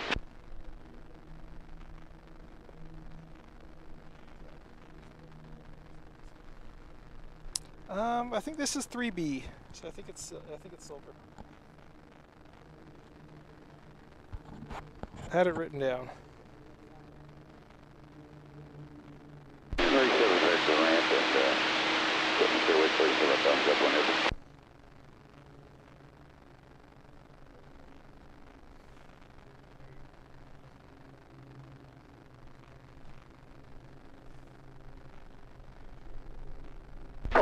Everybody's in, you can tighten it up. Alright. Need a longer HDMI cable is what I really need.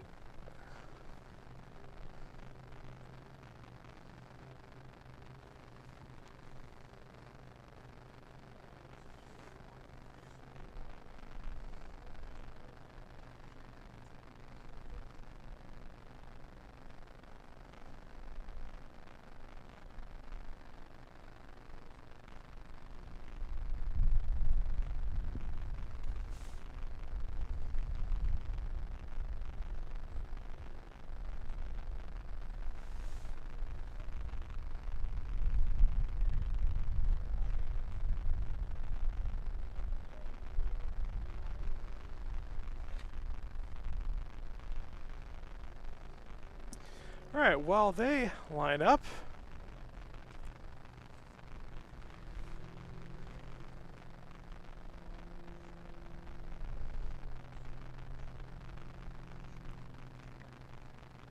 I believe this is the game bird, Phil Steinbeck.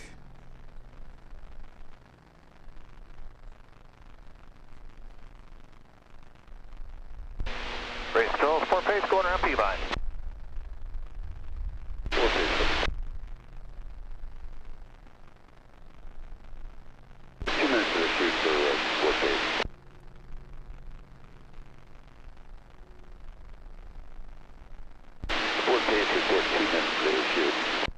We have about 2 minutes to shoot at this speed for sport pace.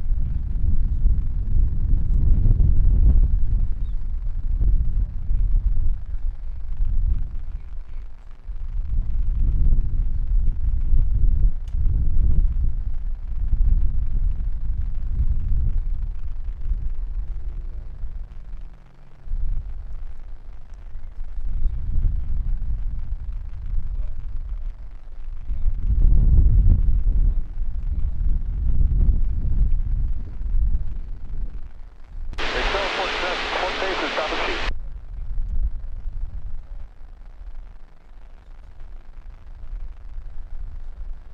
Fourth base, clear on course. Clear on course, fourth base. All right, Racers, start bringing it up line abreast, last 30 degrees of turn.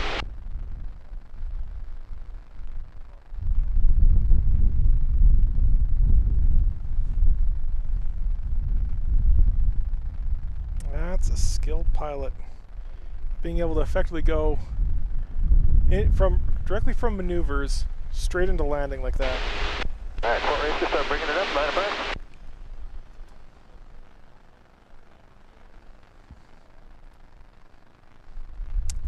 Oh, I see them. 67, bring it up. 56, bring it up. 10, bring it up. There we are. 34, you're looking good. 2, bring it back just a bit.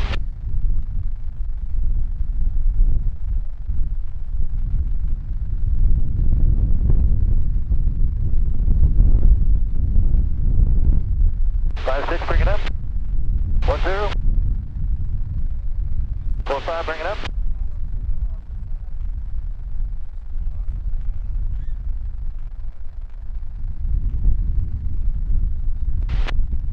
All right, Sport Racers, you have a race.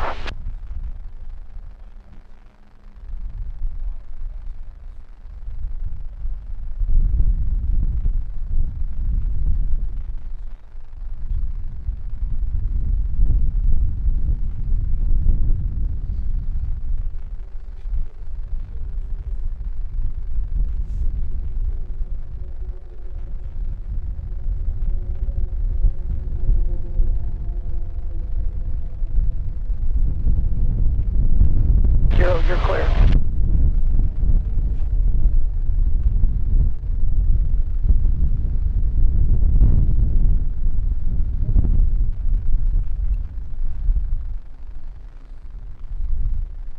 Zero's on your right.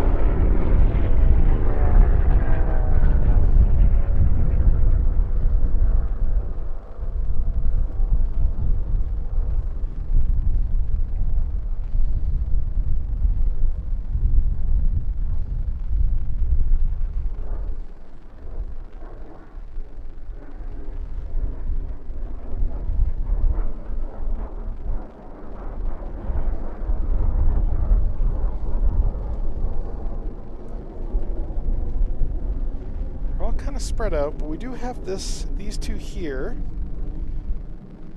This guy's real low, and this guy's real high.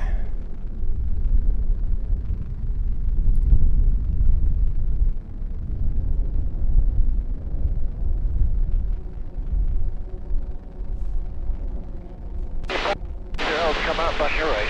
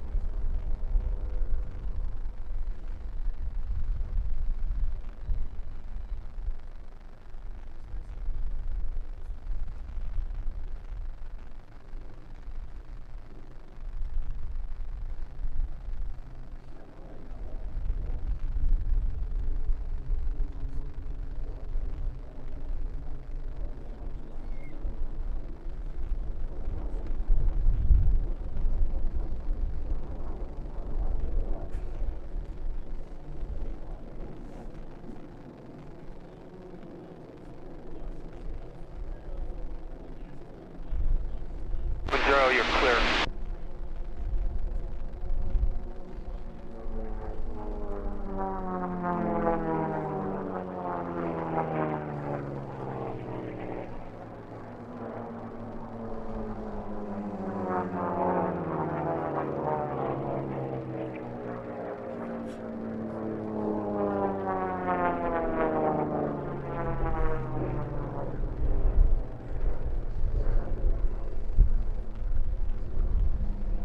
got him.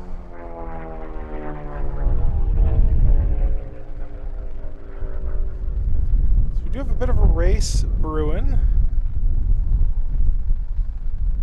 up here.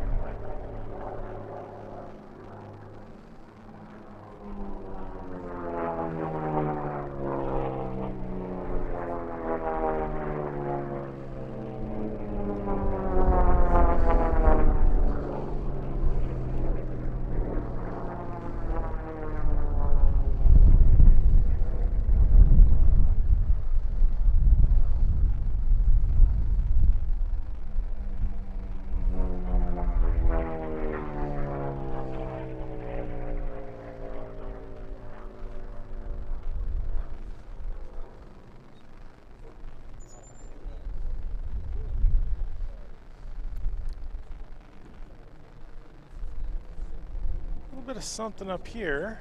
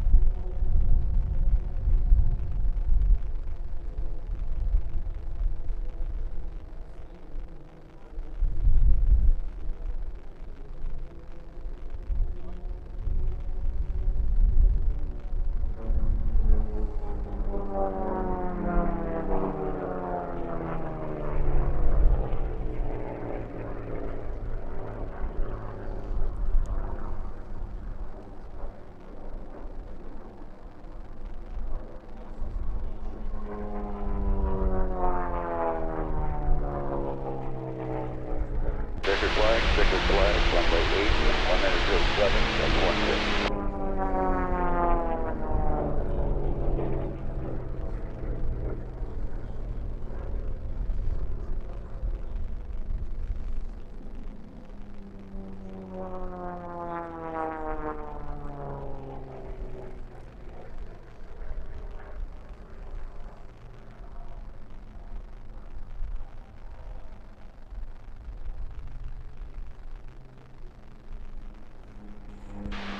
Well done, Joe.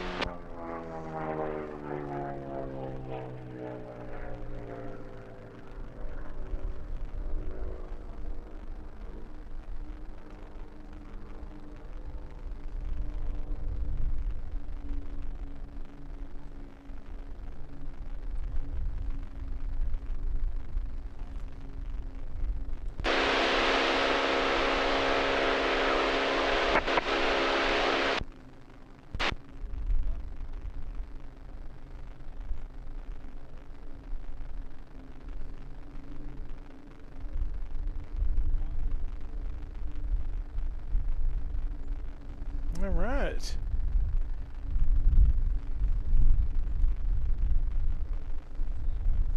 Quickly see if I can get this to.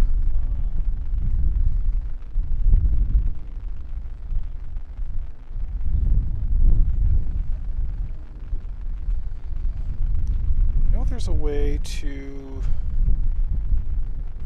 get this thing to.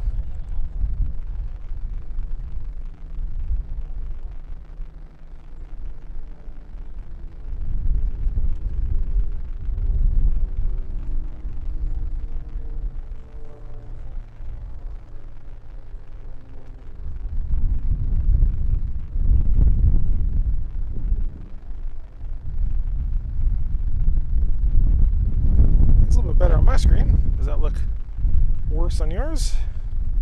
I think it still outputs the raw. We should be alright. Ah, yeah, the video should be quite a bit smoother, yeah. Once I realized I was shooting, so I know I'm shooting in 24, but I didn't realize that OBS was trying to automatically set it to,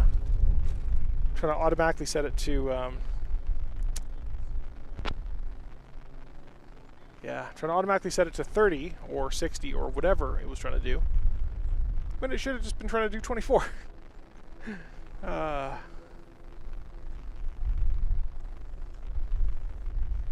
Yep, I'm going to leave all the settings exactly how they are now.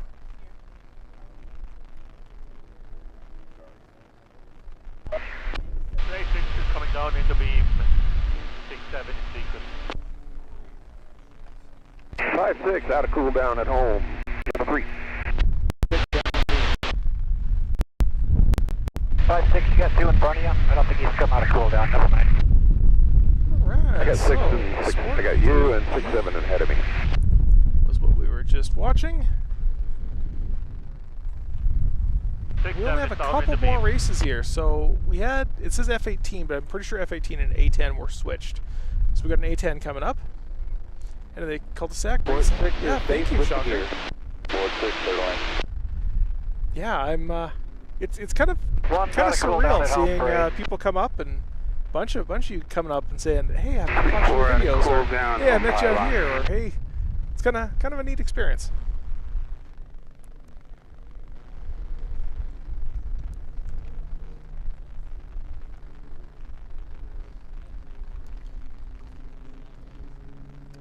Took me 4 days to dial in the most basic setting of frame rate.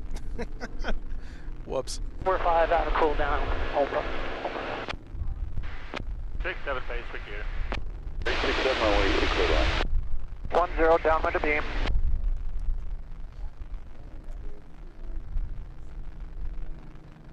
Three 4 downwind of beam. 5-6 base gear. 5-6 third line. So my friend started disassembling his racer. I would say I'm. I would say that wish I could be there, but let's be honest. We're 5 downwind. This is more fun. 1-0 base gear. 6-1-0 third line. I did record the whole disassembly process here of the race plane last week, 2 weeks ago. Put out a video about that on my channel. 4-2 is 4 pace. Same position. Yeah, we're coming up. Madison pilot. We're coming up on pilot 7. Okay. 3-4 base gear. 3-4 clear line. I am at the end of the cul-de-sac, yep.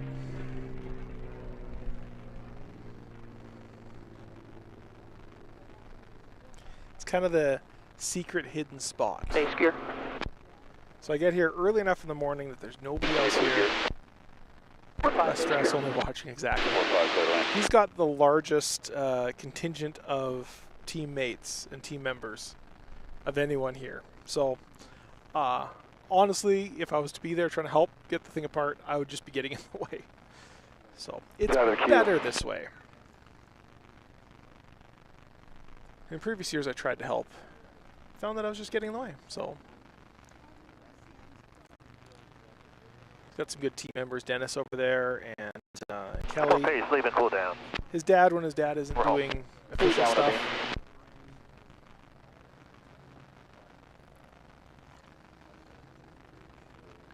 I lived up there. Very nice, yeah.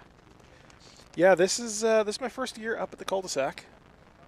Obviously my last year up at the cul-de-sac. Unless some miracle happens. 2 turning base with the gear. Race 2 clear line.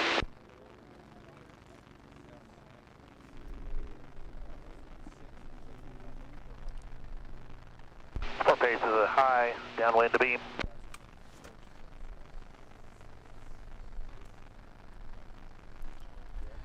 Yeah, it kind of sucks.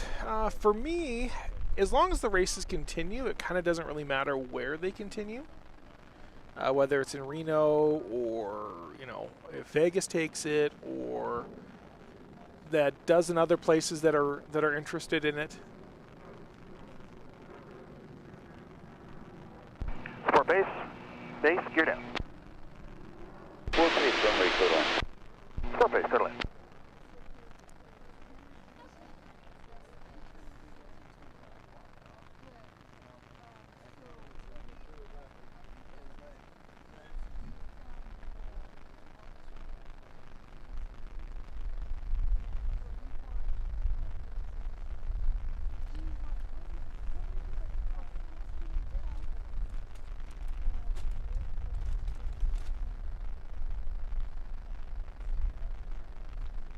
Okay.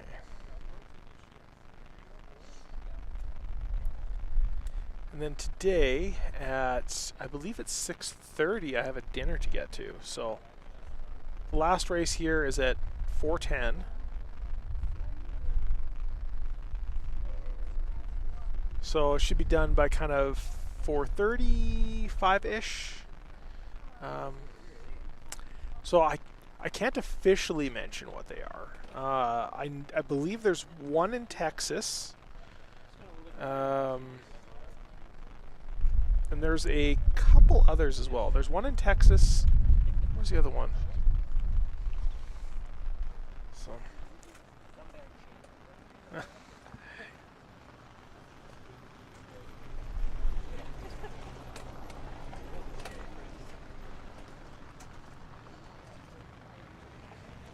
Oh, the VIB truck.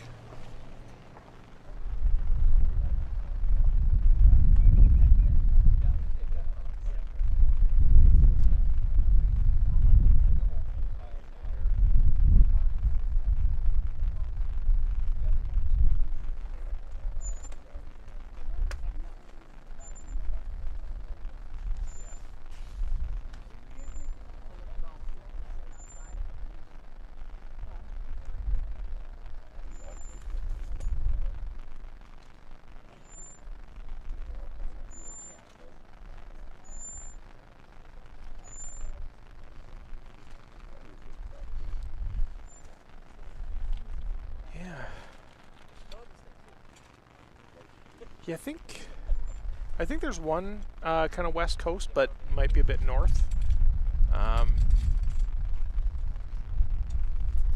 Yeah, there's a bunch of different options. There have been some talks the past couple of years about one up in Canada, because that's where I'm from, and we're trying to get one up in Grand Prairie. That fell through. There's supposed to be a demo race in Red Deer this summer. That fell through. So yeah, we're working on it.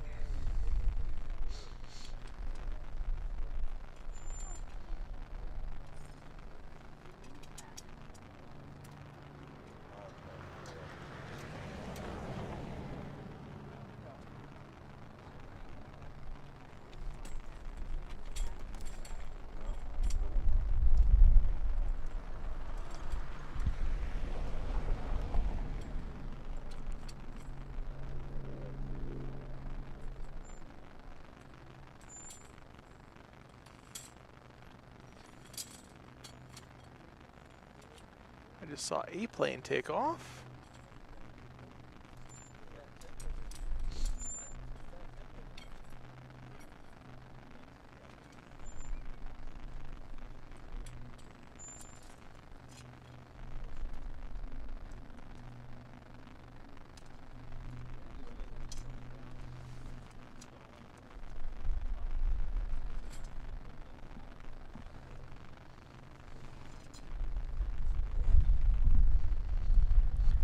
or they typically lack the visitor supportive structure of Reno Stead. Yeah, exactly. There has been one. If I said Utah, you'll know exactly the racetrack I'm talking about. They do lack a bunch of the infrastructure.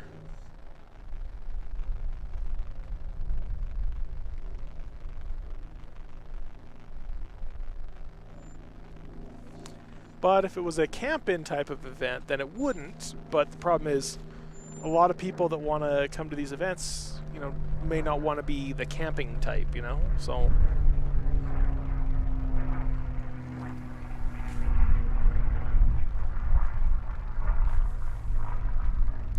my watch just pinged me on Threads. I have 39 new followers. I forgot Threads existed. They had it Tri-Cities race. Oh, look what we got. Look what we got.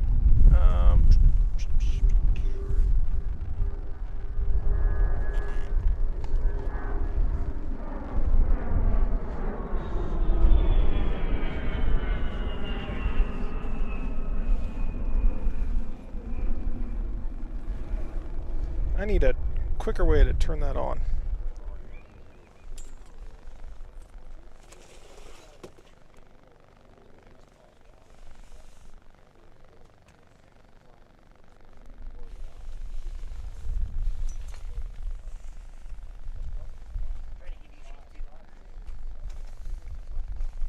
I might have a lower third on there as well, which I can hide. There we go. Starts with a W.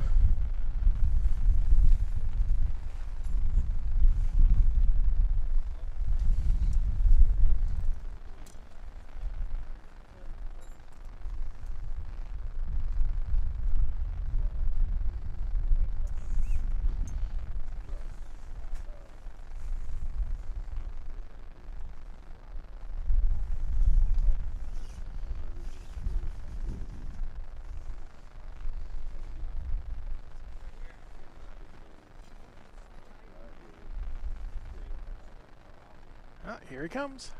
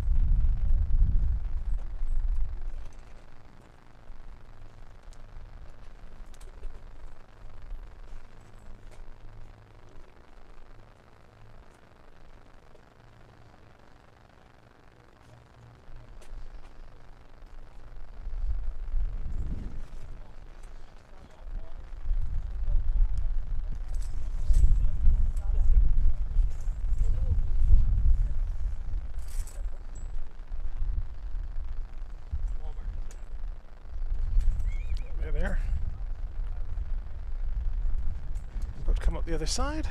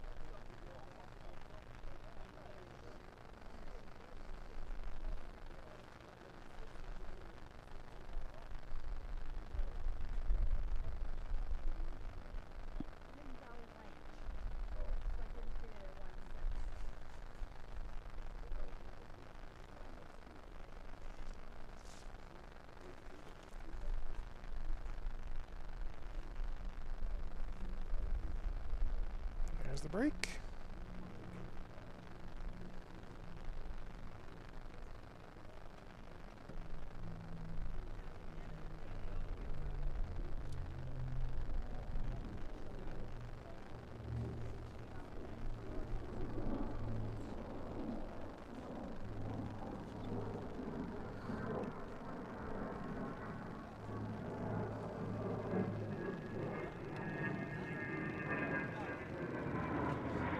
Alright, that's full lock.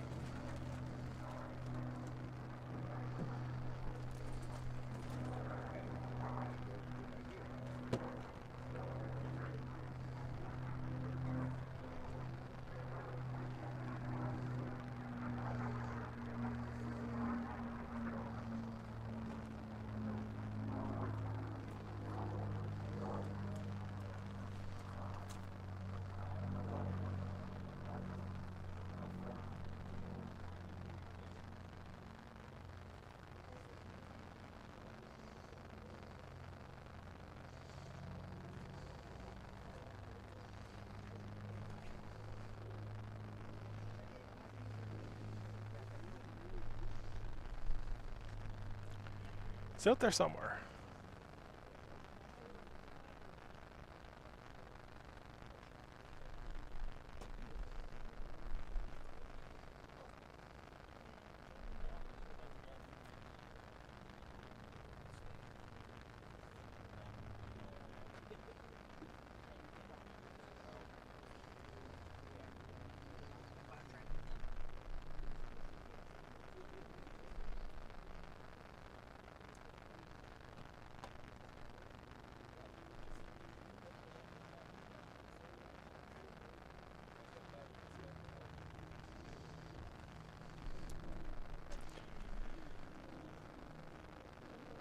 That P-51's doing something over here.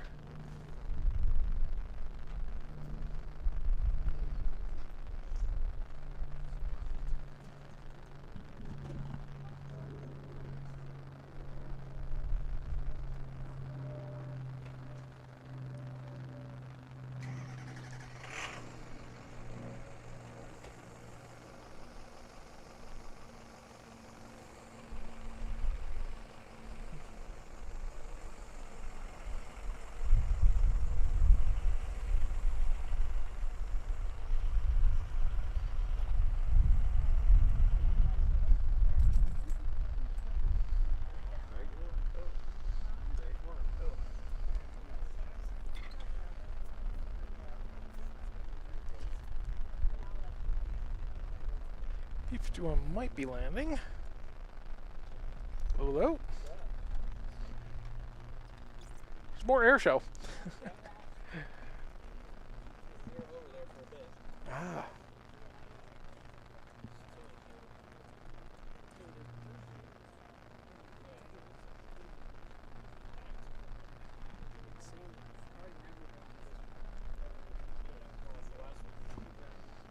Yeah. And I'm going there. I'm going there after for dinner. One of the classes, and after this, and I'm just like, probably hope to have dissipated by then, but 6:30, so it should be.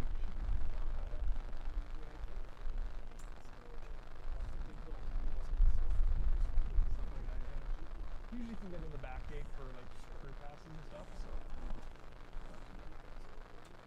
I don't know, not a media pass, just a GA pass. Usually they're pretty good about letting us in the back gate.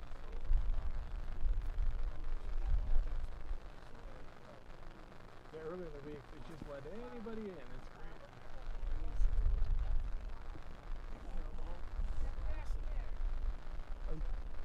I was carrying in one of the tripod bags, and the guy's like, how many weapons do you have in there? I was like, none.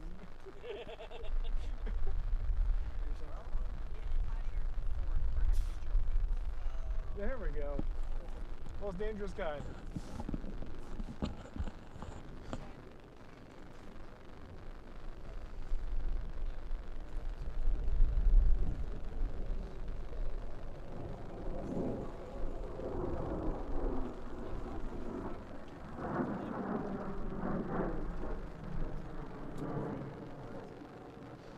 My poor sensor.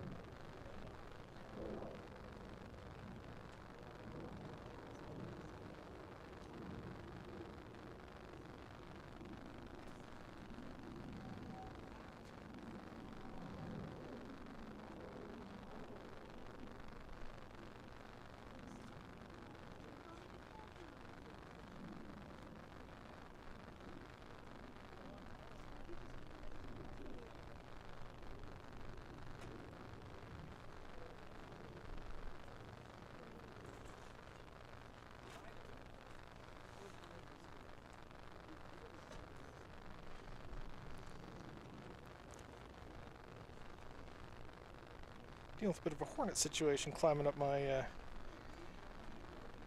camera handle, I guess. Flick it off.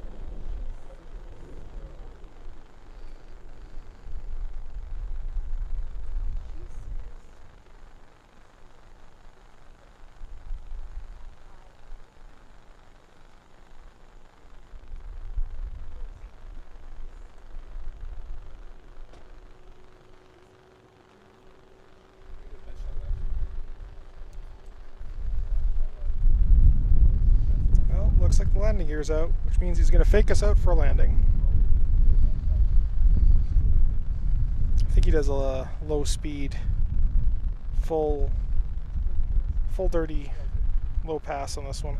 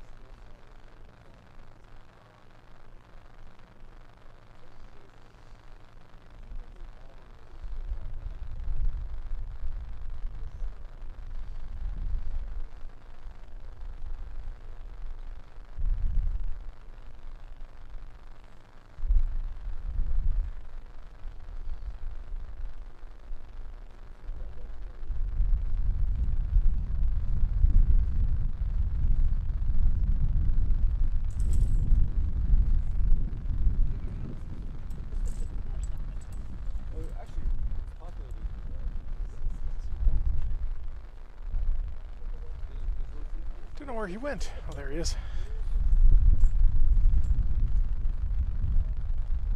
Alright, I see what he's about to do.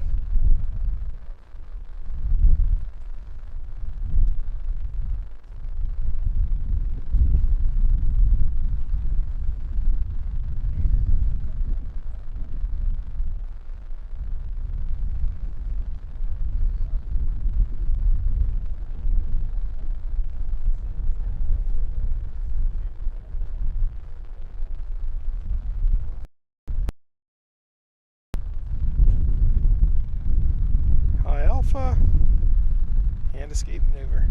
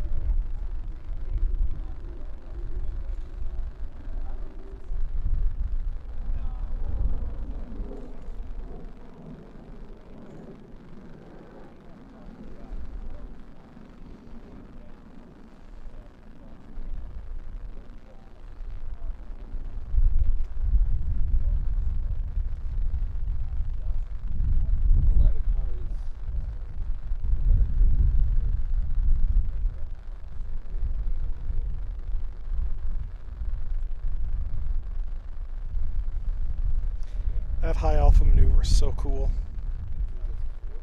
Basically, they swoop down on a target, shoot him with the big brat cannon, And then before they get too low so that they're vulnerable to small arms fire, they crank and bank out. Make it almost impossible to hit, but even if they do hit it, it's got enough armor that it's not going to do much.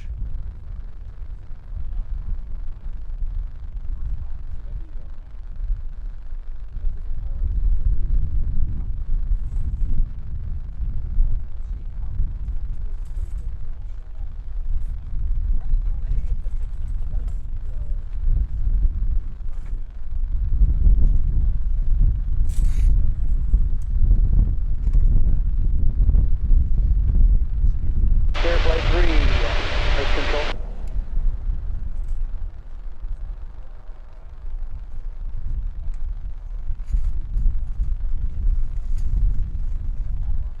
Flight 3 pursuing course to the south, turn to 4, got an 810 overhead being moved over the runway.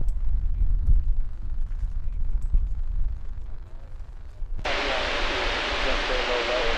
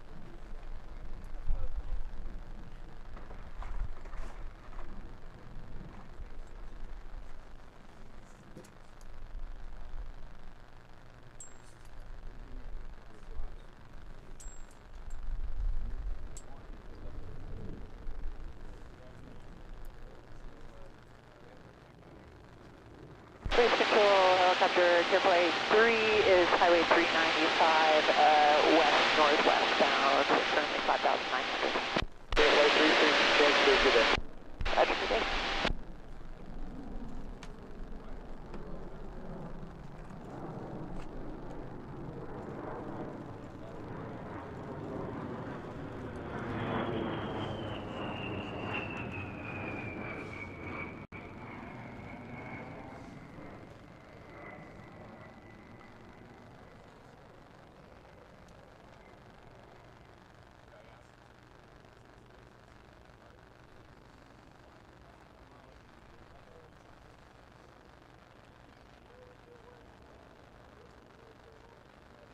Plane is so Clearflight 3, fun. Earth control.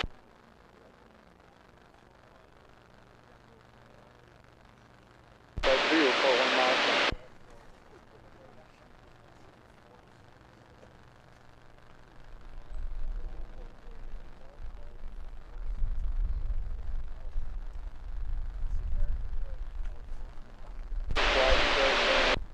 Runway 8, line up and wait, hold in position. That's going to be departing from the intersect.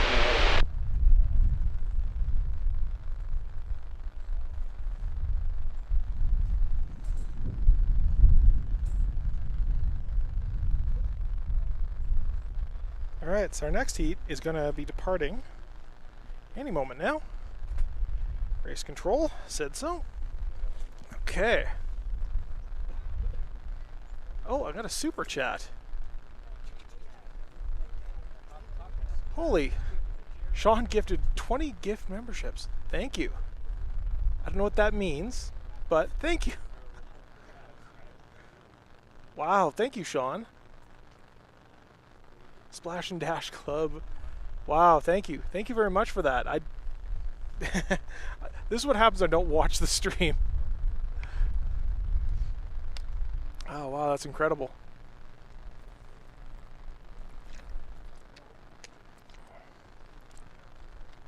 Alright, I need some water because I'm just parched.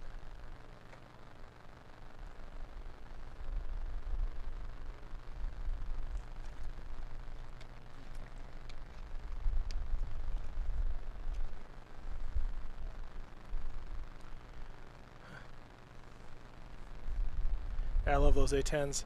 Alright, so what is next? Let's check our schedule.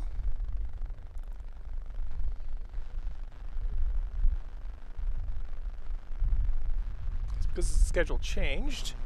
Let's see. So that was in the F18 slot. So next we're looking for is Unlimited Heat 3B. We have a super thanks option, so that's best. Yeah, I should figure out how to turn all that stuff on. I don't normally stream on YouTube, but I'm starting to realize I very much. Flight 326 to the west ramp on 2305. Unlimited Heat 3B. Unlimited take flight, runway 8 Clifford, on 2305.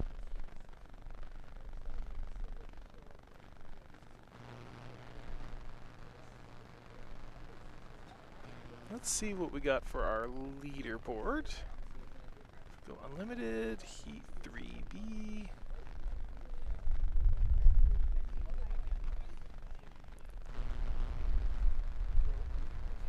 So we got Steve, we have Sparky, Wee Willie 2, Miss Marvel, Swamp Fox, Sneak Attack. Sneak Attack is our P40, and Miss America and John Maloney.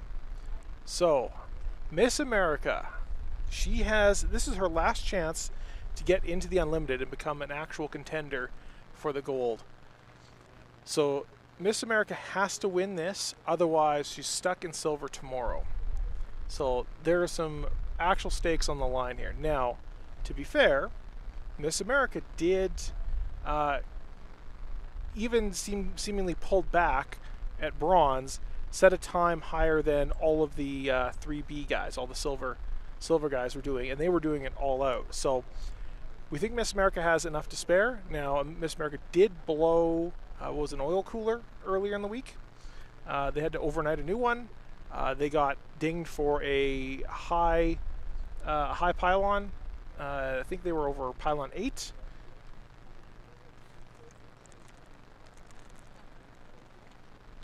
It's not the best of track records for Miss America this week, but hopefully it all works.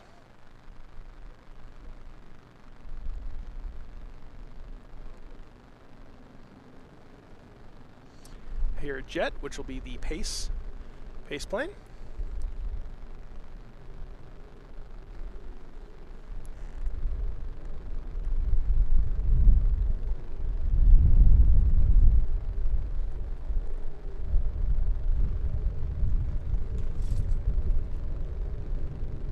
There we are, seeing some of the Unlimiteds taking off.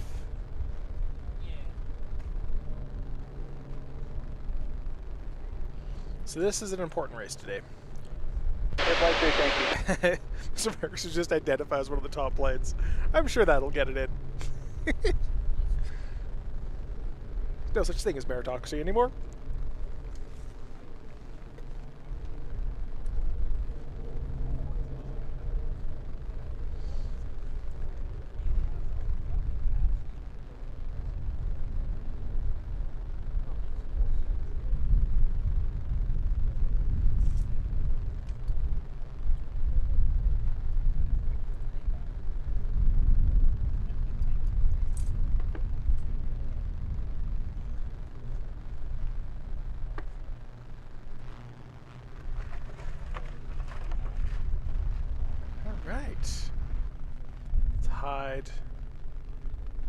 hide the leaderboard, but show the lower third.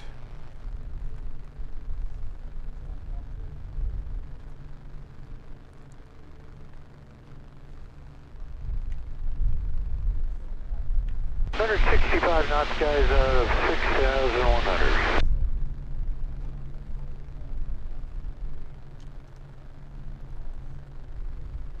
All right, so let's get zoomed in on these guys.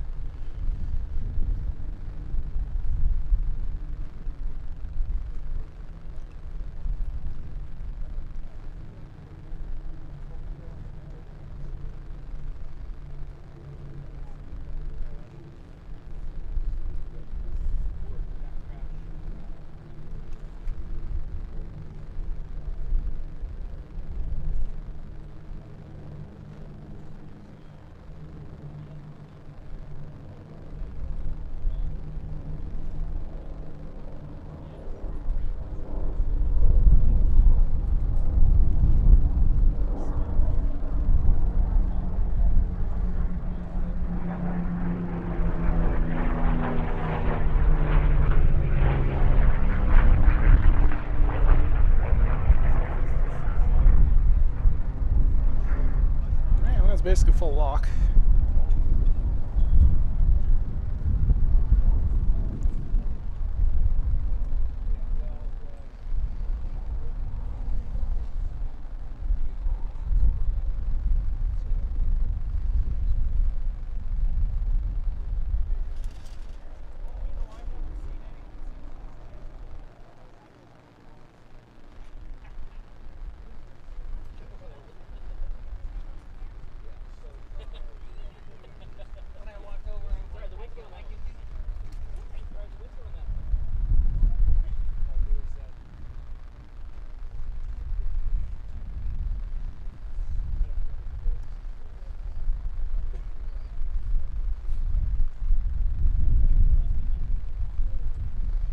There they go, behind P-Vine.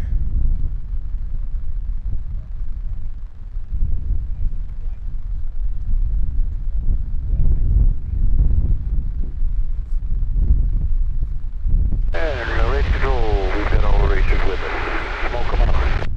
Roger.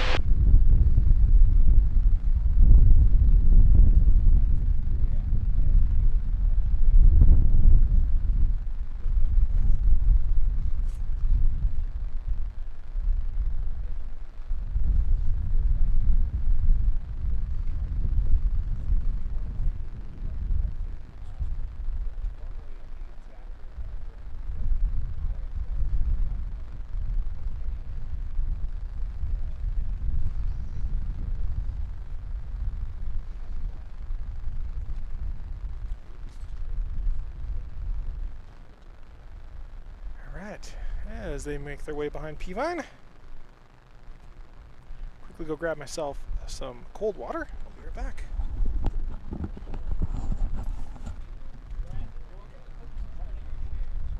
Racers, we're going to level here at 8.5 now.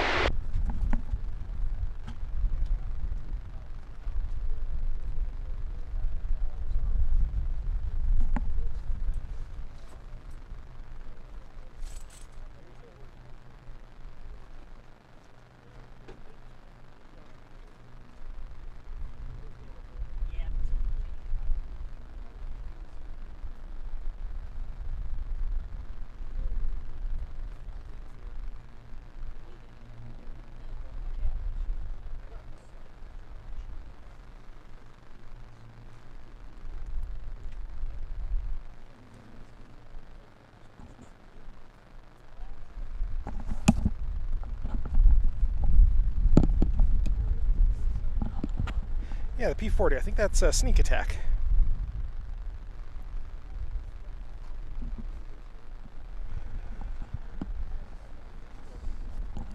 So this might be the most important race for Bardal today. Miss America is the only one who could really potentially challenge Bardal in the final.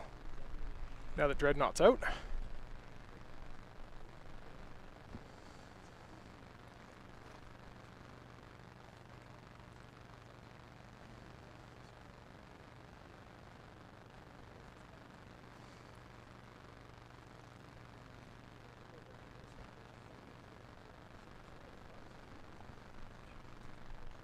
2018, glad I went. Yeah, I think I was here in 2018 as well. In fact, I'm sure I was here in 2018. First year I think I drove down. Didn't spend much of it here. I think I spent mostly the afternoons. Not much in the mornings.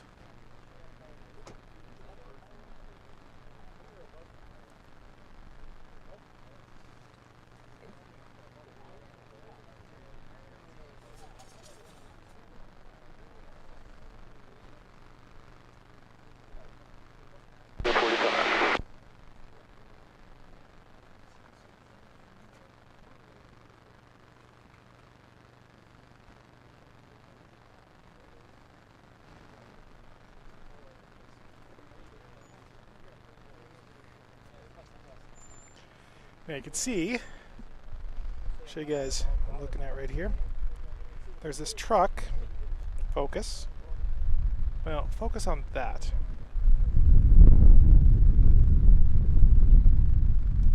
There we go. There's a truck and there's these various white signs along here. Race control, we're coming down the chute. And those Limited pace and flight cleared on course. those are indicating the deadline, so they're not allowed to come out past We're there. downhill. So the judge, the judge there, watches that, makes sure they don't cut that. It's kind of like the deadline for the runway, which they're also checking and monitoring. There's a few of those around, but this is kind of one of the more main ones because this is over a populated area.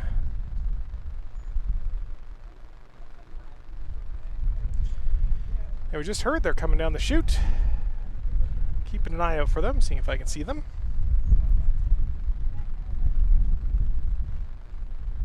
Half the time I don't see them until they're rounding number 4.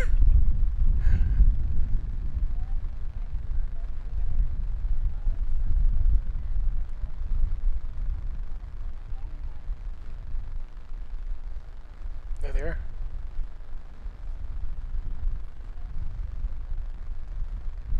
Gentlemen, you're looking good. Gentlemen, you got a race.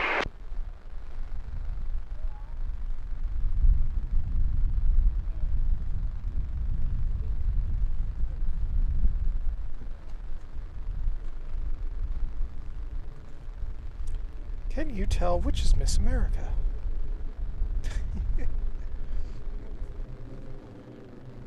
It's not blindingly obvious.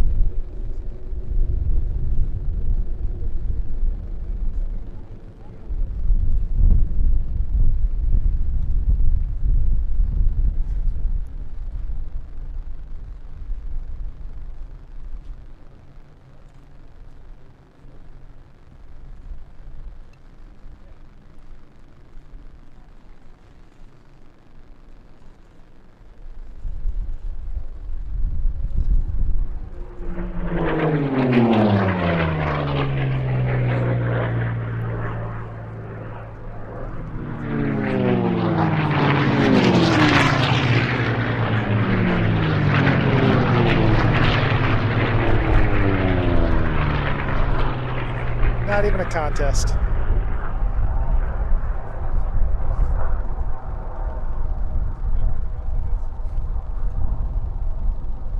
See a good pass there.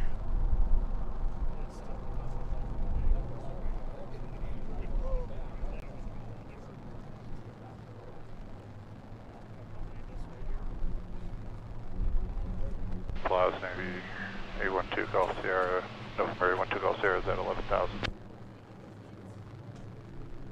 As long as you're not near the race course, thank you. I'm tuned in the wrong frequency. Now it's at 11,000. 2 Golf Sierra, thank you.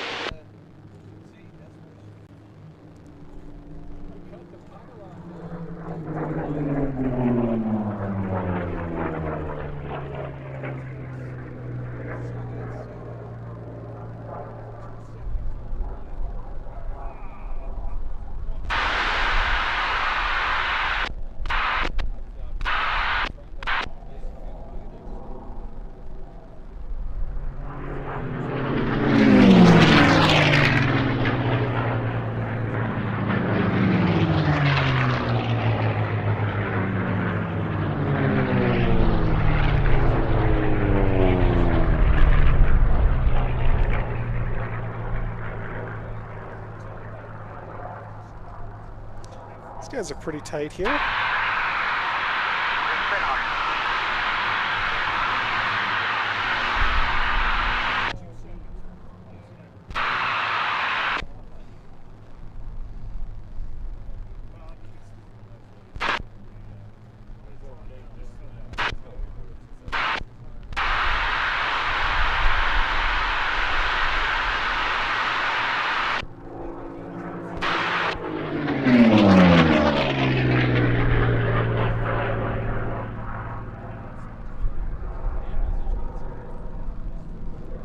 Those guys battle it out. I'm going to catch a lap.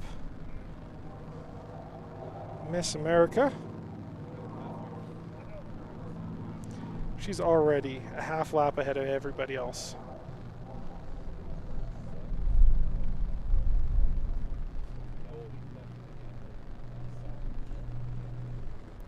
She can take her easy. She doesn't need to push hard. Although her time here does set where she starts. It's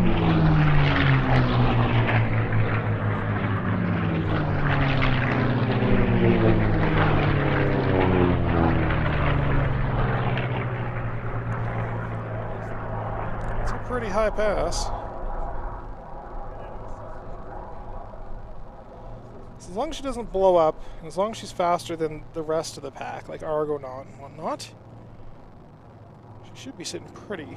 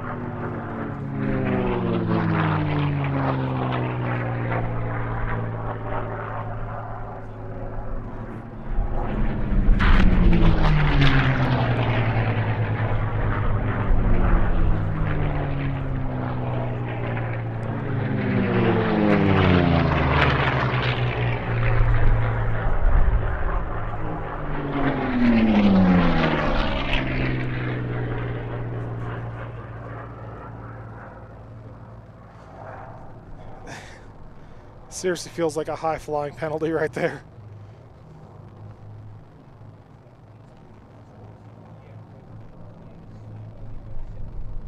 White flag, white flag. Last lap. She's just about to pass these other guys. We're currently fighting.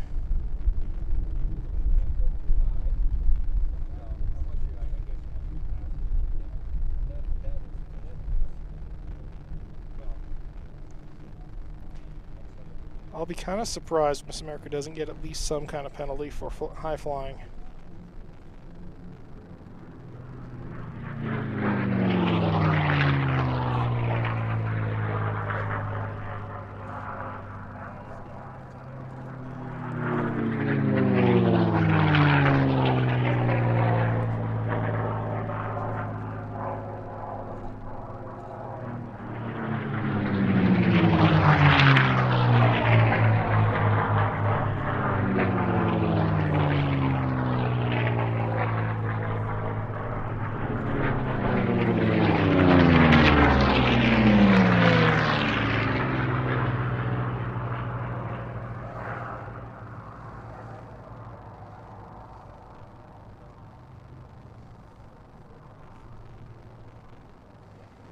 Alright, now because she's not going to pass them, those other guys still have one lap to go.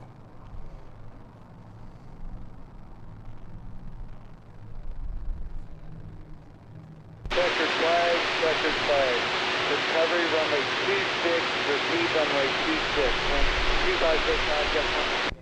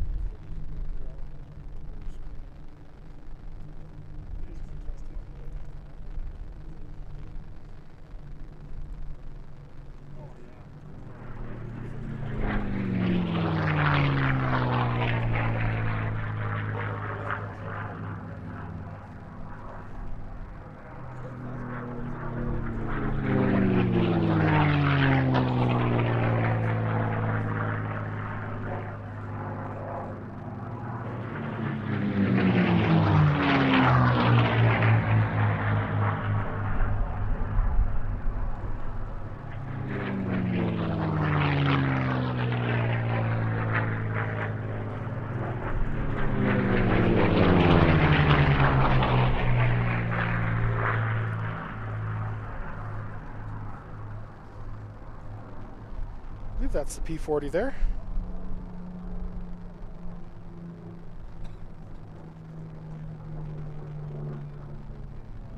I think it's a cool down.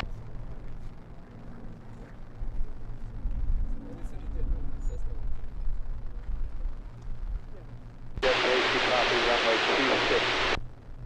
Roger, we got it, sir.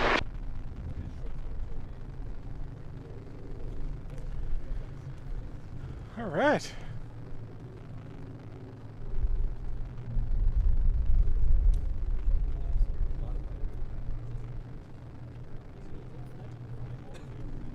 That was a good race. Kind of knew what the outcome was going to be, but wait, it was still a good race.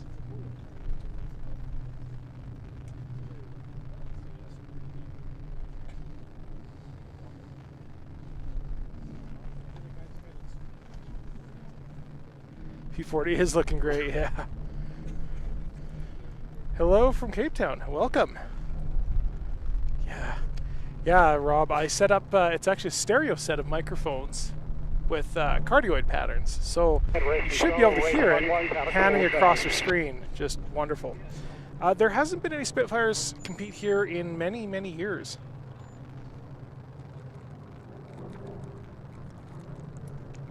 Or potentially ever, not sure.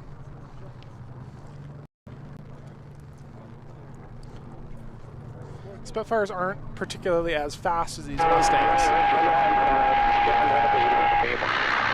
Race 11, number 1. Right, check our schedule. What runway?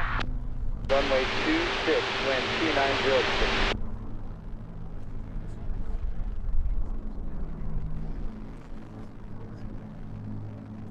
So as we recover all the planes,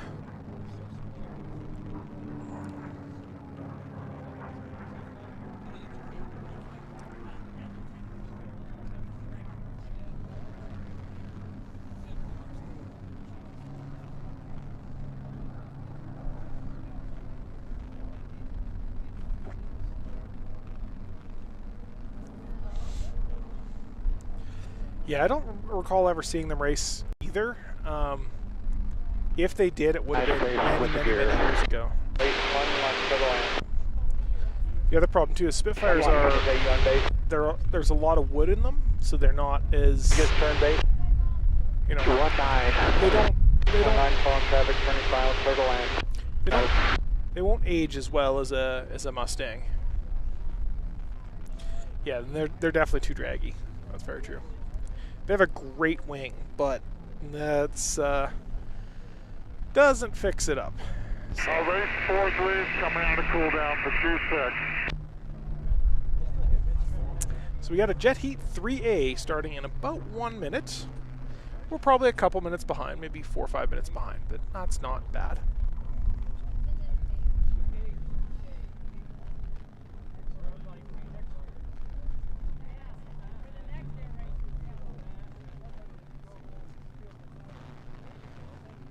Oh, and I don't have 3A loaded in.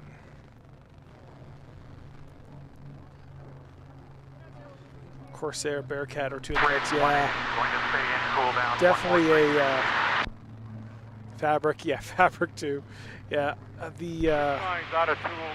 would have loved to have seen Rare Bear. I have this weird feeling that Rod might bring Rare Bear up just for the day. Race 5-1's out of cool down behind 6-9. Race 4-3 is midfield to boom. Race 4-3, number 1. Race 4-3.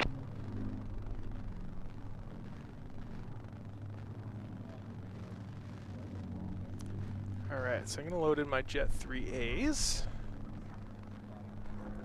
Hey, Sparky, you got me? Nope.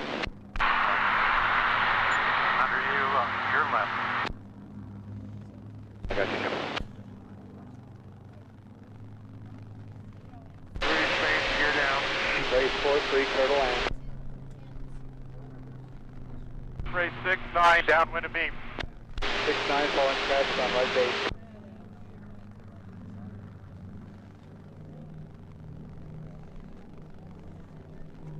Four is out of cool down, we'll follow 18. Alright. 81, follow 144. we go. Although Pete Zancudo is Race second 5-1, now, downwind team. right. Race 5-1, falling traffic, Cat. downwind ahead. Hometown love the Inside. races, yeah. F86, ooh, that's cool. That's F86, that's the, is that the Sabre? Race 6-9, circle I can't line. remember. Race 1-8, turning downwind. Race 1-8, falling traffic, just starting right base. Super props are always a treat, yeah. Yeah, these guys are legend, that's for sure.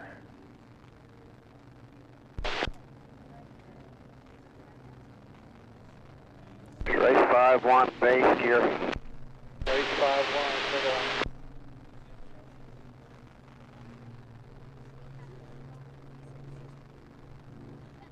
Race 1-8, stay position. 1-8 is coming up midfield downwind.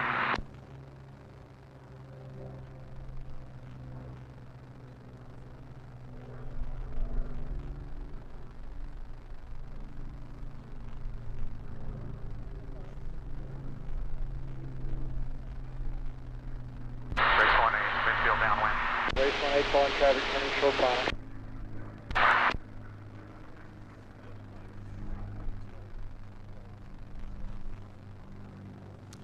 Last unlimited race, yes, the P51H, yep.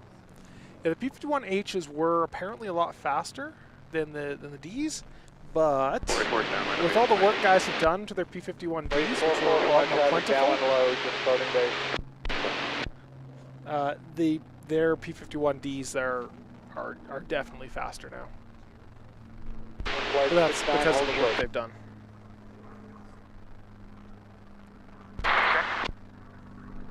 One, downwind to beam.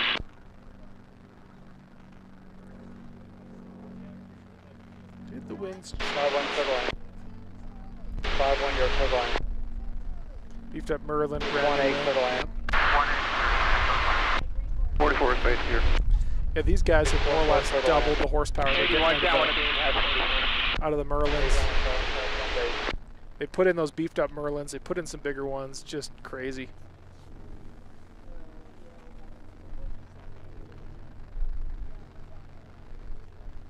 Super impressive. It kind of makes sense. Love the sound of V12s, yeah. Yeah, they're so smooth too. That's one of the really nice things. There's certain engine configurations like the V12 where they can be perfectly balanced so that they become very, very smooth, which helps a lot when you're trying to, get 4,000 horsepower. To the deer has traffic. Race 8-1, circle line.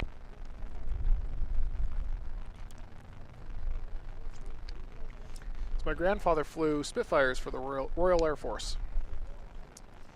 Because Canada was kind of sort of part of the Commonwealth. The face plane is So went over there and did that. The two Yak 3s. Roger, I last haven't one, heard correct? anything specific about them. One of them did have a tail issue, a rudder issue. We actually got really great footage. If you guys didn't see that on the footage I got yesterday, when I blew it up into the 4K, you could absolutely see that rudder trim tab just flapping in the wind. So, to run 90 degrees in military service, yeah. Yeah. So one of the Yaks had a rudder trim issue. So we'll see if he's in the pairings this afternoon. And And the face then plane base for the gear. 8, circle line, runway 26. for the other Yak, he got chastised for trying to get back on the course. And then race control got doubly chastised for allowing it, or at least attempting to allow it.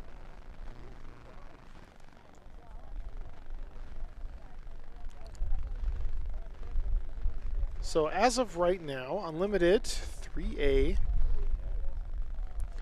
the Sea Fury Argonaut's going to be in there. The Yak is going to be in there, Miss Trinidad. I don't see the other Yak. For pace flight 69, runway 26, final one. The Yak 11. So 27 was one of the trim tab issue. And 2306.11. but it might have also moved down to 3B. No, it's not in there either. So I'm not sure what's going on with the other yak, the Yak 11.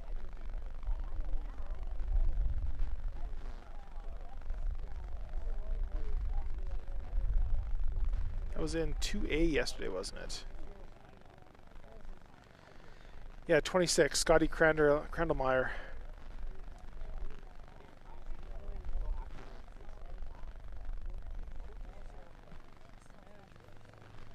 So I'm not sure what's going on there. I'll maybe have to go ask around in the pits after, see what's up. Yeah, DNF did not finish. Now, DNF doesn't necessarily mean they're completely out. It just means that they're usually pushed down to the next rung. So if they're an A, that they'll be pushed down. Say they're in like 2A, they DNF'd, then they can race in 3B. So, but I didn't see it there in the 3B pairings either. So, kind of don't know what's going on with it.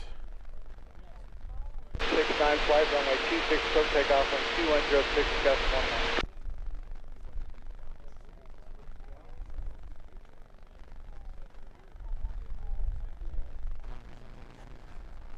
So there is also a real possibility that the other pilots, so one of the things they can do is in a lot of these classes they have rules that say if the other pilots don't feel safe flying with you, or you do something outlandish, the other pilots can say you're done for the week. And it's entirely possible that they might have said something, they might have stopped him, but we don't know. Not seeing him on both the A or the B, 3A or 3B, says to me that might have happened, but I don't know. I don't know for sure.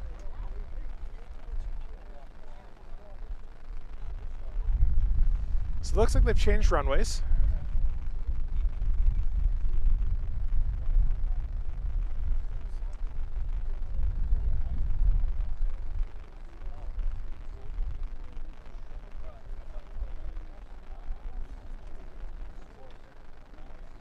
They still go around the course in the same way, but that Russian Thunder was DNF. Okay.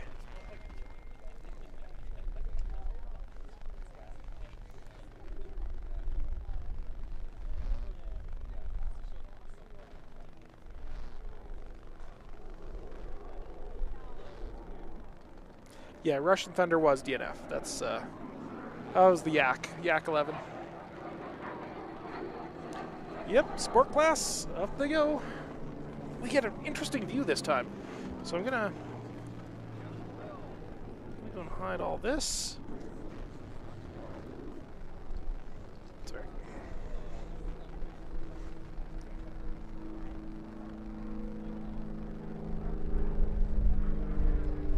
What time are you airborne?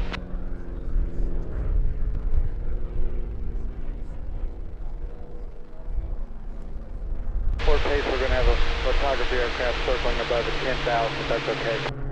Roger that. Thanks for the update. Sport pace 69.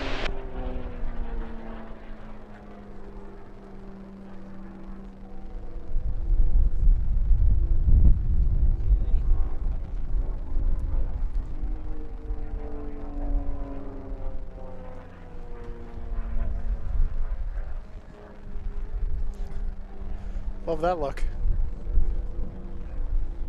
Right into the sun. I don't have huge density. Ah. Yep. Well, doing video, I absolutely need variable ND. It's just there's no other way. Unfortunately, I have a lot of like wide angle lenses and all stuff, so I'm not getting expensive ones too, like not even cheap ones, like beginner ones, which are really good, but very expensive. Very expensive, yeah. Then their new version that they're like trying to push it, like, oh yeah, it's magnetic on. Like, you know what? It sticks on there all day. I was watching the freaking ads. It definitely wasn't quite that much. It was like $600. But oh, the new one can be $1,000. Yes. Get the whole kit with like, get the main one, and then they also have the higher one.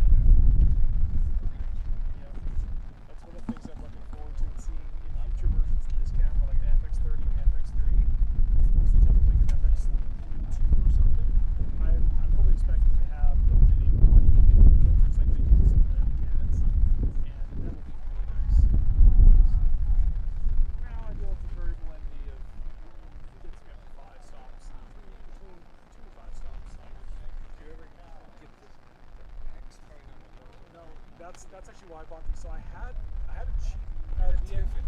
Yeah, I had a Tiffin as well, and that's exactly what I got. I got the stupid X in it. It's constant. It's like I can't deal with this. Like in video, it's especially like YouTube, people don't care that much about that, but it's still annoying for me or other people who know. And that's why I'm like, you know what? I'm just gonna spend the money because these don't have it. Port base 569, going around Beeline, approximately 2.5 minutes to shoot. So Pepper 7 full out to the right. more blue in this direction, less blue in that direction, but it's just not exactly. It's just Copy that, range control, port base 69, going around Beeline. video. 869, start on course.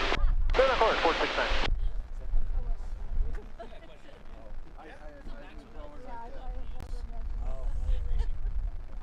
I think it depends per class, but I think it's about 200 feet, and then above that they get called for high. And I'm pretty sure that's what the altitude is. I'd have to check the rules, but it's not high. Yeah, it's not high. They're like it's supposed to be between like 50 and 200 or 300 feet or something like that. So they set the low limit here a few decades ago, because guys used to be flying so low that they would be basically right next to the pylon, like wingtips, like one up on the ground.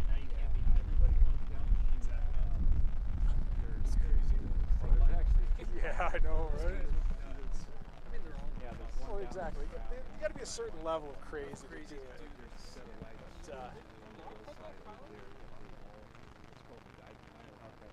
Don't know. I didn't catch that portion on footage. So. Yeah, the radio is running. It's just going straight into the stream. I can hear it through here. So this is my Postmates. Or kind of next Postmates. But it allows me to record it entirely separately, because that's the channel I recorder. And what that lets me do is that at the end of the day, so like on my last night's video, I was able to get just the clean audio of the guys going like, "That's a terrible idea. You screwed that one up. You stay off the course." All that stuff. Still, the best one was a couple days ago where he goes, "You need to touch the paint on the belt." Oh my god! It's flapping off. Yeah. So good. Whoops.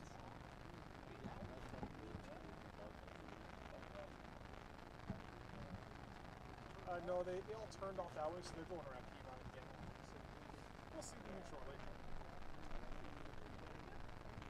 No, this is Sport 1 or Sport 3A, I think. No, this is Sport. Pretty sure this is Sport. 30 degrees turn, Port Races, start bringing it up. That might be what it is on the schedule, but that was Sport just.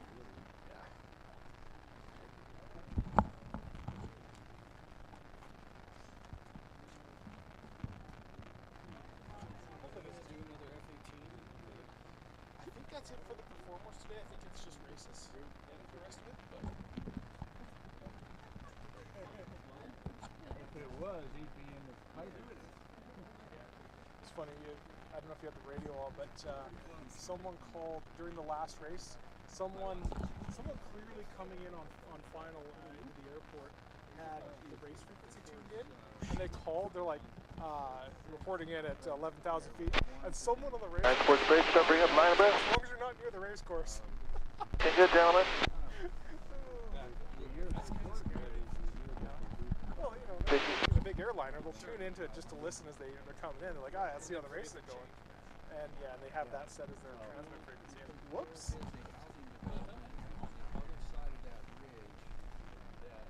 15, can you bring it up?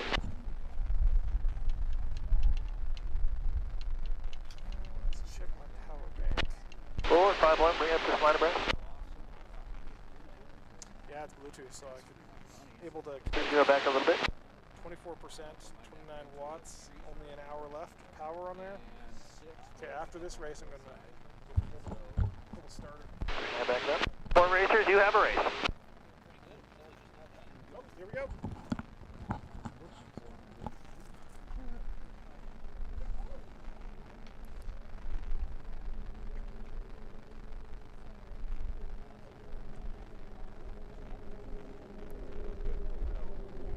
There's Jeff doing his Jeff thing.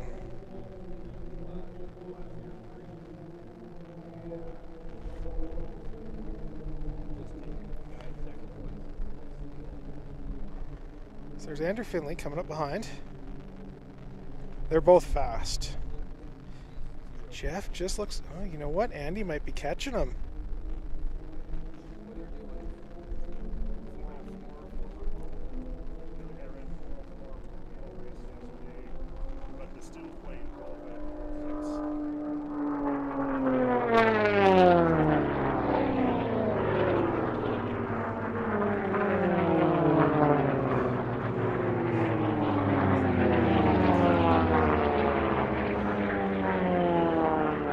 See, Andy's still in clean air, and he's still high.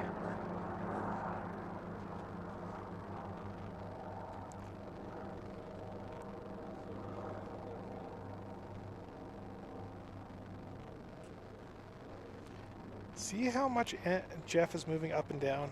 Vertically?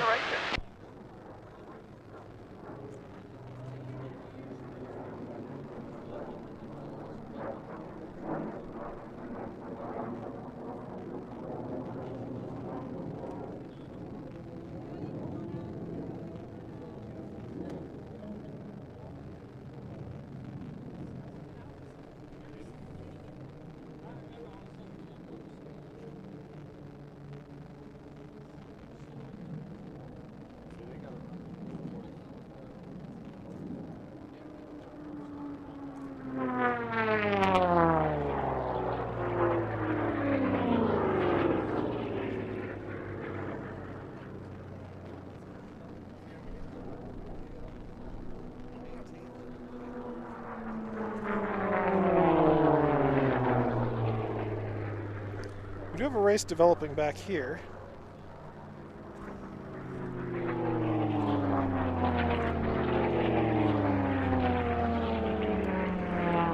That's going to be Sean Van Hatten and I can't remember the other guy's name.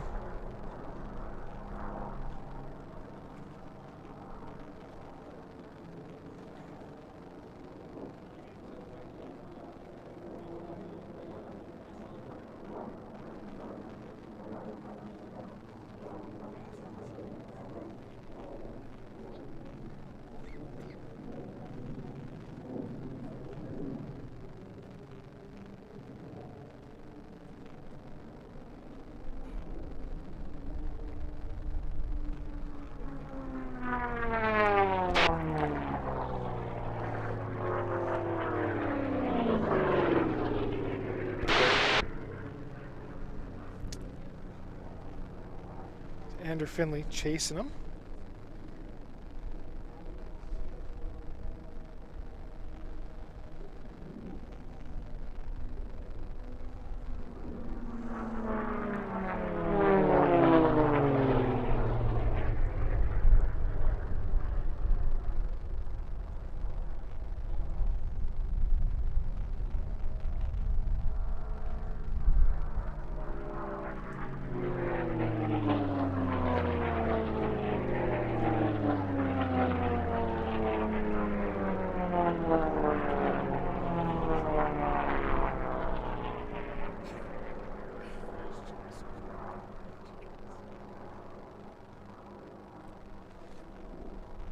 See, Andy's probably holding back a bit for tomorrow's race.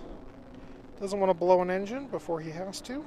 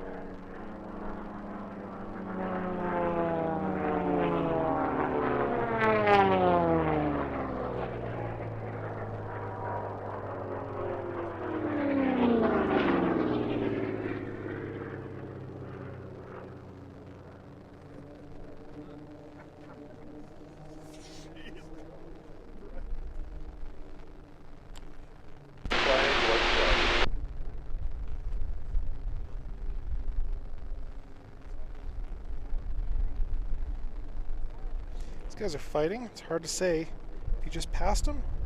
And look at Andy go by him. Like they're not even moving. I'll be nice to Bravo 50.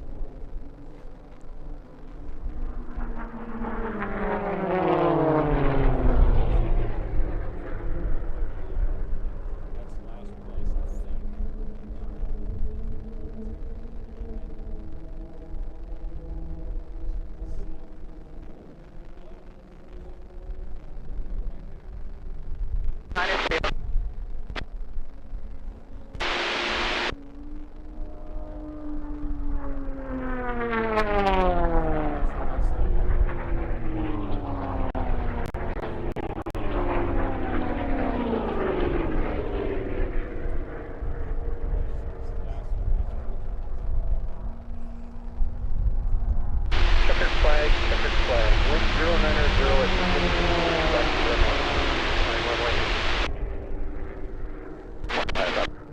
I think he's got him. Close the door. Done. Got him. Good job.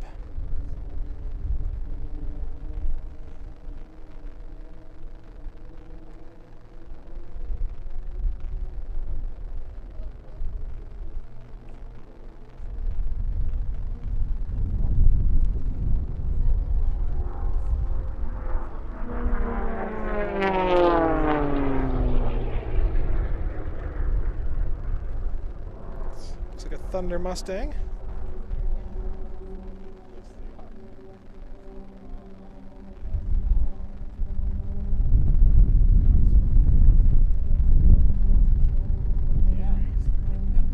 There he is.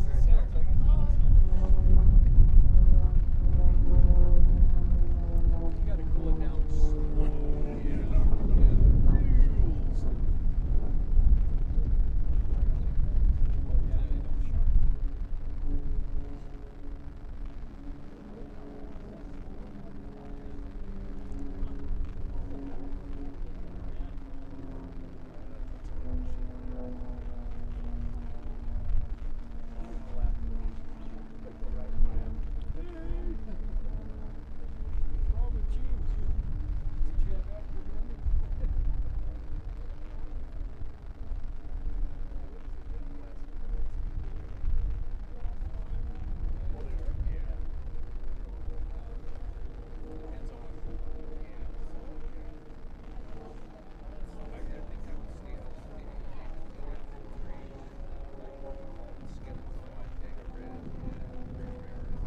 Uh, 30, say your position.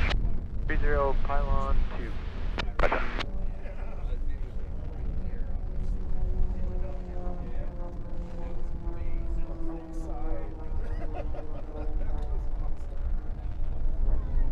Port 51, leaving, cool down.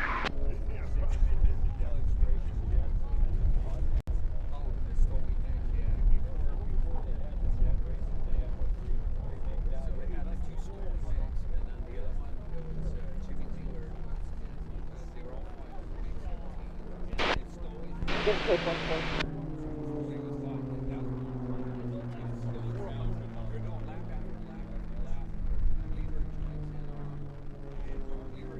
Port 51, downwind the beam.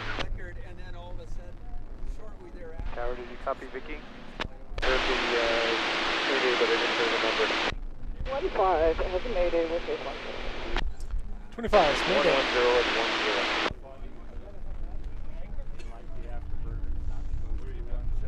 10. Port 51, going up to cool down at runway 8.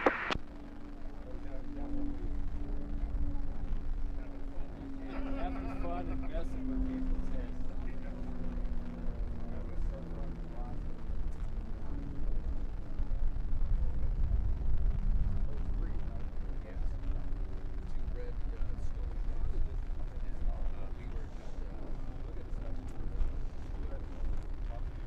Which one's 25?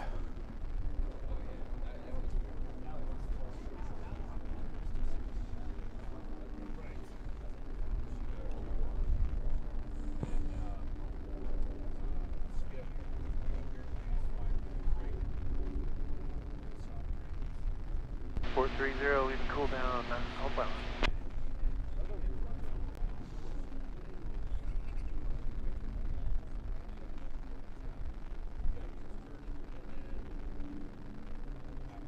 Go ahead of 5, gotcha. Port 51, leaving cool down.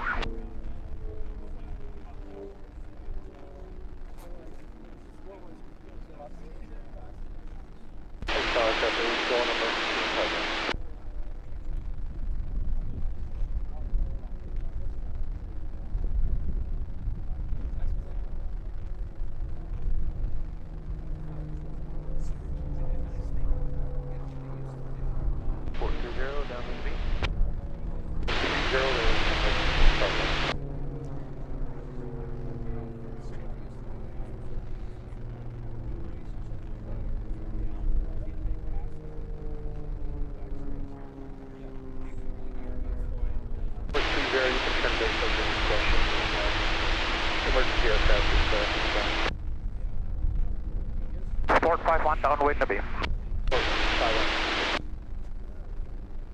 Port 430, base moving here.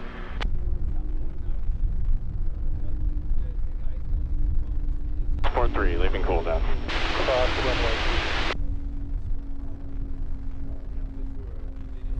Port 15, good, cross runway. 4's got a cool down behind 3. 5's got a cool down behind 4. Port 51, base with the gear. Port 51, clear to land runway.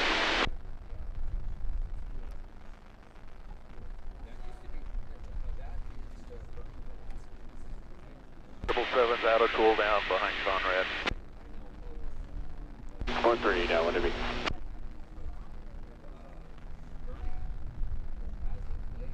Port downwind the beam. All right, I'm going to go and quickly kick on the generator. Yeah, we had there was a mayday at cooldown, but it looks like he's down safe, so that's good. It looks like they're scanning the runway, see if there's any debris or anything. Which is part of their procedure. Okay, somebody else has a mayday that they have to get down for. 1-3, base gear. 3 clear to land runway. Port 39, here, home pilot. Port 4 base with the gear. Port 4 clear to land runway.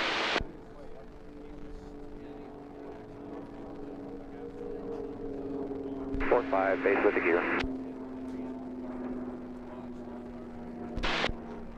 Port 5 clear to land runway.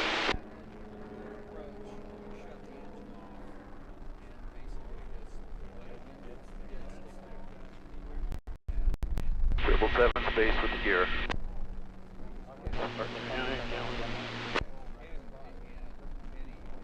Blocked. Triple 7 clear to land runway.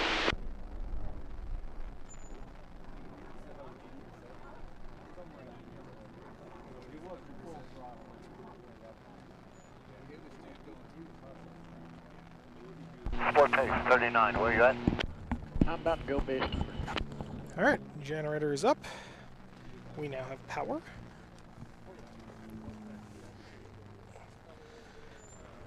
Port 39, base gear.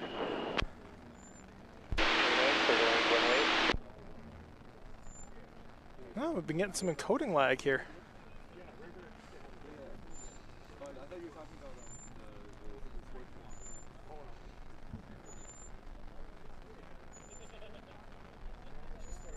Port base 69, leave cool down on the home pilot.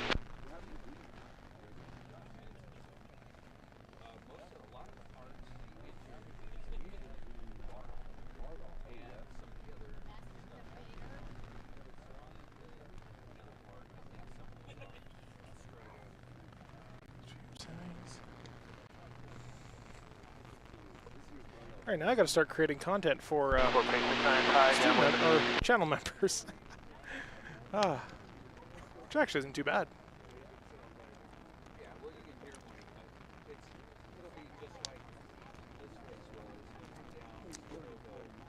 Yeah.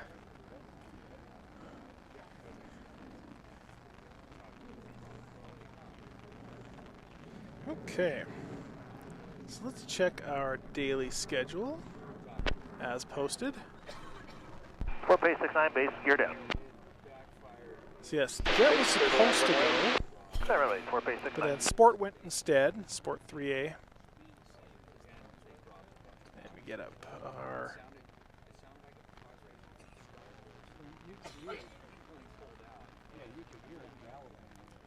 So here's what our schedule should have been. Jet heat, then Sport heat, then unlimited heat. But we did also just see Jet go not very long ago, and we know half of the Jets compete in both A and B. So my guess is they wanted to let the planes cool down a little bit more. F-86 into an ice cream parlor in Sacramento. I think I heard about that. Didn't he... he ran off the end of the runway trying to take off, right? And they didn't... They were taking off from the runway they just didn't have the space for. And just didn't think about it. So it crashed into... It was like a mini mall or something. Killed a bunch of people.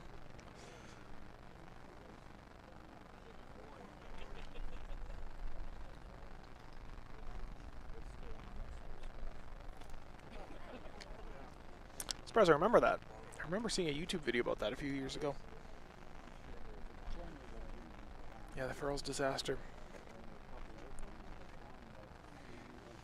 Let's see if I can get this in that direction.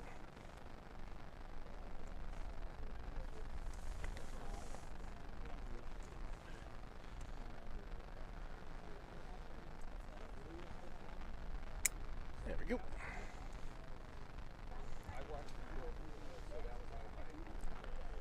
Leech. Who's Leech?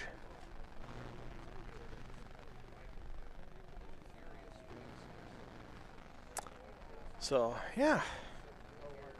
I'm a little bit red, but honestly, I think most of my sunburned areas are turning into not sunburned areas.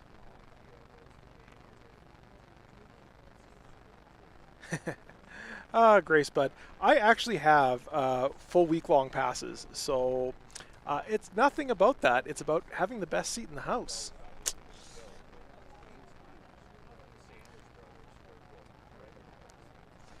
Yeah. In fact, I am going into the venue tonight for a class party, a class, what do you call it, award ceremony. So, yeah, I ain't leeching anything. I am just providing content for people who want to watch from, honestly, it's the best seat in the house. I've had press passes in the past and been out on the pylons, and setting up a setup like this is almost impossible out there. But here, this is fun. Like a poor leeching, yeah. It's not copyright, actually. It's not at all copyright. It would be copyright if I was replaying their broadcasted audio, but the radios, which I am rebroadcasting, is not copyright, nor is what they're doing in the air. Not copyright. So, yeah. We need a mod in here. Should I designate somebody a mod? Who wants to be designated a mod? Okay. All right. Now you're kind of like amusing to me. Now you're not. Let's see. Put user in timeout. Ta-da! Exactly. I'll entertain like some level of whiny trolling, but yeah, when it starts going down like that road, yeah, no thanks. No thanks.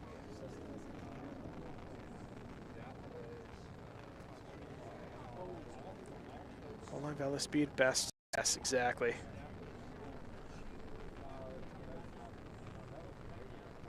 Taking off from the other way this time. All right, we got jets in the air. Control reported, yeah.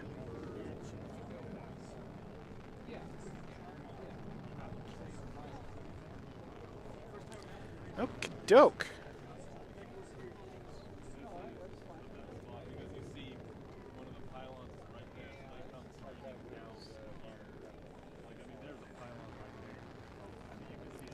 Internet lawyer in the house. Yeah, no kidding.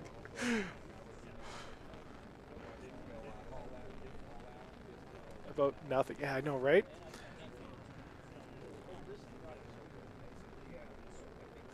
More like Matlock. How dare you watch from outside the venue? It's like I did legitimately pay for an entire week pass, and I had to pay full price because they took so long to get back to me on the press pass stuff. So.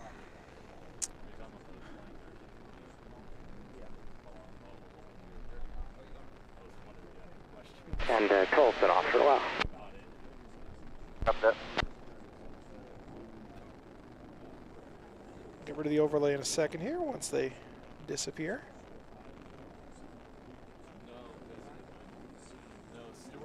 Coming left. He owns the red Super Corsair, but he has it out in Bentonville, Arkansas. It's not up in Washington, but the whole collection in Washington is still there. Yeah, they have the 262 and 60. All right. That's basically full lock there. So let's. They're open now. They reopened on Memorial Day, and because it's just ownership change, business is kind of ground up right now. There's just not. It's not that they're not going to fly. Control jet pay. 3 minutes from the shoot. Going that far, but they've done run-ups on them. Looks like they're kind of. Chris Thunberg got blocked. Yeah, it is kind of green out there, although I think some of it is a little bit oversaturation on the colors. And that might just be a weird setting on here. If I can. No, they've done some work to it, but it's not. Let's. The like old. No, that looks very wrong. Kind of like just unrestored. That one sold out on and then like a pair of. Cool. Amazing. I think, but like those were. So we have our Jet Heat 3A is coming up here.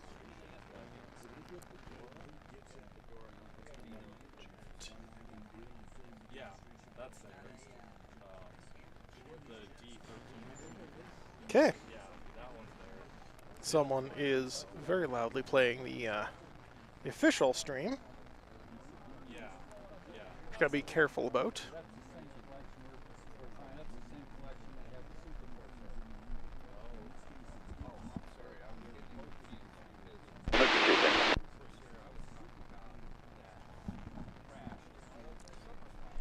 Had to have a pit pass, so I was paid up. Yep. Yeah, I'm always going in there because it's that's where I help my friend out as much as I can.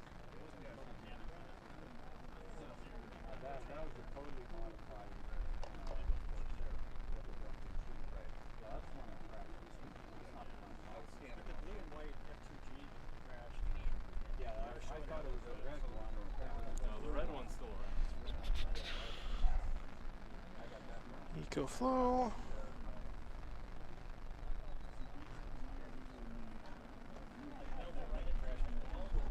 See how the generator is doing.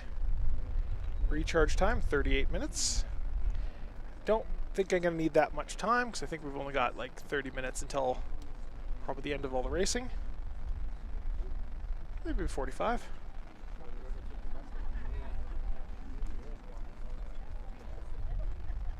Up the green.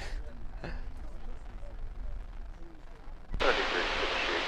Race control jet pace is at the top of the chute, looking clear. Yeah. Okay, flight cleared on course. That'll be cleared on course. All right, cleared on course. That means they're just coming around the back of Peavine and should be down the chute momentarily. Alright, entering the chute, starting the rollout, 7,400, bring it up line abreast. 7,400 line abreast. That's a rock. And Good that's the back of someone's everybody head. line up on 5 and 2-4. 4 keep your distance.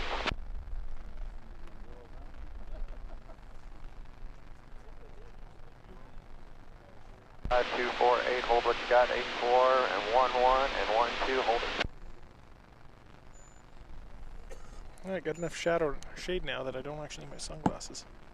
Hey, look what I see. Slightly further forward, 84 forward.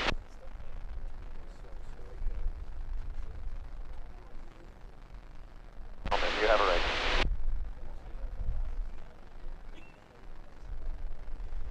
Okay.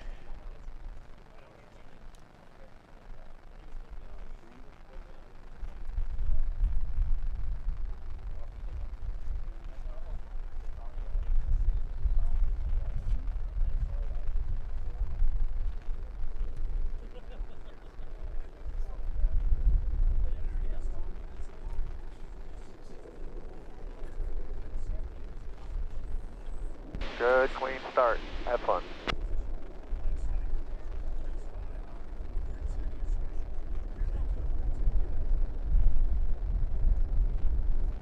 Here we go.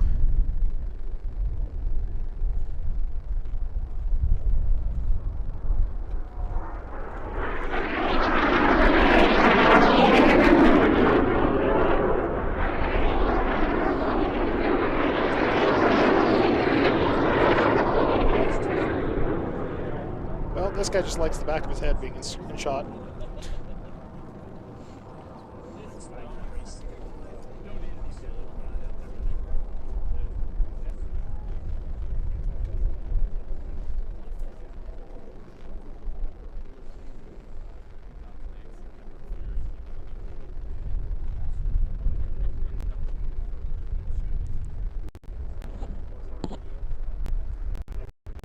First and second are definitely there. The biggest race is actually back here.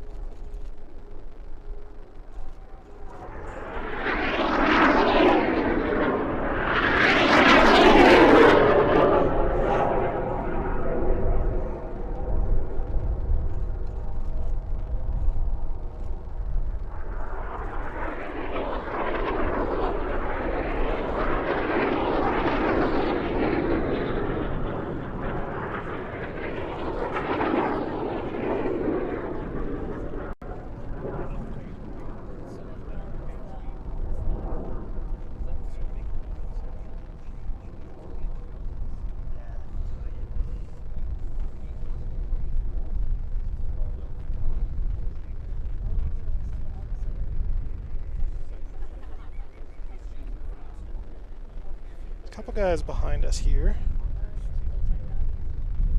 Fairly tight.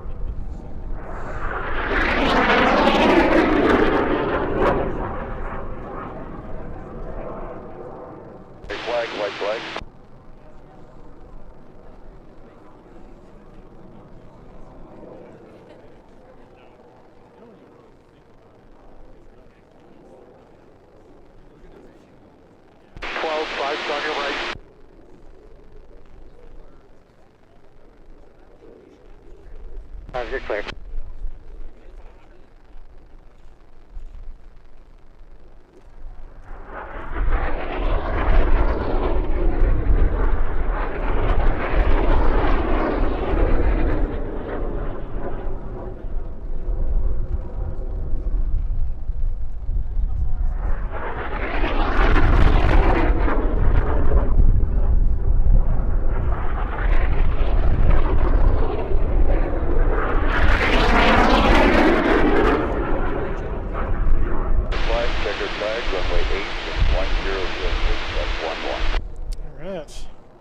Last minute. Behind the grandstand.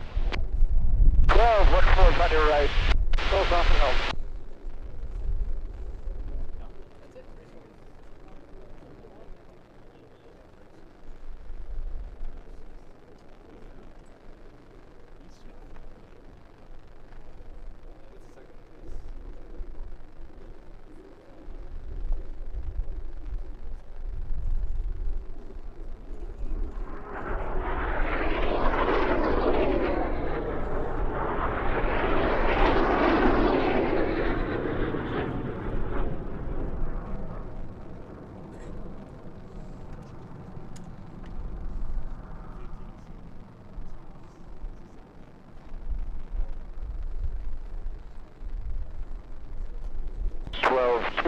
Is that your, about 11, 2 o'clock?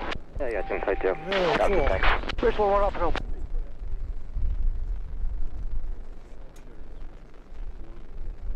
Five had a cool down over their numbers.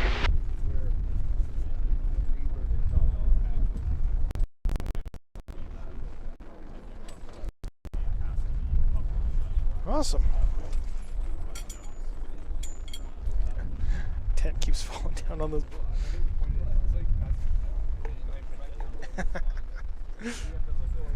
Like I said. Oh, I'll show you guys. 5 downwind beam. It's like the camera's right there. Can't miss it. 1-2's had a cool down over the numbers.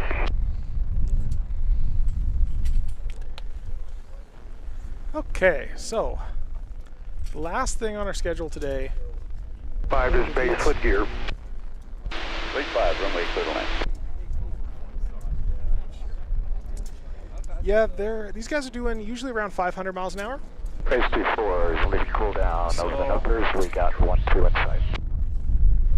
So if we check the jet class, the 3Bs, who went earlier, these guys, they were doing 410, 427, and that's check 2A. They're doing 490, 483, so just under 500 miles an hour, these guys. Base 24 is down on the beam. Yes, exactly. They have a 525 mile an hour proposed speed limit. Base 8 is looking cool down. No sonic booms. 4 is out of cooldown over the numbers. I don't have 8 in sight. Well, it's not just sonic booms that are an issue. Base 1-1 leaving cool down over the numbers. So it's not just 10 o'clock. not just sonic booms that are a problem. The other issue is G-force. So if they go around the course too quickly, they'll have too much G-force on them, on their body, and they risk blacking out like what's his name last year did. No live guns. Yeah, that might be an important one.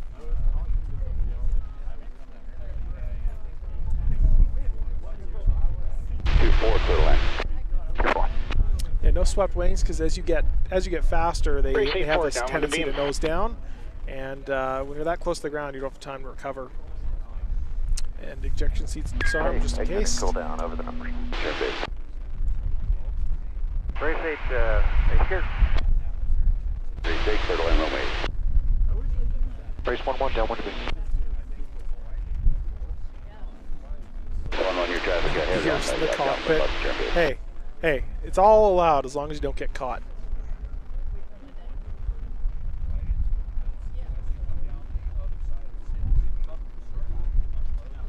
Yeah, the greater scatter distance. base gear. Crash. Base 8-4 runway. Clear to land your traffic. And we've gone back to my time. Yeah, there's a lot of these little kind of side rules as well. Some of them are written down, some of them aren't. But Race 11, airspace gear. 11, clear line, runway 8 traffic, turn the throttle off the race.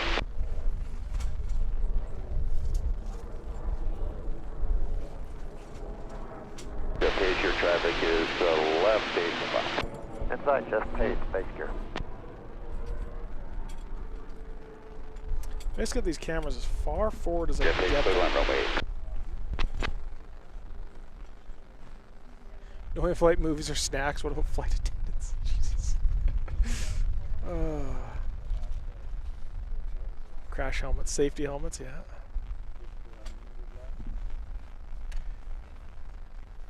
Once again, I haven't eaten anything all day, so I'm starving. It's all right. I'll have some cheesies on the way back to the dinner.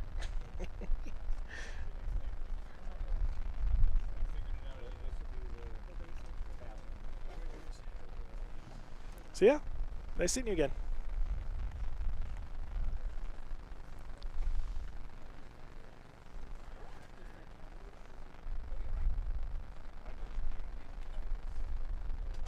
It's like I have the need for speed.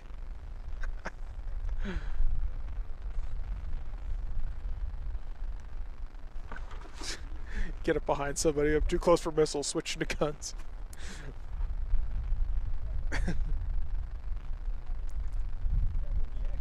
Yeah.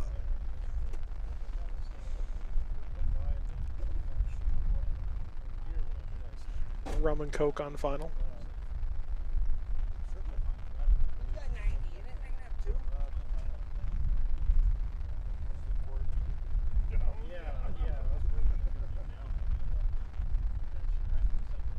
Watch out for the jet wash.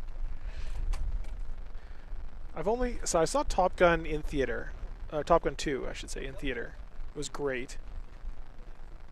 And then I tried to watch it again, but fell asleep halfway through, so I haven't seen the entire second half of Top Gun 2 a second time. So I got to do that. But that was a good movie, surprisingly good movie for considering what other movies are going on out there.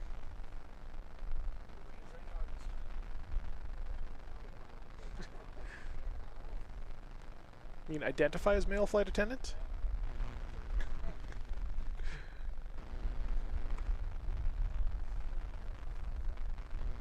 Alright, so let's get our new lower third for the Unlimiteds. And we are 3A, I believe. 3As, that's true. Show that.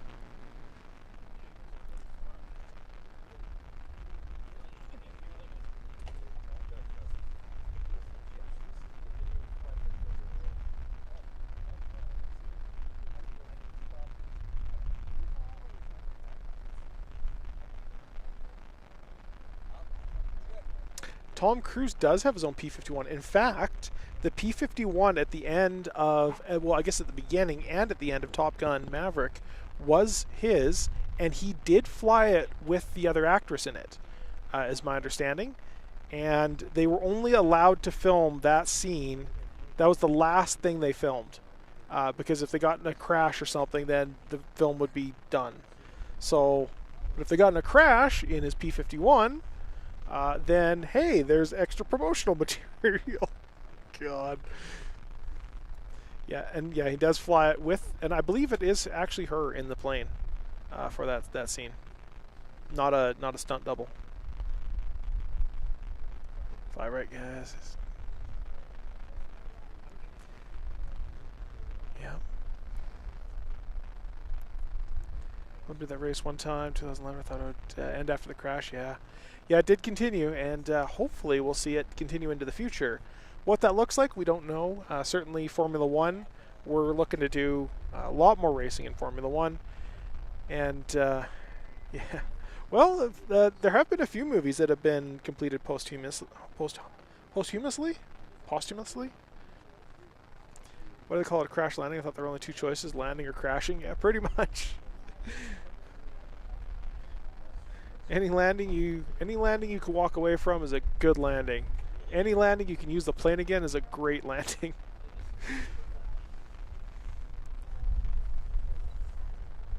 Oh god, Miss A just DQ'd again? Well. Sport Unlimited Heat 3B.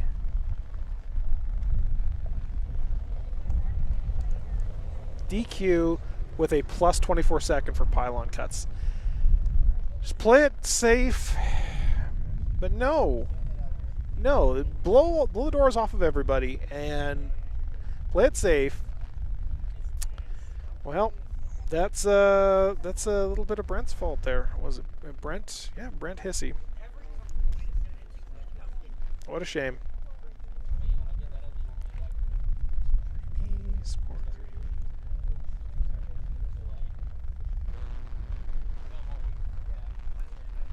View is awesome. Yes, it is. Miss A will not be in gold. Absolutely will not be in gold.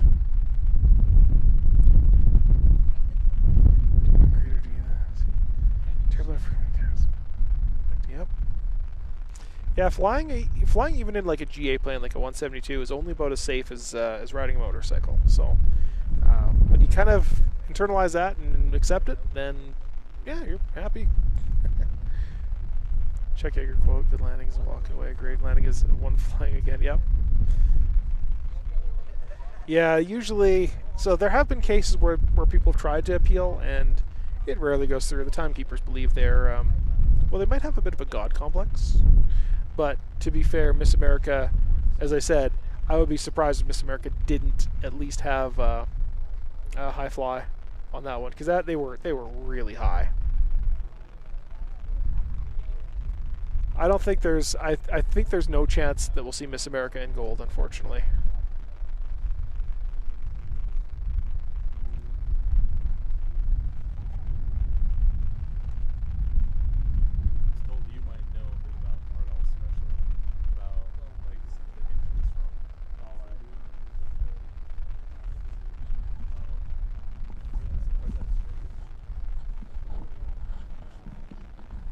I've never actually flown in an ultralight.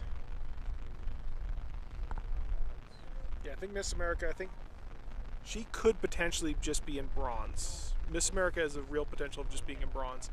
I don't know if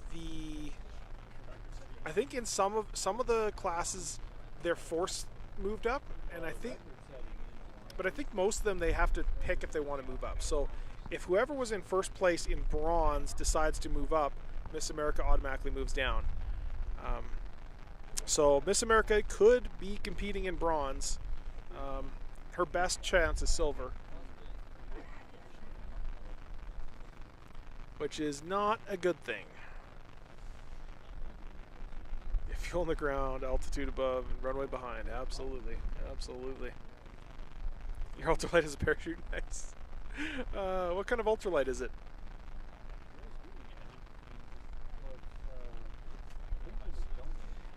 Yeah.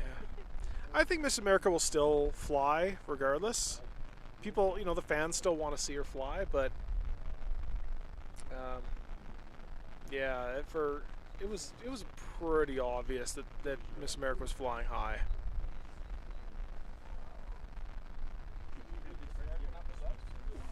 Miss America got a DQ. Yeah, for high flying and apparently 2 pylon cuts. Yeah, that's the one you saw over here. Yeah. So Miss America, the best chance she's got is silver, but there's a probability that someone in bronze moves up and she moves down, and Miss America might be flying bronze tomorrow.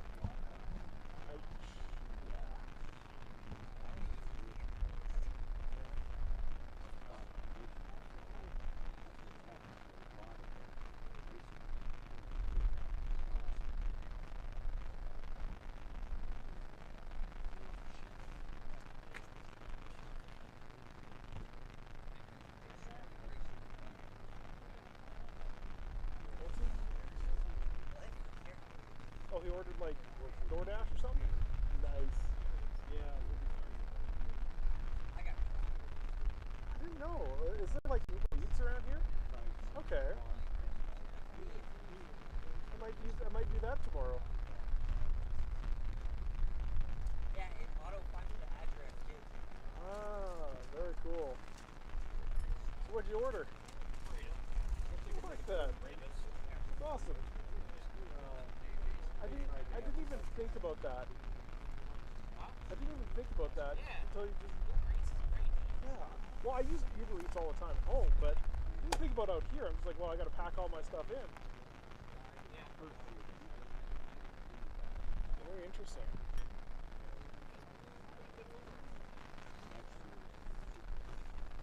As long as it takes them, less time than it takes to cool, you're good to go.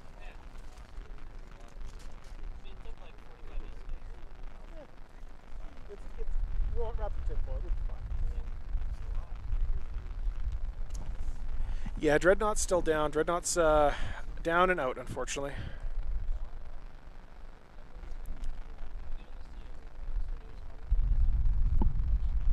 Alright, I'm going to shut off the generator so we can get some cleaner audio for the unlimited takeoff here in a moment.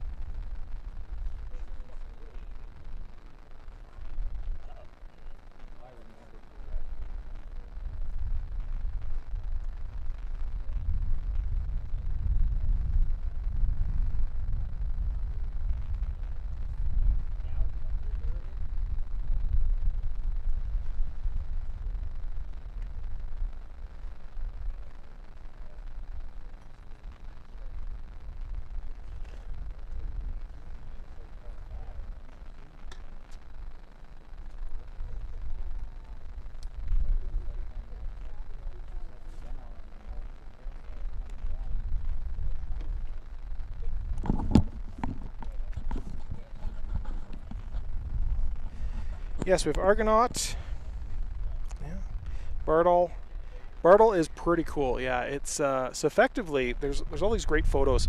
So the guy who owns Voodoo decided this year that he did not want to run Voodoo, and the guy who owned Bartle said, "Tell you what, you don't want to run that plane. We'll take it all apart, take all the cool performance parts out of it, and put them in my plane." And he goes, "Sure, go for it." So there's all these great photos of Voodoo completely ripped apart, Bartle completely ripped apart, and all the parts moving from one to the other. Now, Voodoo would still be faster than Bartle because Voodoo also had a whole bunch of aerodynamic mods that Bartle simply doesn't have. So, double check that I'm still recording, and I am. Yeah, got an hour and 46 left on that card, which is good.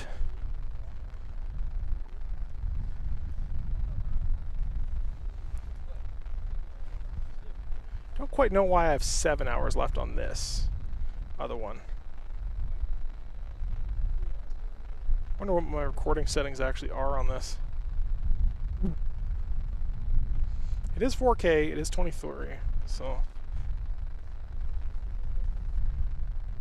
50 megabits, 420. Oh, that's probably what it is. You know, I'm probably running a low bit rate. I am. I'm running 420 instead of 422. And I'm only running...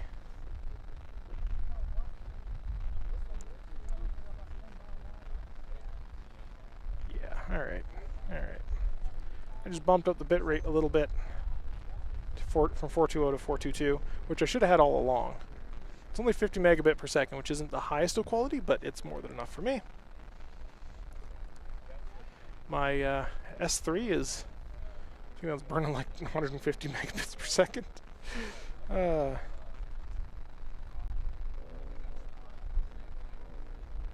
old checker flag, yeah. Ah, very close, yeah. Yeah, Voodoo got donated to Planes of Fame, yeah.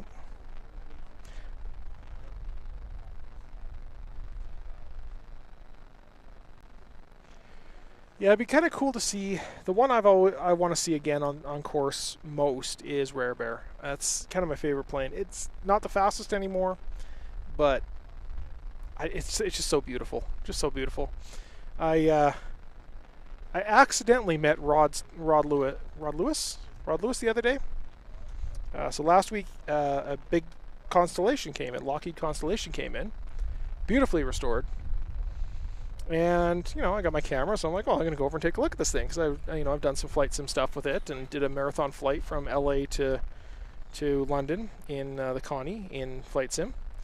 So I'm like, well, I'm going to go get a bunch of video of this and video inside. And I just walk up and ask the guy, hey, can I get a tour of the plane? He goes, yeah, sure, why not? So go take a whole bunch of looks, look around inside, and shake the guy's hand and go, what's your name? He's like, I'm Rod Lewis.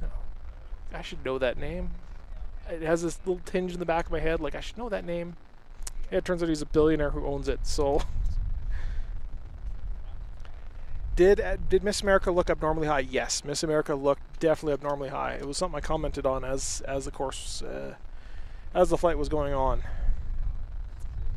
So, yeah, definitely looked high. We had other people around here as well that were mentioning that we thought we saw a cut. So, yeah. We think that it's unlikely Miss America would win a challenge on that one. As much as the fans would want it, you have to earn it in Reno. You can't just be given it. So, it's unfortunate, but I don't think there's much of a chance we'll see a Miss America in gold.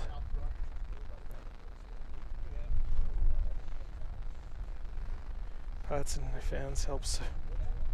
Severe overloads, yeah. It might be a little difficult to do yoga in the cockpit, you know. Engine out. Time to do some yoga to calm myself down before I deal with this emergency. Might not work so well.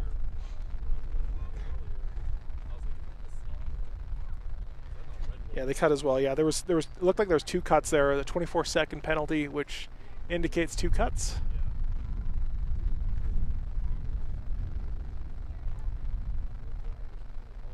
So we're just waiting for this 3A heat to happen. Nothing happened on the radio quite yet. We haven't seen anything. They might be doing some weird duck walk thing like they do. Usually they wait for the duck walk for tomorrow.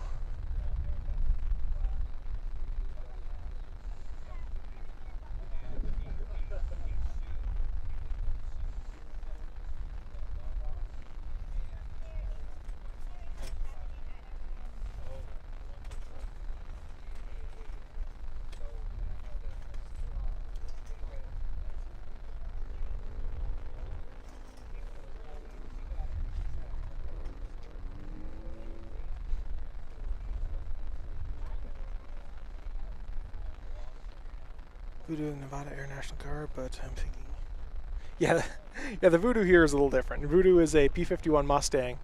For the past few years it's been painted purple, but in the past it's been painted white. Yeah. Well, we all kind of had this inkling that Bardol was going to win. It's just, we were hoping Bardol would have a solid challenge. Bardol was definitely going to be the fast. You know, we were waiting to see what it would do, and out of the gate for qualifying was faster than Dreadnought's ever qualifying time, and then it went out and set something even better. And it's unfortunate we saw Dreadnought blow up, and then we saw Miss America keep fumbling. So we would have liked to see a real serious challenge in that end, but Bardol is still going to give us a good show. They seem to be dedicated to giving us a good show. They weren't even supposed to fly on Thursday because they got a bye, but then right after the race they went up and did some test flying anyways. They just giving the crowd what the crowd wants, and I got nothing but respect for that. Yeah, Miss America looks pretty good.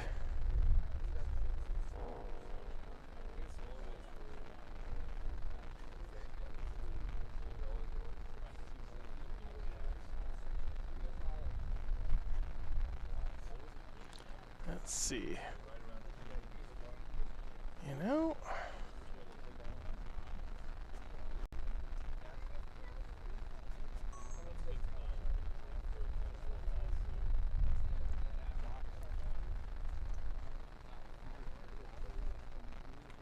it's a bit dark. 6.3. Why can I not change the time value? I can change the time value. Hey, look at that. All right. We're going to bump that down a bit so we can get a little bit more in focus. So we were below our thresholds. Double check this bad boy's not flashing. It's not.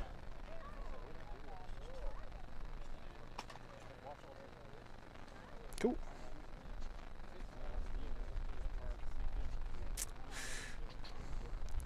Yeah, Section 3 really does stand out, don't they?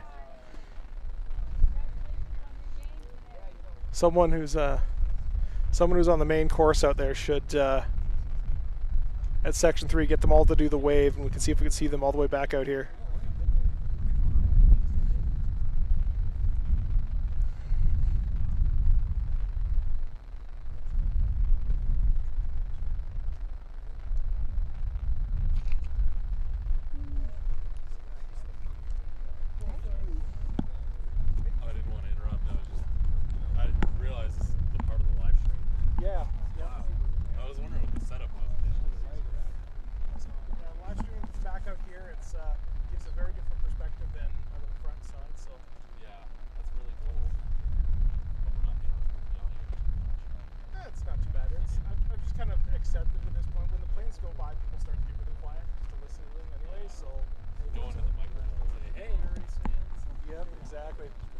Days ago, we had one guy who was out here and he was talking about kind of gruesome details about plane crashes, and we're just like, we don't want to hear this. Yeah, no, it's not at all. Exactly. So where do you guys have your setups? You're set up here, they're set up. Yeah, exactly. There. So I'm independent of them, so completely independent of them. So I'm doing my own live stream. We've got about 100 people watching right now. So. Oh wow, okay. So you're not affiliated with the Air Races at all, then? Okay. No, not at all. So this year I was supposed to. Most years I get a press pass, but this year they're like, no, we don't have enough press passes. There's too many press people. And then they waited forever to give me that information. And then finally, when they did tell me, the next day they said, oh yeah, but you could buy an insider pass for it's like a spectator pass for $12,000 for the week. And I was like, no. So instead of giving press passes out, you're selling them off. And you're just waiting for the FAA to give you permission to do that. It's like, okay, you do you. So I decided, you know what, right then and there, I'm like, I'm going to do my own live stream. I'm going to do my own whole event of it and make a week of it. And I've been sitting out here since Wednesday. doing a whole bunch of footage inside the grounds earlier in the week. Oh, what's your YouTube channel? It's just my name, Brian Murray.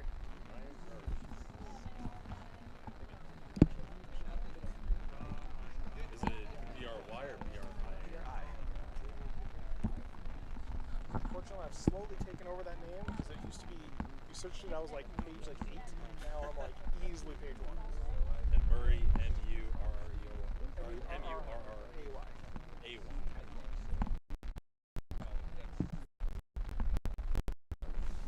Definitely check out your show.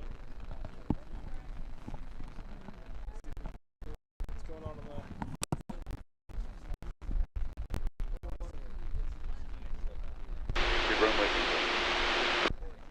Waving now.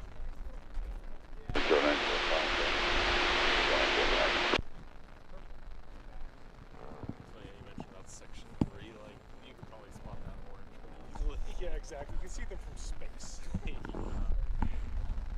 I shot some footage last year, and I was playing around with my footage, and I'm like, man, they're so saturated. Like, what's going on? Like, I broke my footage. Like, nope, this is just what color they are. They're just a very bright orange. TVM or something up there. They're just like, come on, I want to see the Unlimiteds. Yep. That would be a pretty good vantage point. That's if this place is getting a little too busy, we'll see. Tomorrow might be a little chaotic. We'll see. My backup plan is to go up to the top of Peavine and get footage from up there. Where's Peavine? It's top of the mountain over there. So it'd be a pretty interesting vantage point. But That would be. I kind of like getting the sound of the airplanes more than I like, going up and getting the full vantage point. So Can you drive up there? Or? yeah, I did a few days ago when I was scouting positions. So I scouted this one. There's another really great spot back on the backside over there. I don't see anybody parked up there though. It's actually maybe one or two. Pretty negligible. This place is kind of the hidden gem. So tomorrow is going to be chaos. I get here early, set up, and then races end. Everybody leaves because everybody's just got 1 or 2 cameras or something. And I sit here for a half hour, 45 minutes, stacking it all down again. Nice. But, Not burning up sound for your Wi-Fi. yeah, we got Starlink sitting back over there. So Starlink sitting in the corner, battery generator, regular generator.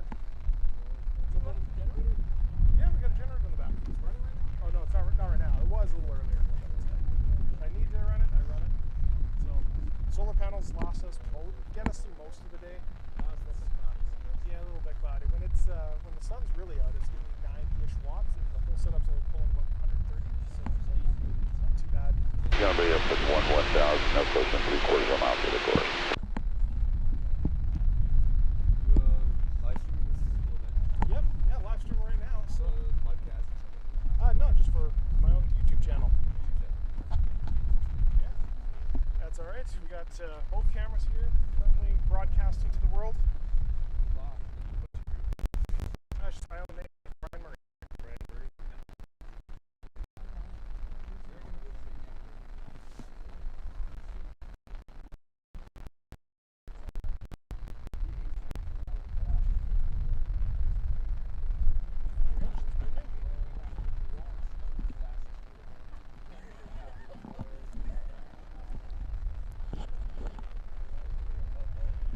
Don't see anything, but doesn't mean nothing's happening.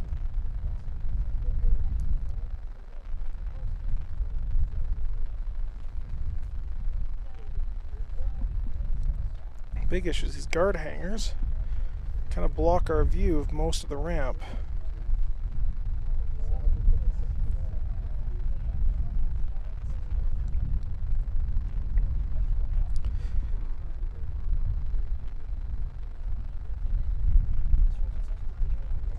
So that there in the center of the screen right now, that is the Reno Air Race hangar. That's one of the Formula 1 guys are. So everything is between there on the side. But then all these hangars are between us. You can kind of see through there.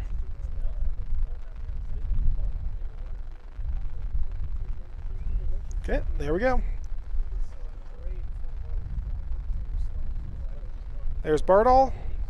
There's the pace plane.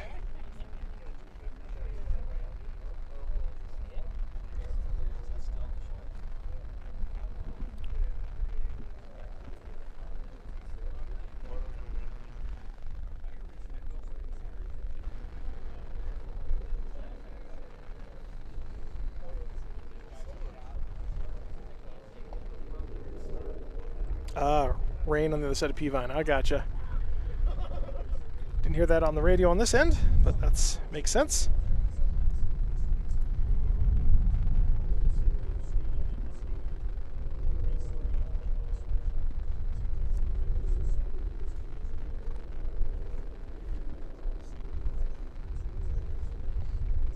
That looks like all of them.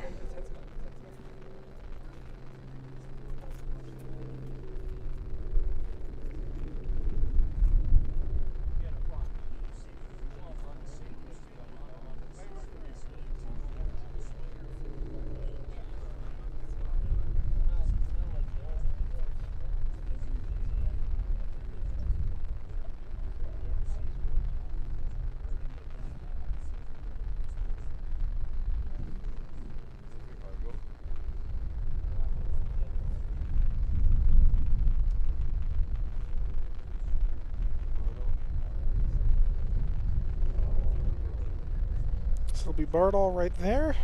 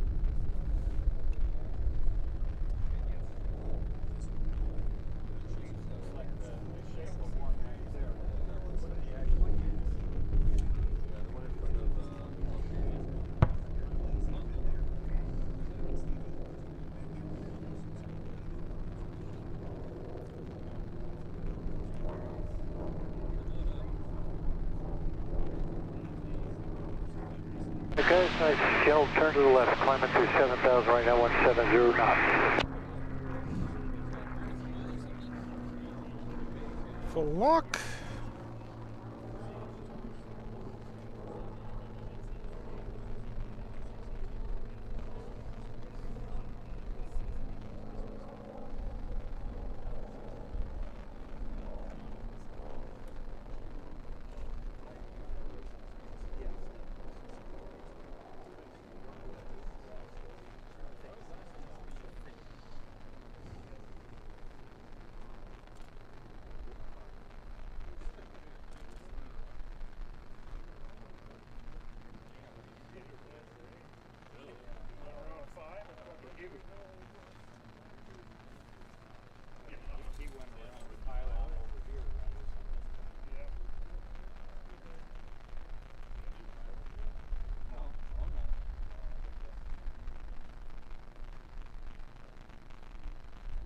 How you doing, Dan?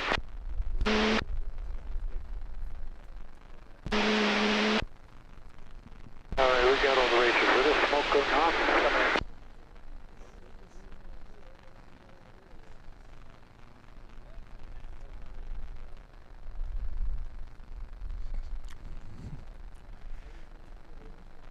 Now we just wait.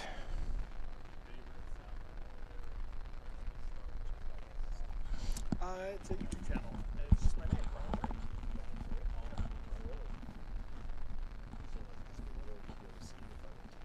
Absolutely, yeah. It's broadcasting live right now. Maybe 100 or so people watching. So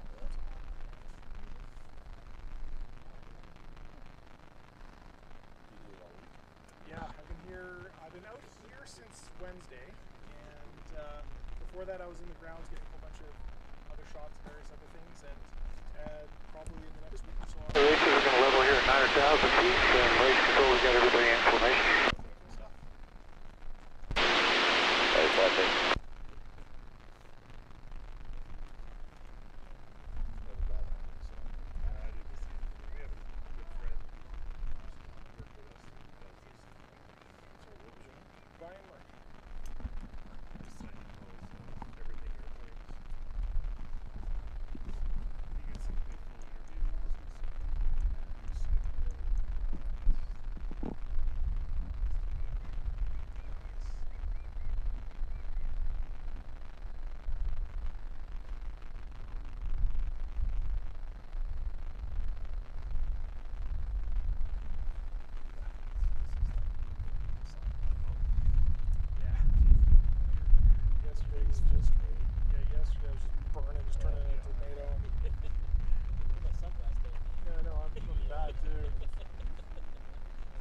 Staring at the sky all day. Yep, it's worth it. It's worth it. So worth it. Told my roommate I'm about to put on a ball of climate. You can have the can. There you go.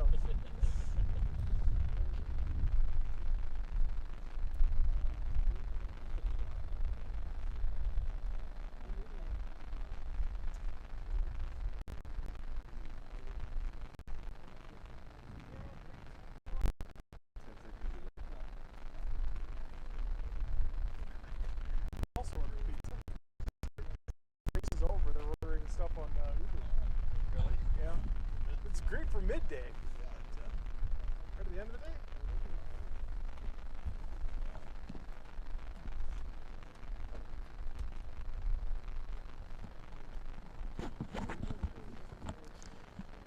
All right. See if we can hear them on the radio.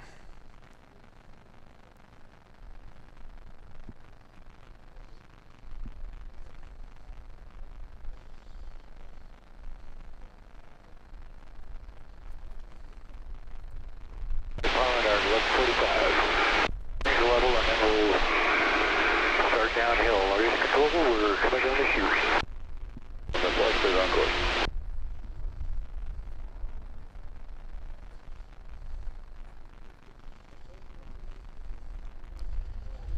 Okay, so we go down we go. Thought I saw them, but it's just a flock of birds.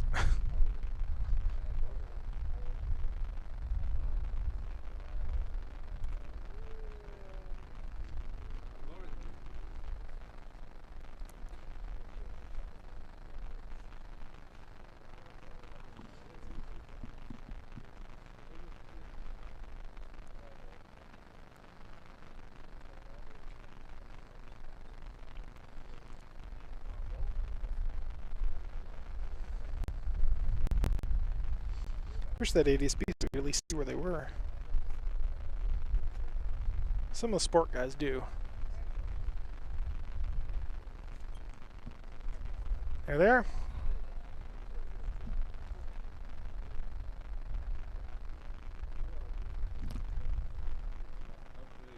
Ladies and gentlemen, we've got a race.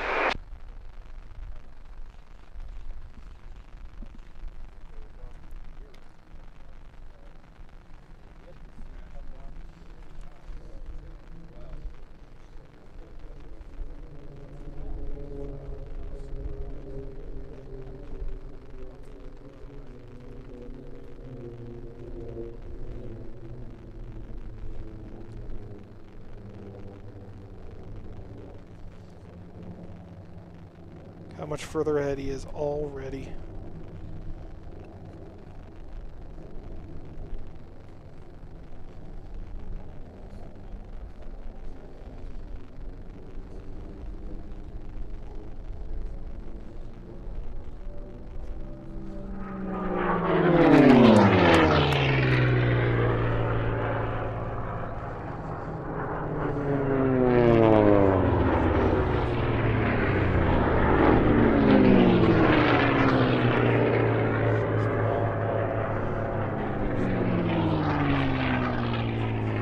We might still have a really good race here for second and third.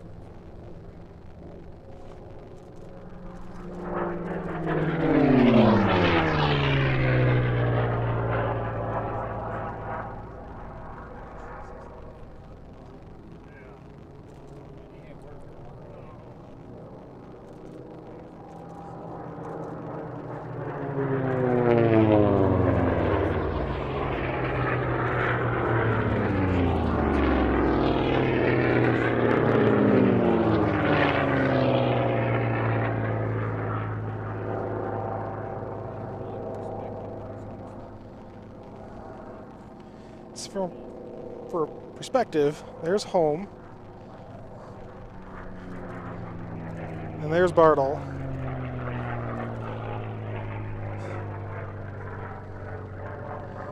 Just tearing up the course. Look at him go.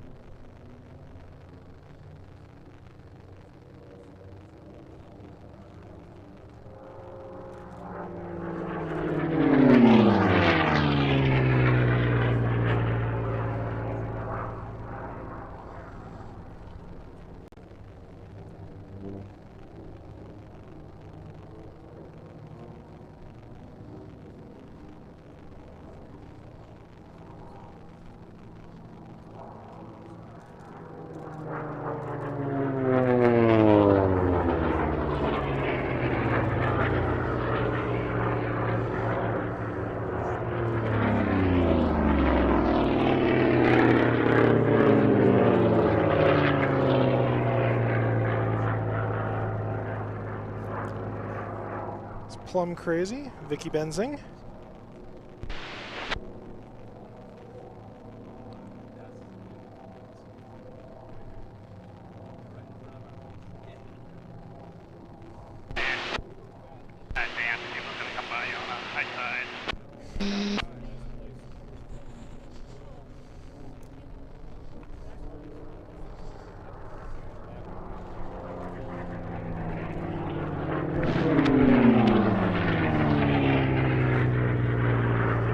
Like he's standing still.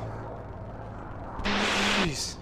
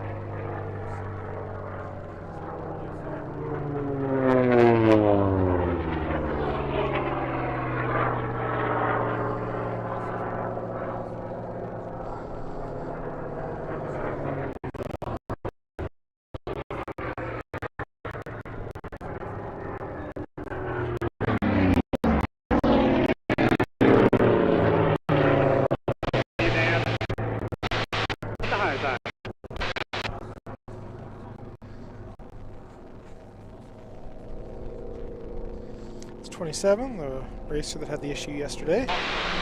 Okay.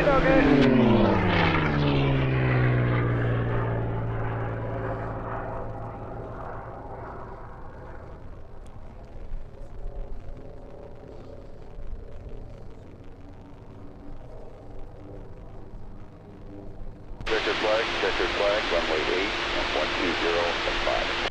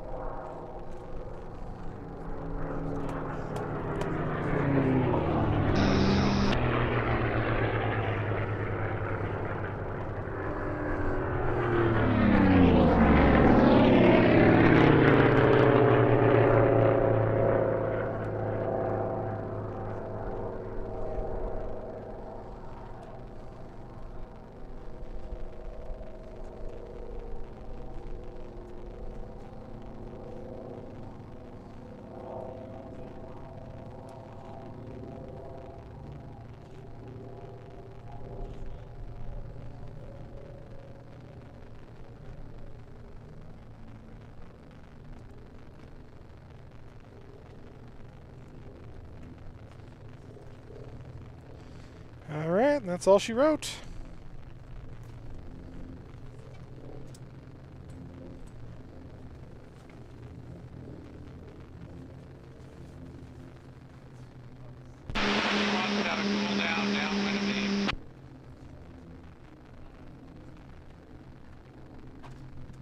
Race control, can you send the wind one more time? Road 4.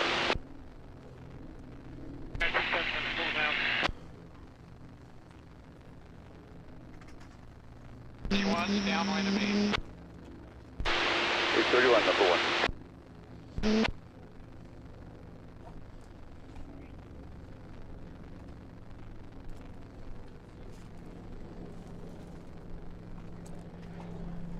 Cool.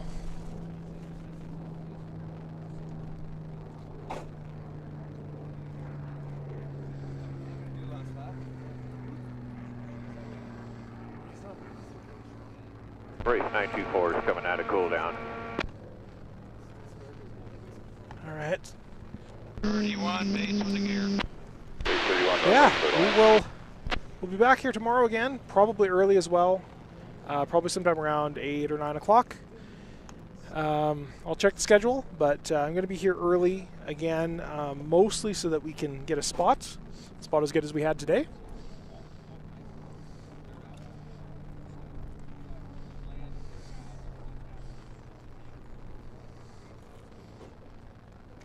And I'm going to stay streaming here for just a minute until we see all the planes down, because yesterday we caught some great footage of that tail flapping in the wind on a recovery there from the Yak. So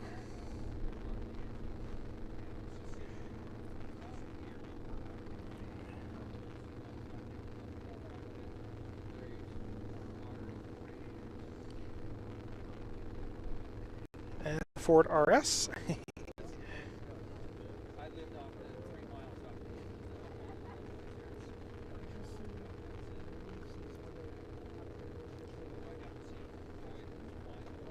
Race 924 is downwind of beam. 924, number 1.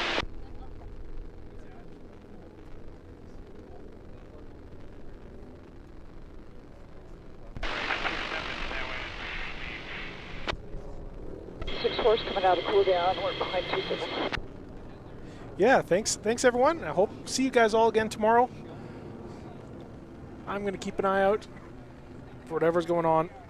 But yeah, I got to pack up and I got a dinner here in exactly an hour and a half. So I should have enough time to get there.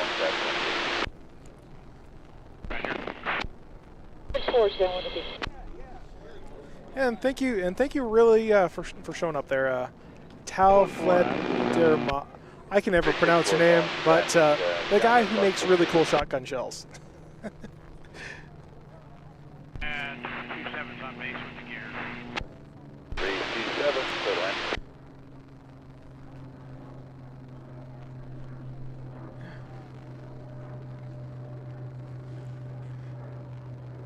Six fours, base of gear behind 27. 364, runway 8 to left.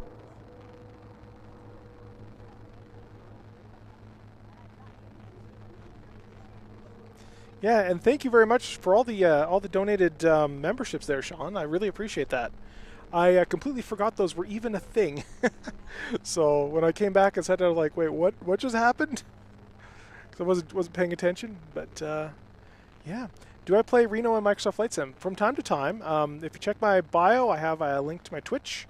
I do a bit of that when I'm back from Texas in kind of mid-October. We might do some Reno streams. So yeah, if people want to join in on that one, I'll post a bit about that on there. But yeah, very cool. Very cool.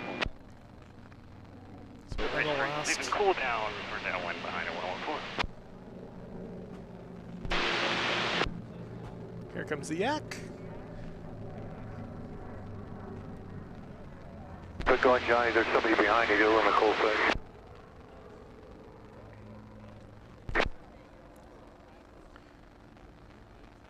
Vicky, stay on the left, Vicky. I think they do private lobbies now. I know Microsoft was trying to do a bit of that. I might go and try and find CD tomorrow after the whole thing. I don't know. I think the Microsoft guys tend to leave fairly early, but I know CD a bit. I would have liked to go for dinner with them. A couple years ago, we had a dinner booked, and unfortunately, I was not able to make that. Because I was double booked that night. I think I had what was it, I guess, awards dinner or whatever, awards banquet. Bartol still high, way, way high. Cooling down. Cooling his jets. Race 3, start base with gear. Race 3, clear line. And land runway, race 3.